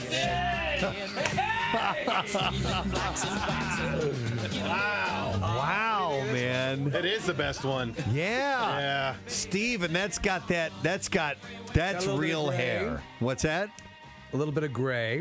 Just a little salt and pepper in there. Yeah. That looks good. I think he looks like either I think I'm ready for the boardroom and the bedroom. I think Richard Gere, maybe. She said she gave me 3 options: Richard Gere, Regis Philbin, and Eddie Munster. What? With the 3 hair. Well, the one style we had going at first, he looked a little like Eddie Munster. It's all sewn Do I in. look like in the Cialis commercial? I say the man with the plan. Yeah. Yeah, you do look like the man with the plan. Yeah, putting some more wind in my sails with Cialis. Oh, is this the voice? Yeah. What's Kids, we're gonna go mountain climbing and rappelling. What's a and good- I can get aroused too. What's a good name for this hair? gotta be- it's gotta First be thing a that comes to doctor. your mind. Chet. Yeah, that's good. I like that. Chet Wainwright. All right. Dr. Chet Wainwright? Yeah, Dr. Chet Wainwright. PhD. Yeah. What are you, a doctor? Not DDS? Of course. It The would be ladies anything are else. stacked too deep All out right, there. now put the headphones on, Yeah. and we'll see if this because Radio chat. Steve doesn't have sideburns. I have and so no that's the sideburns, one thing no that looks a little eyebrows. odd. What happened was that they extracted me from the pod in the Matrix too quickly. Yeah. And I hadn't fully formed. I like this the Put your best. headphones on. All right. Let's see how this looks. I have hair over my ears, which is weird. That looks real, Let me see. Steve. Look at me. real? Can you look at me? Yeah. Damn, dude. Wow. Yeah. Wait, Doctor? wait. Call. Say, hey, Steve. Hey, Steve. Oh, wait, no. Sorry, you got to do it. Dr. Chet Wainwright. Hey, Chet. Yeah. Right? Yes. Yes. All right, do it again. One more time, ready? Hey, Dr. Wainwright. Can I help you, ladies? Oh my God. I think we got a yeast situation. Casey wanted me to play this music. All right, so It's an African American wig. oh, are you serious? Yeah. It's real hair. Yeah. It's real hair. I mean, it's just like a $1,500 wig, and this particular wig is going to a politician. All right, somebody who's running for Yeah. office. So it's a short crop. Okay. You know, it's a short crop. All right. Yeah, just take a look. See. All right, Superfly, come on in. Let's take a look and see. Yeah. Yes. Oh, dude, Steve. Oh, Out my- of sight. Yeah. That looks real. It looks pretty That real. looks I think this looks the real. realest. Apparently, I would be a really good black dude. It's a tight curl. You know what this reminds me of, though? And see if this frames for you a little bit. Like Mr. Brady. A little bit. A little Yes. Mr. Brady in the latter part of the series. Okay. Sort of what they would call an Isro. Yeah. No, you know what it looks like? It looks like my friend Nolan, who's Jewish. Now, Peter, Bobby, someone broke that vase. All right. So, other than the Brady affectation, what kind of can you need to look at yourself in the mirror? Yeah. Yeah. Take a look and see what name, what voice, what your style is going to be. Wesley Python. You like that? Yes. I love the name, Wesley Python. My name is Wesley. Yeah. Wesley Python. So are you kind of? Then they're kind of like a Billy D. I'm like a Billy D. Okay. I'm like a malt liquor drinking. All right. Wannabe. Yeah. Smooth. Wesley Python. Smooth. Yeah. I go down like my ladies. Hang on, I want to try something else. Yo, Wesley. Is that good? No, he's Isaac from the Love Boat. Yeah. I'll do it again. Yeah. Yo, Wesley. Fell over. With the headphones on. Yeah, there we go. I love even it. better. Oh, that looks good. Hey, all you boppers out there. Oh, that's beautiful. All right. Wigapalooza on the Preston Steve Show. From Funkadelic. Wesley Python with you. Let's get the funk on. Hey, Wesley, do you have a Hey, favorite? if you want to hear the song, send me a fax. Do you have a favorite that'd so be far? a self-addressed stamped envelope, Yeah. probably. Send a self-addressed stamped envelope, and I'll try to get it on for you in 3 weeks when it arrives. Do you have a favorite so far? Was that, little man? Do you have a favorite wig so far? Let me see. I'm kind of like, for the one that looks the most real, this one. Yeah, right. And the last one. They're both the ones made with human hair. The synthetics, I don't know, man. I'm not feeling it. I'm thinking the Chet was my favorite. Chet, The Chet was good. I'm the man with the plan. Last birthday I saw is an actor named Adam Devine. And Yes. he was in Pitch Perfect. So, Yeah. Casey, I'm sure you got something queued up. Is this him singing? No, this is actually Ben Platt singing. He took over for Adam Devine because Adam left the band to go be a backup singer for John Mayer, if you recall, in that particular movie. Okay, so this is the end of the movie, and they do that song Magic. Yeah. You love this version of it. Oh my so God, that's dude! why I we're get playing so it. welled up. Do it. Play it. I want to see you cry. He went on. He also had a role on Modern Family for a while. Correct. Okay. Yeah. I like him. He's good. He's very funny. Good, cool, comedic actor. He was also in a movie that I like a lot, The Intern. Yep. And he was in Why Him. He's been in a whole bunch of stuff. So here we go. All of it, man. Like because they're working towards this. Monkey Ranch, Foo Fighters on 93.3 WMMR. Everything Rocks, Preston and Steve Show. 19 minutes after 10 o'clock. Looking for our Hershey Park caller number 17 at 215-263-WMMR. We'll get that in a moment. So while we are waiting that, Casey, you have an event tomorrow night. Yes. At a place I've never heard of before, Pinocchio's Pizza in Media? Yeah, What is this? It's a new place that's been there since the turn of the century. Right. No, it's a restaurant that I've been going to since I was a baby, and they have been a sponsor of Team WMMR Rock and Rollers since I've had a team. And so we're going to do an event at Pinocchio's Pizza tomorrow night from 6 to 9, and it's in collaboration, in conjunction with our friends from Dewey Beer. Marissa's husband, Matthew, was the one who was able to get that. So Dewey is another sponsor of Team WMMR. So we're going to be doing a beer tasting. They have this cool little truck that they're going to set the taps up on. And so this is all going to happen like in the parking lot little area. And then another collaboration from another sponsor of our team, Wilson's Secret Sauce. Two collabs. Pinocchio's doesn't serve barbecue, so Wilson's going to bring out some brisket, and we're going to serve some barbecue. And our friends from Headstrong Foundation are going to be there. Visit Delco's going to be there. But People helping people. This is technically it is a fundraising event, but just come and hang out. That's all I want to, like if you want to come and donate money, great. If you just want to come out and have a couple of beers or a Stromboli or whatever, awesome. I'll be there from 6 to 9 tomorrow night. And you, whether you're on the team or not, will be the first to see the brand new jerseys for Team WMMR. We are impressed. I've been told by people that I need to make this jersey available for people to purchase. So I'm working on that right now. Dude, this is my favorite jersey since we've started doing these jerseys. It looks terrific. It really does. We're revealing, so please come to Pinocchio's tomorrow night, 6 to 9. Excellent. All right, we were looking for caller number 17 to try to give away these tickets for the Hershey Park Secret Text Trivia question. I'm not even going to ask the question on the air. I'm going to ask for the answer because we texted out the question, and then I'll reveal what the answer is after we get it. But we're going to see if Mary Jane knows it. Hi, Mary Jane. Good morning. Good morning. All right, Mary Jane, what is the answer to the trivia question, please? 2 seconds. 2 seconds is correct.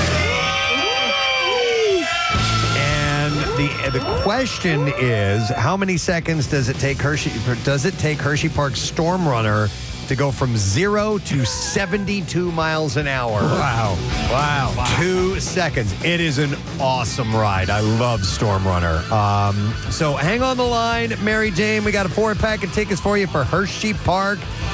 Get ready to Hershey Park for a limited time. You can buy 2 tickets and get 1 free at HersheyPark.com. Hurry, the offer ends on July 25th. I have an interesting story about Storm Runner. It's the only time that I've been at an amusement park and I've gotten in line and gotten on the ride, and then they shut the ride down.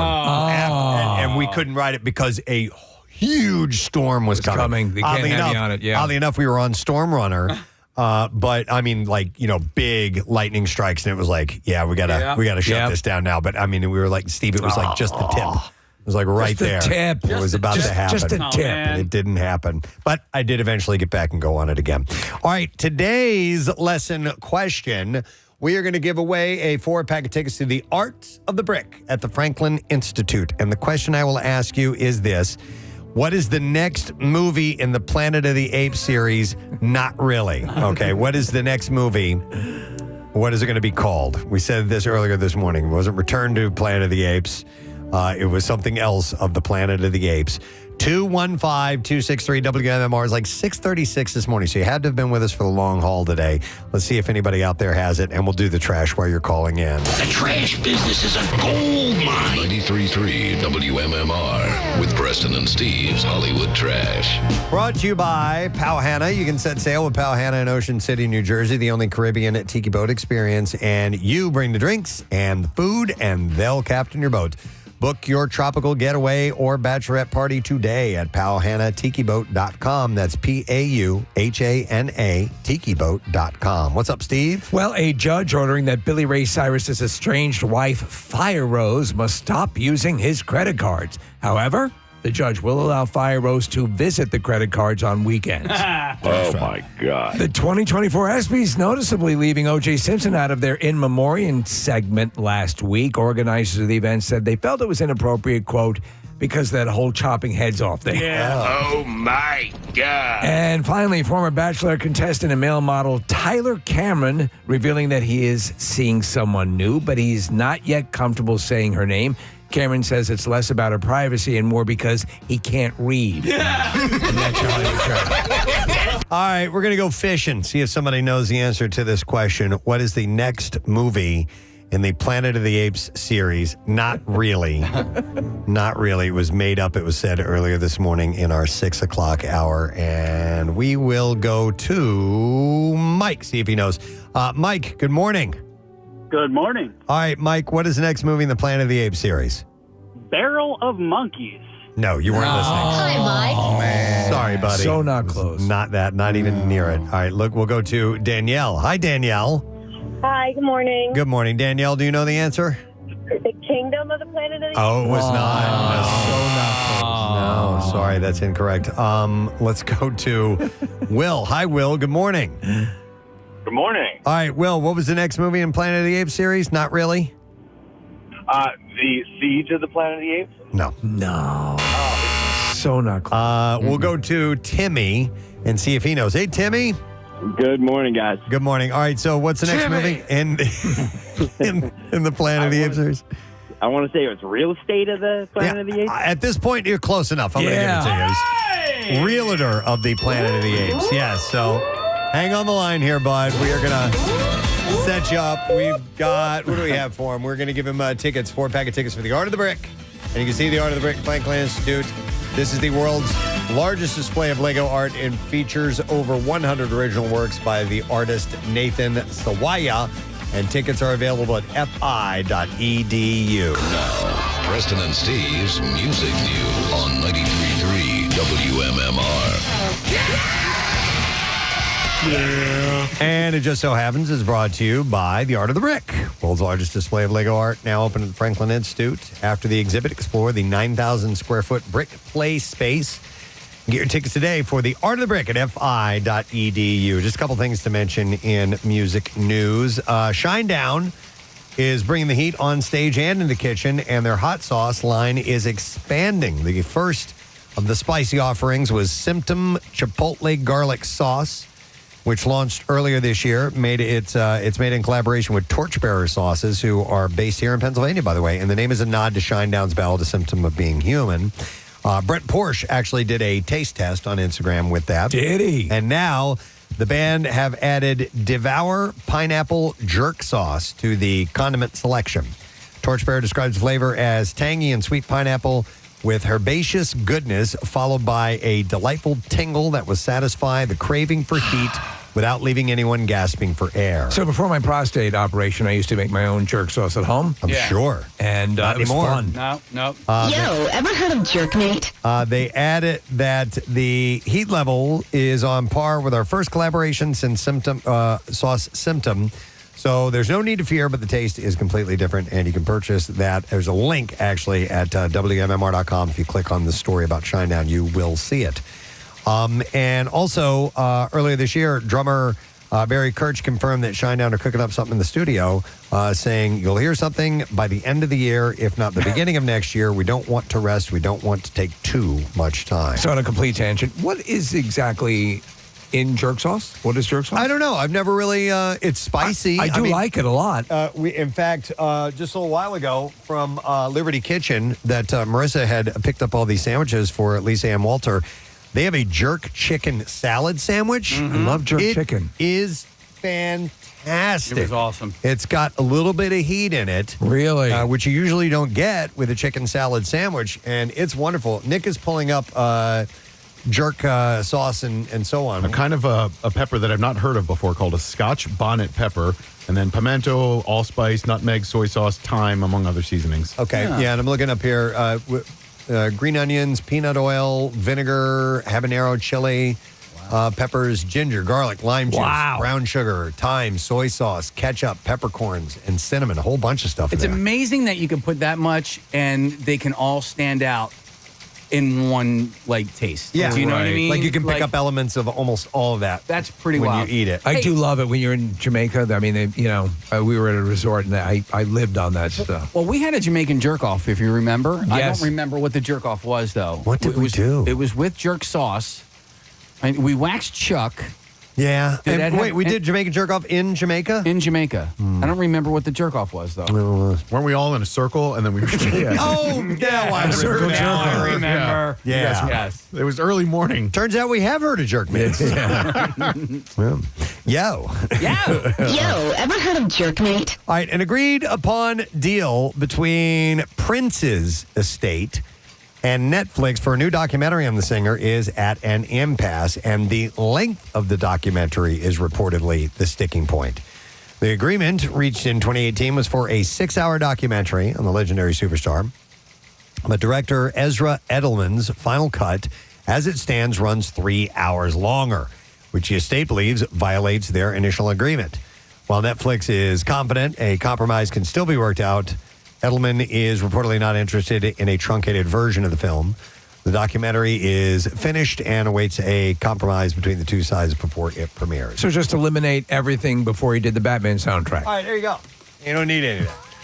All right, and then finally, we have a guest, and I'm going to promote this in music news because he is in town to play a concert, 2 concerts actually this weekend, and he's coming by on Friday.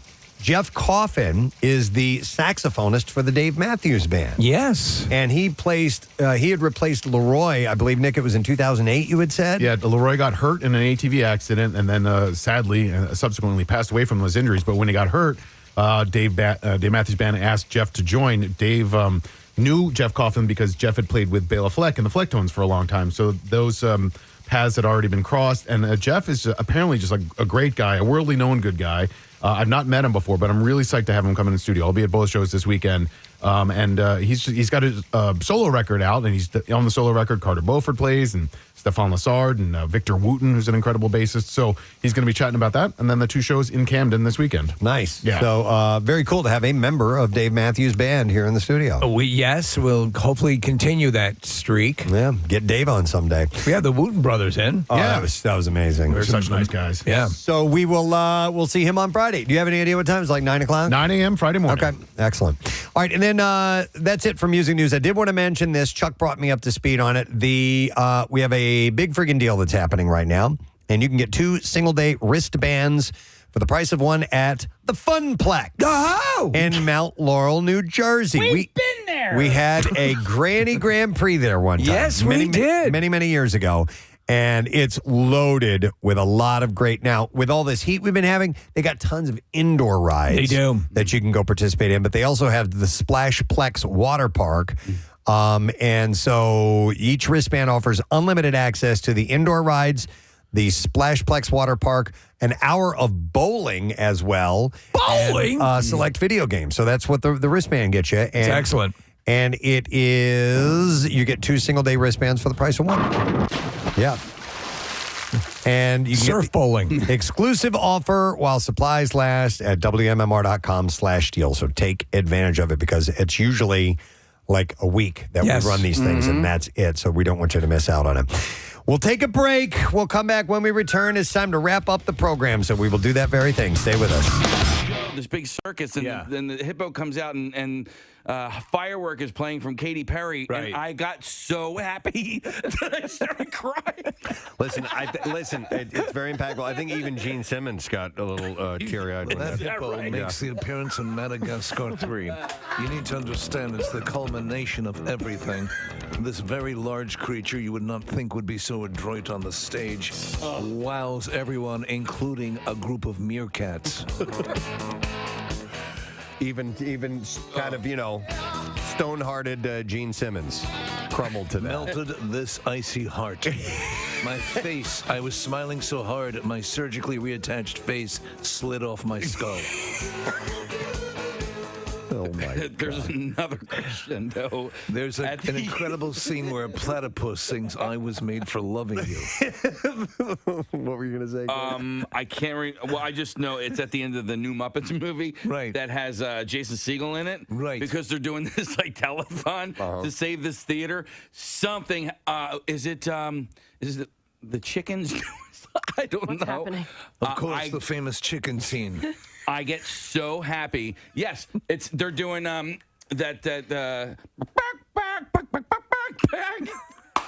Gnarls Barkley song. Oh, it's FU. Yes. Okay. When they do that again, I'm so happy that I start crying. I don't know why. It's just the way I cry out of happiness sometimes. Back to you, Preston. From this made you cry? That one did? I don't know. Maybe I was. Do you want to bawl like a little girl? Yeah. You want to see a chipmunk sing Gnarls Barkley? Now that's incredible. Oh It's just a crescendo, and when it gets to that part, I don't know why I'm. You so like happy. those? You like those? Love it. Tug at the heartstrings. All right. Well, how about at the end of Coco, where he's singing the song to the grandmother, Coco? That one puts me in absolute tears. Now, it's a little different than a chicken singing Gnarls. You gotta understand, it's a crescendo that builds to that, right? Okay. It's there's a whole sequence, and it gets to the chicken singing. Okay, I'm sorry. We have it on the video screen. Now that I see it, yes, wow, what a tearful moment. Those incredibly talented chickens.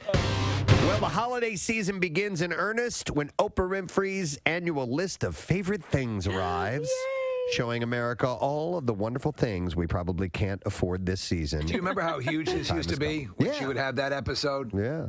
And by the way, in fact, our favorite things when we first did the Christmas Miracle, that's what it was based on. Yeah. The original name was Things That Make Us Explode in Our Pants. That's correct. By the way, Kathy's holiday activities list will be coming sometime soon, right? Yes. Yeah, I mean, it's pretty much ready. Marissa and I were talking about it yesterday. We're waiting on some musical accompaniment for that, so it's on the way. Strange My God, that was sexy the way she said that. Ew, really? Don't ever say that. But you went, yeah. That's how I feel about holiday I know. activities. That's what turns you on. She bites her lower sex, lip no, thank you. like Kristen Stewart. Yeah. Activities. So Floral and Hardy. And she followed that up with, ew, don't ever say that. Because it came from you. That's weird. I know. And on Wednesday, Oh my God, I'm so moist. Winter activities. This year including Hanukkah and Ramadan. All right, so, and on Wednesday, even the 64-year-old admits that the list has gotten a wee bit out of hand in recent years. She said, these days, choosing my favorite things makes me a little cuckoo. What started as an organic extension of wanting to treat people to some of the things I truly love has turned into an annual list that takes a team to curate. I then go through every item, picking my favorites and narrowing the selection to my own. It's a process, but because it's important to me to remain as true to my original inspiration as possible. My guideline, do I really like it enough to want to receive it myself? So that's how she decides what's going to be on here. Look at the judgment parameters. She's a multi, what is she, a billionaire now at this point? Yeah. But she still likes fun stuff. Yeah. You know, little Maseratis. Yeah, little Maseratis you can play with. Perhaps the most infantile is a onesie sweatsuit for adults, dubbed the jumpsuit. In L.A., I already have one. Onesie, we're running $168. I have one that has Michael Dukakis' picture on it. Yes. Like a onesie for grown-ups, this jumpsuit is a pleasure to wear on a long trip because you can curl up in it and still look fresh when you get where you're going. The stripe down the leg sure does slenderize as well, she says. Hey, have you seen anything that's this year's Snuggie? You remember like a couple of Christmas seasons ago? I have. Did you see it's like an oversized hoodie sweatshirt? No, I have not seen it. That you can kind of like snuggle into. So like you can pull it all the way up over you All and right, so everything? you know how like you and I don't do things like this, or like guys, we don't like cuddle up on the couch and crawl up into like a little ball, right? and sit up straight. So it's meant for girls who bend their knees. Who bend their knees, and I know. Yeah, who bend their knees. So pull the end of it down over like a full blanket. I got you. Yeah, like kind of put the legs over to the side. I sit like this. With like, yeah, it's called a huggle. Is that what it's called? Yeah, there it is. The huggle hoodie. Huggle hoodie. Case, go do it on our couch. I can. I'm not flexible enough to do that. I can't bend my knees up like that. I do pull my arms into my shirt from time to time, though. Yeah, you do in meetings sometimes too. Yeah, What I found out on there are a couple things. The hand tuck under the thighs as you're sitting there. Yep. I like to build a pillow wall along my sides to keep airflow at a minimum. Right. And when you really want to get in cozy mode. Yeah. So that way I can sit down and fall asleep during the shows I'm watching. Yeah, right, exactly. Case, this looks like a good idea for like maybe 3 minutes, and then I just start to sweat and like would not be able to get out of it. I'm stuck. I'm dying in here. I bend my legs. I'm stuck. Kathy's, I got the collar. I can't breathe. Holy Jesus. I need water. Start having a panic attack. Yes. I love when you go, I can't breathe. I can't breathe. So those are Oprah's, some of her favorite things That's this cool. year. Okay. What about the $1 billion? Is that one of her favorite things? No. Please welcome the one and only Mr. Mickey Hart. All right. Morning, Okay. Wow, I love the way you did that. Well, thank you. I love the way you're that was really great. You had rhythm. You had rhythm. See? Thank you. You know, Who could ask for anything more? let's get right into that. I love that you love rhythm so much. It's a huge part of your life. It's everything. Yeah. It's not melody and it's not harmony, but it certainly is rhythm. You were exposed to percussive instruments and rhythm early on. Your dad was well known and well respected. And I wouldn't go that far. He was a musician? He was a musician? Okay. I wouldn't go that far. Oh, really? All right. But he did dabble. Okay. Yeah. All right. More And than then, dabble, and then actually. you were working in a you had a job and you were I had a job once. a jazz club Once. Yeah. A long time ago. I can't remember having the last time I had a job. Just thinking, You don't call this a thinking job? of the idea of having to have a job just gives me the willies. I mean, what would I do with the job? Oh my God. You wouldn't be a 9-to-5 guy working the cubicle? No, I doubt it. But if I had to, I would. You would. Yeah, but I don't have to, and I won't. Yeah. But so you don't view what you do as a job? Oh work. no, it's a service. It's a service industry. I mean, that's what music is all about. You know, you provide a place where people can come and have an emotional moment, Right. and ritualize. So, yeah, I know, and I think it's very profound, and I'm very, what should I say, honored or Yeah, blessed sure. or whatever you want to call it, to happen to fall into this universe as a percussionist or a drummer, to be able to do. Oh, it's okay. We know you were singing along. We actually like it when you do that. It's Bon Jovi on 93.3 WMMR. Everything Rocks, 1042. We are the Preston and Steve Show. Today's broadcast day coming to a close for us, and a good day it has been. Very enjoyable. And I want to thank a few people who were a part of the program today. First of all, we had all the cheese we could handle with Mr. Jake Heller, America's greatest cheesemonger award winner. And like the song. He is a cheesemaker at Perrystead Dairy and also a cheesemonger at Downtown Cheese at Reading Terminal Market. And boy, did he open our eyes on a bunch of great cheeses. Guy knows his stuff. Yes, he does. Yeah. Super nice guy. And like I said, very Bob Ross-esque in his delivery and his passion about cheese. So you may mock us for having a cheese segment, but the truth of the matter is, spend some time with some cheese today. Spend some real time. Find out who you are. You know what?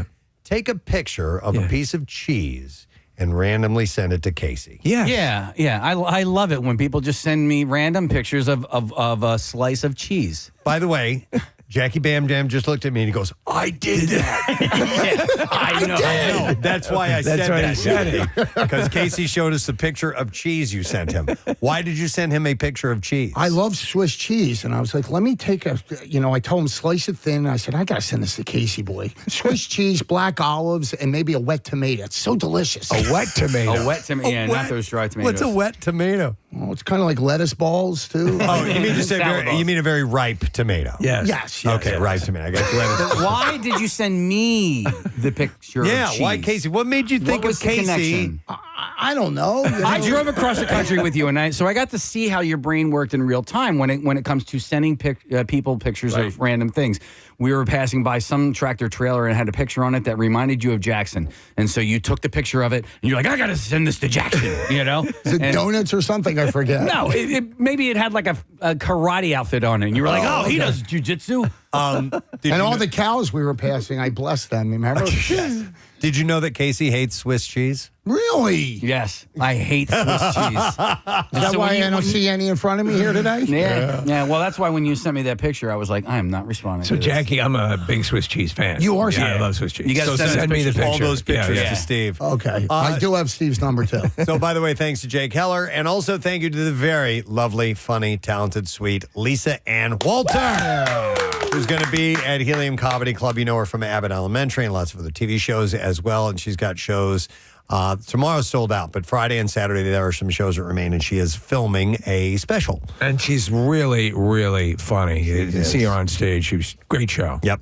All right, we need to do letter of the day, Jackie. I got you. Here we go. Preston and Steve on 93.3 WMMR. Now, the Daily Letter. All right, the Preston and Steve Show is brought to you today by the letter. The letter I. Say it with me. Iron. Iron. All right, we're going to give away 4-pack tickets to see Ellen DeGeneres. Ellen's last stand up, and it's Wednesday, July 31st at the Academy of Music. Tickets are on sale now via ensembleartsphilly.org, so we'll give that away on Friday. I'm sure you got some fun things planned for today, Jackie. I do. On Pierre's workforce block menus, what do we have? It's Geezer Butler's 75th birthday. Mention that. We'll do a block of the Sabs, maybe throw in some Dio with them.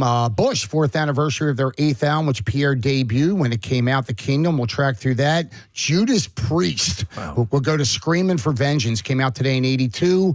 Prize Coffin, what is it? Wednesday, so that means Third Row, Journey, Def Leppard, and Stevie Guitar Miller tickets. Excellent. Thank you, Jackie. And I want to thank our sponsors. Preston and Steve Show is brought to you today by Dunkin'. The Preston and Steve Show runs on Dunkin'. Also brought to you by Acme Markets Fresh Foods, local flavors, and by Manhattan Bagel. Try the new French toast egg sandwich at Manhattan Bagel today. Tomorrow on our program, we'll talk to our friend Jim Florentine. And we're also going to have Brandon Perea, who is from the movie Twisters. Nice. So we'll chat with him and we'll see what else we can do. That's it. We're done. So rage on. Have yourself a great day, and we will see you tomorrow.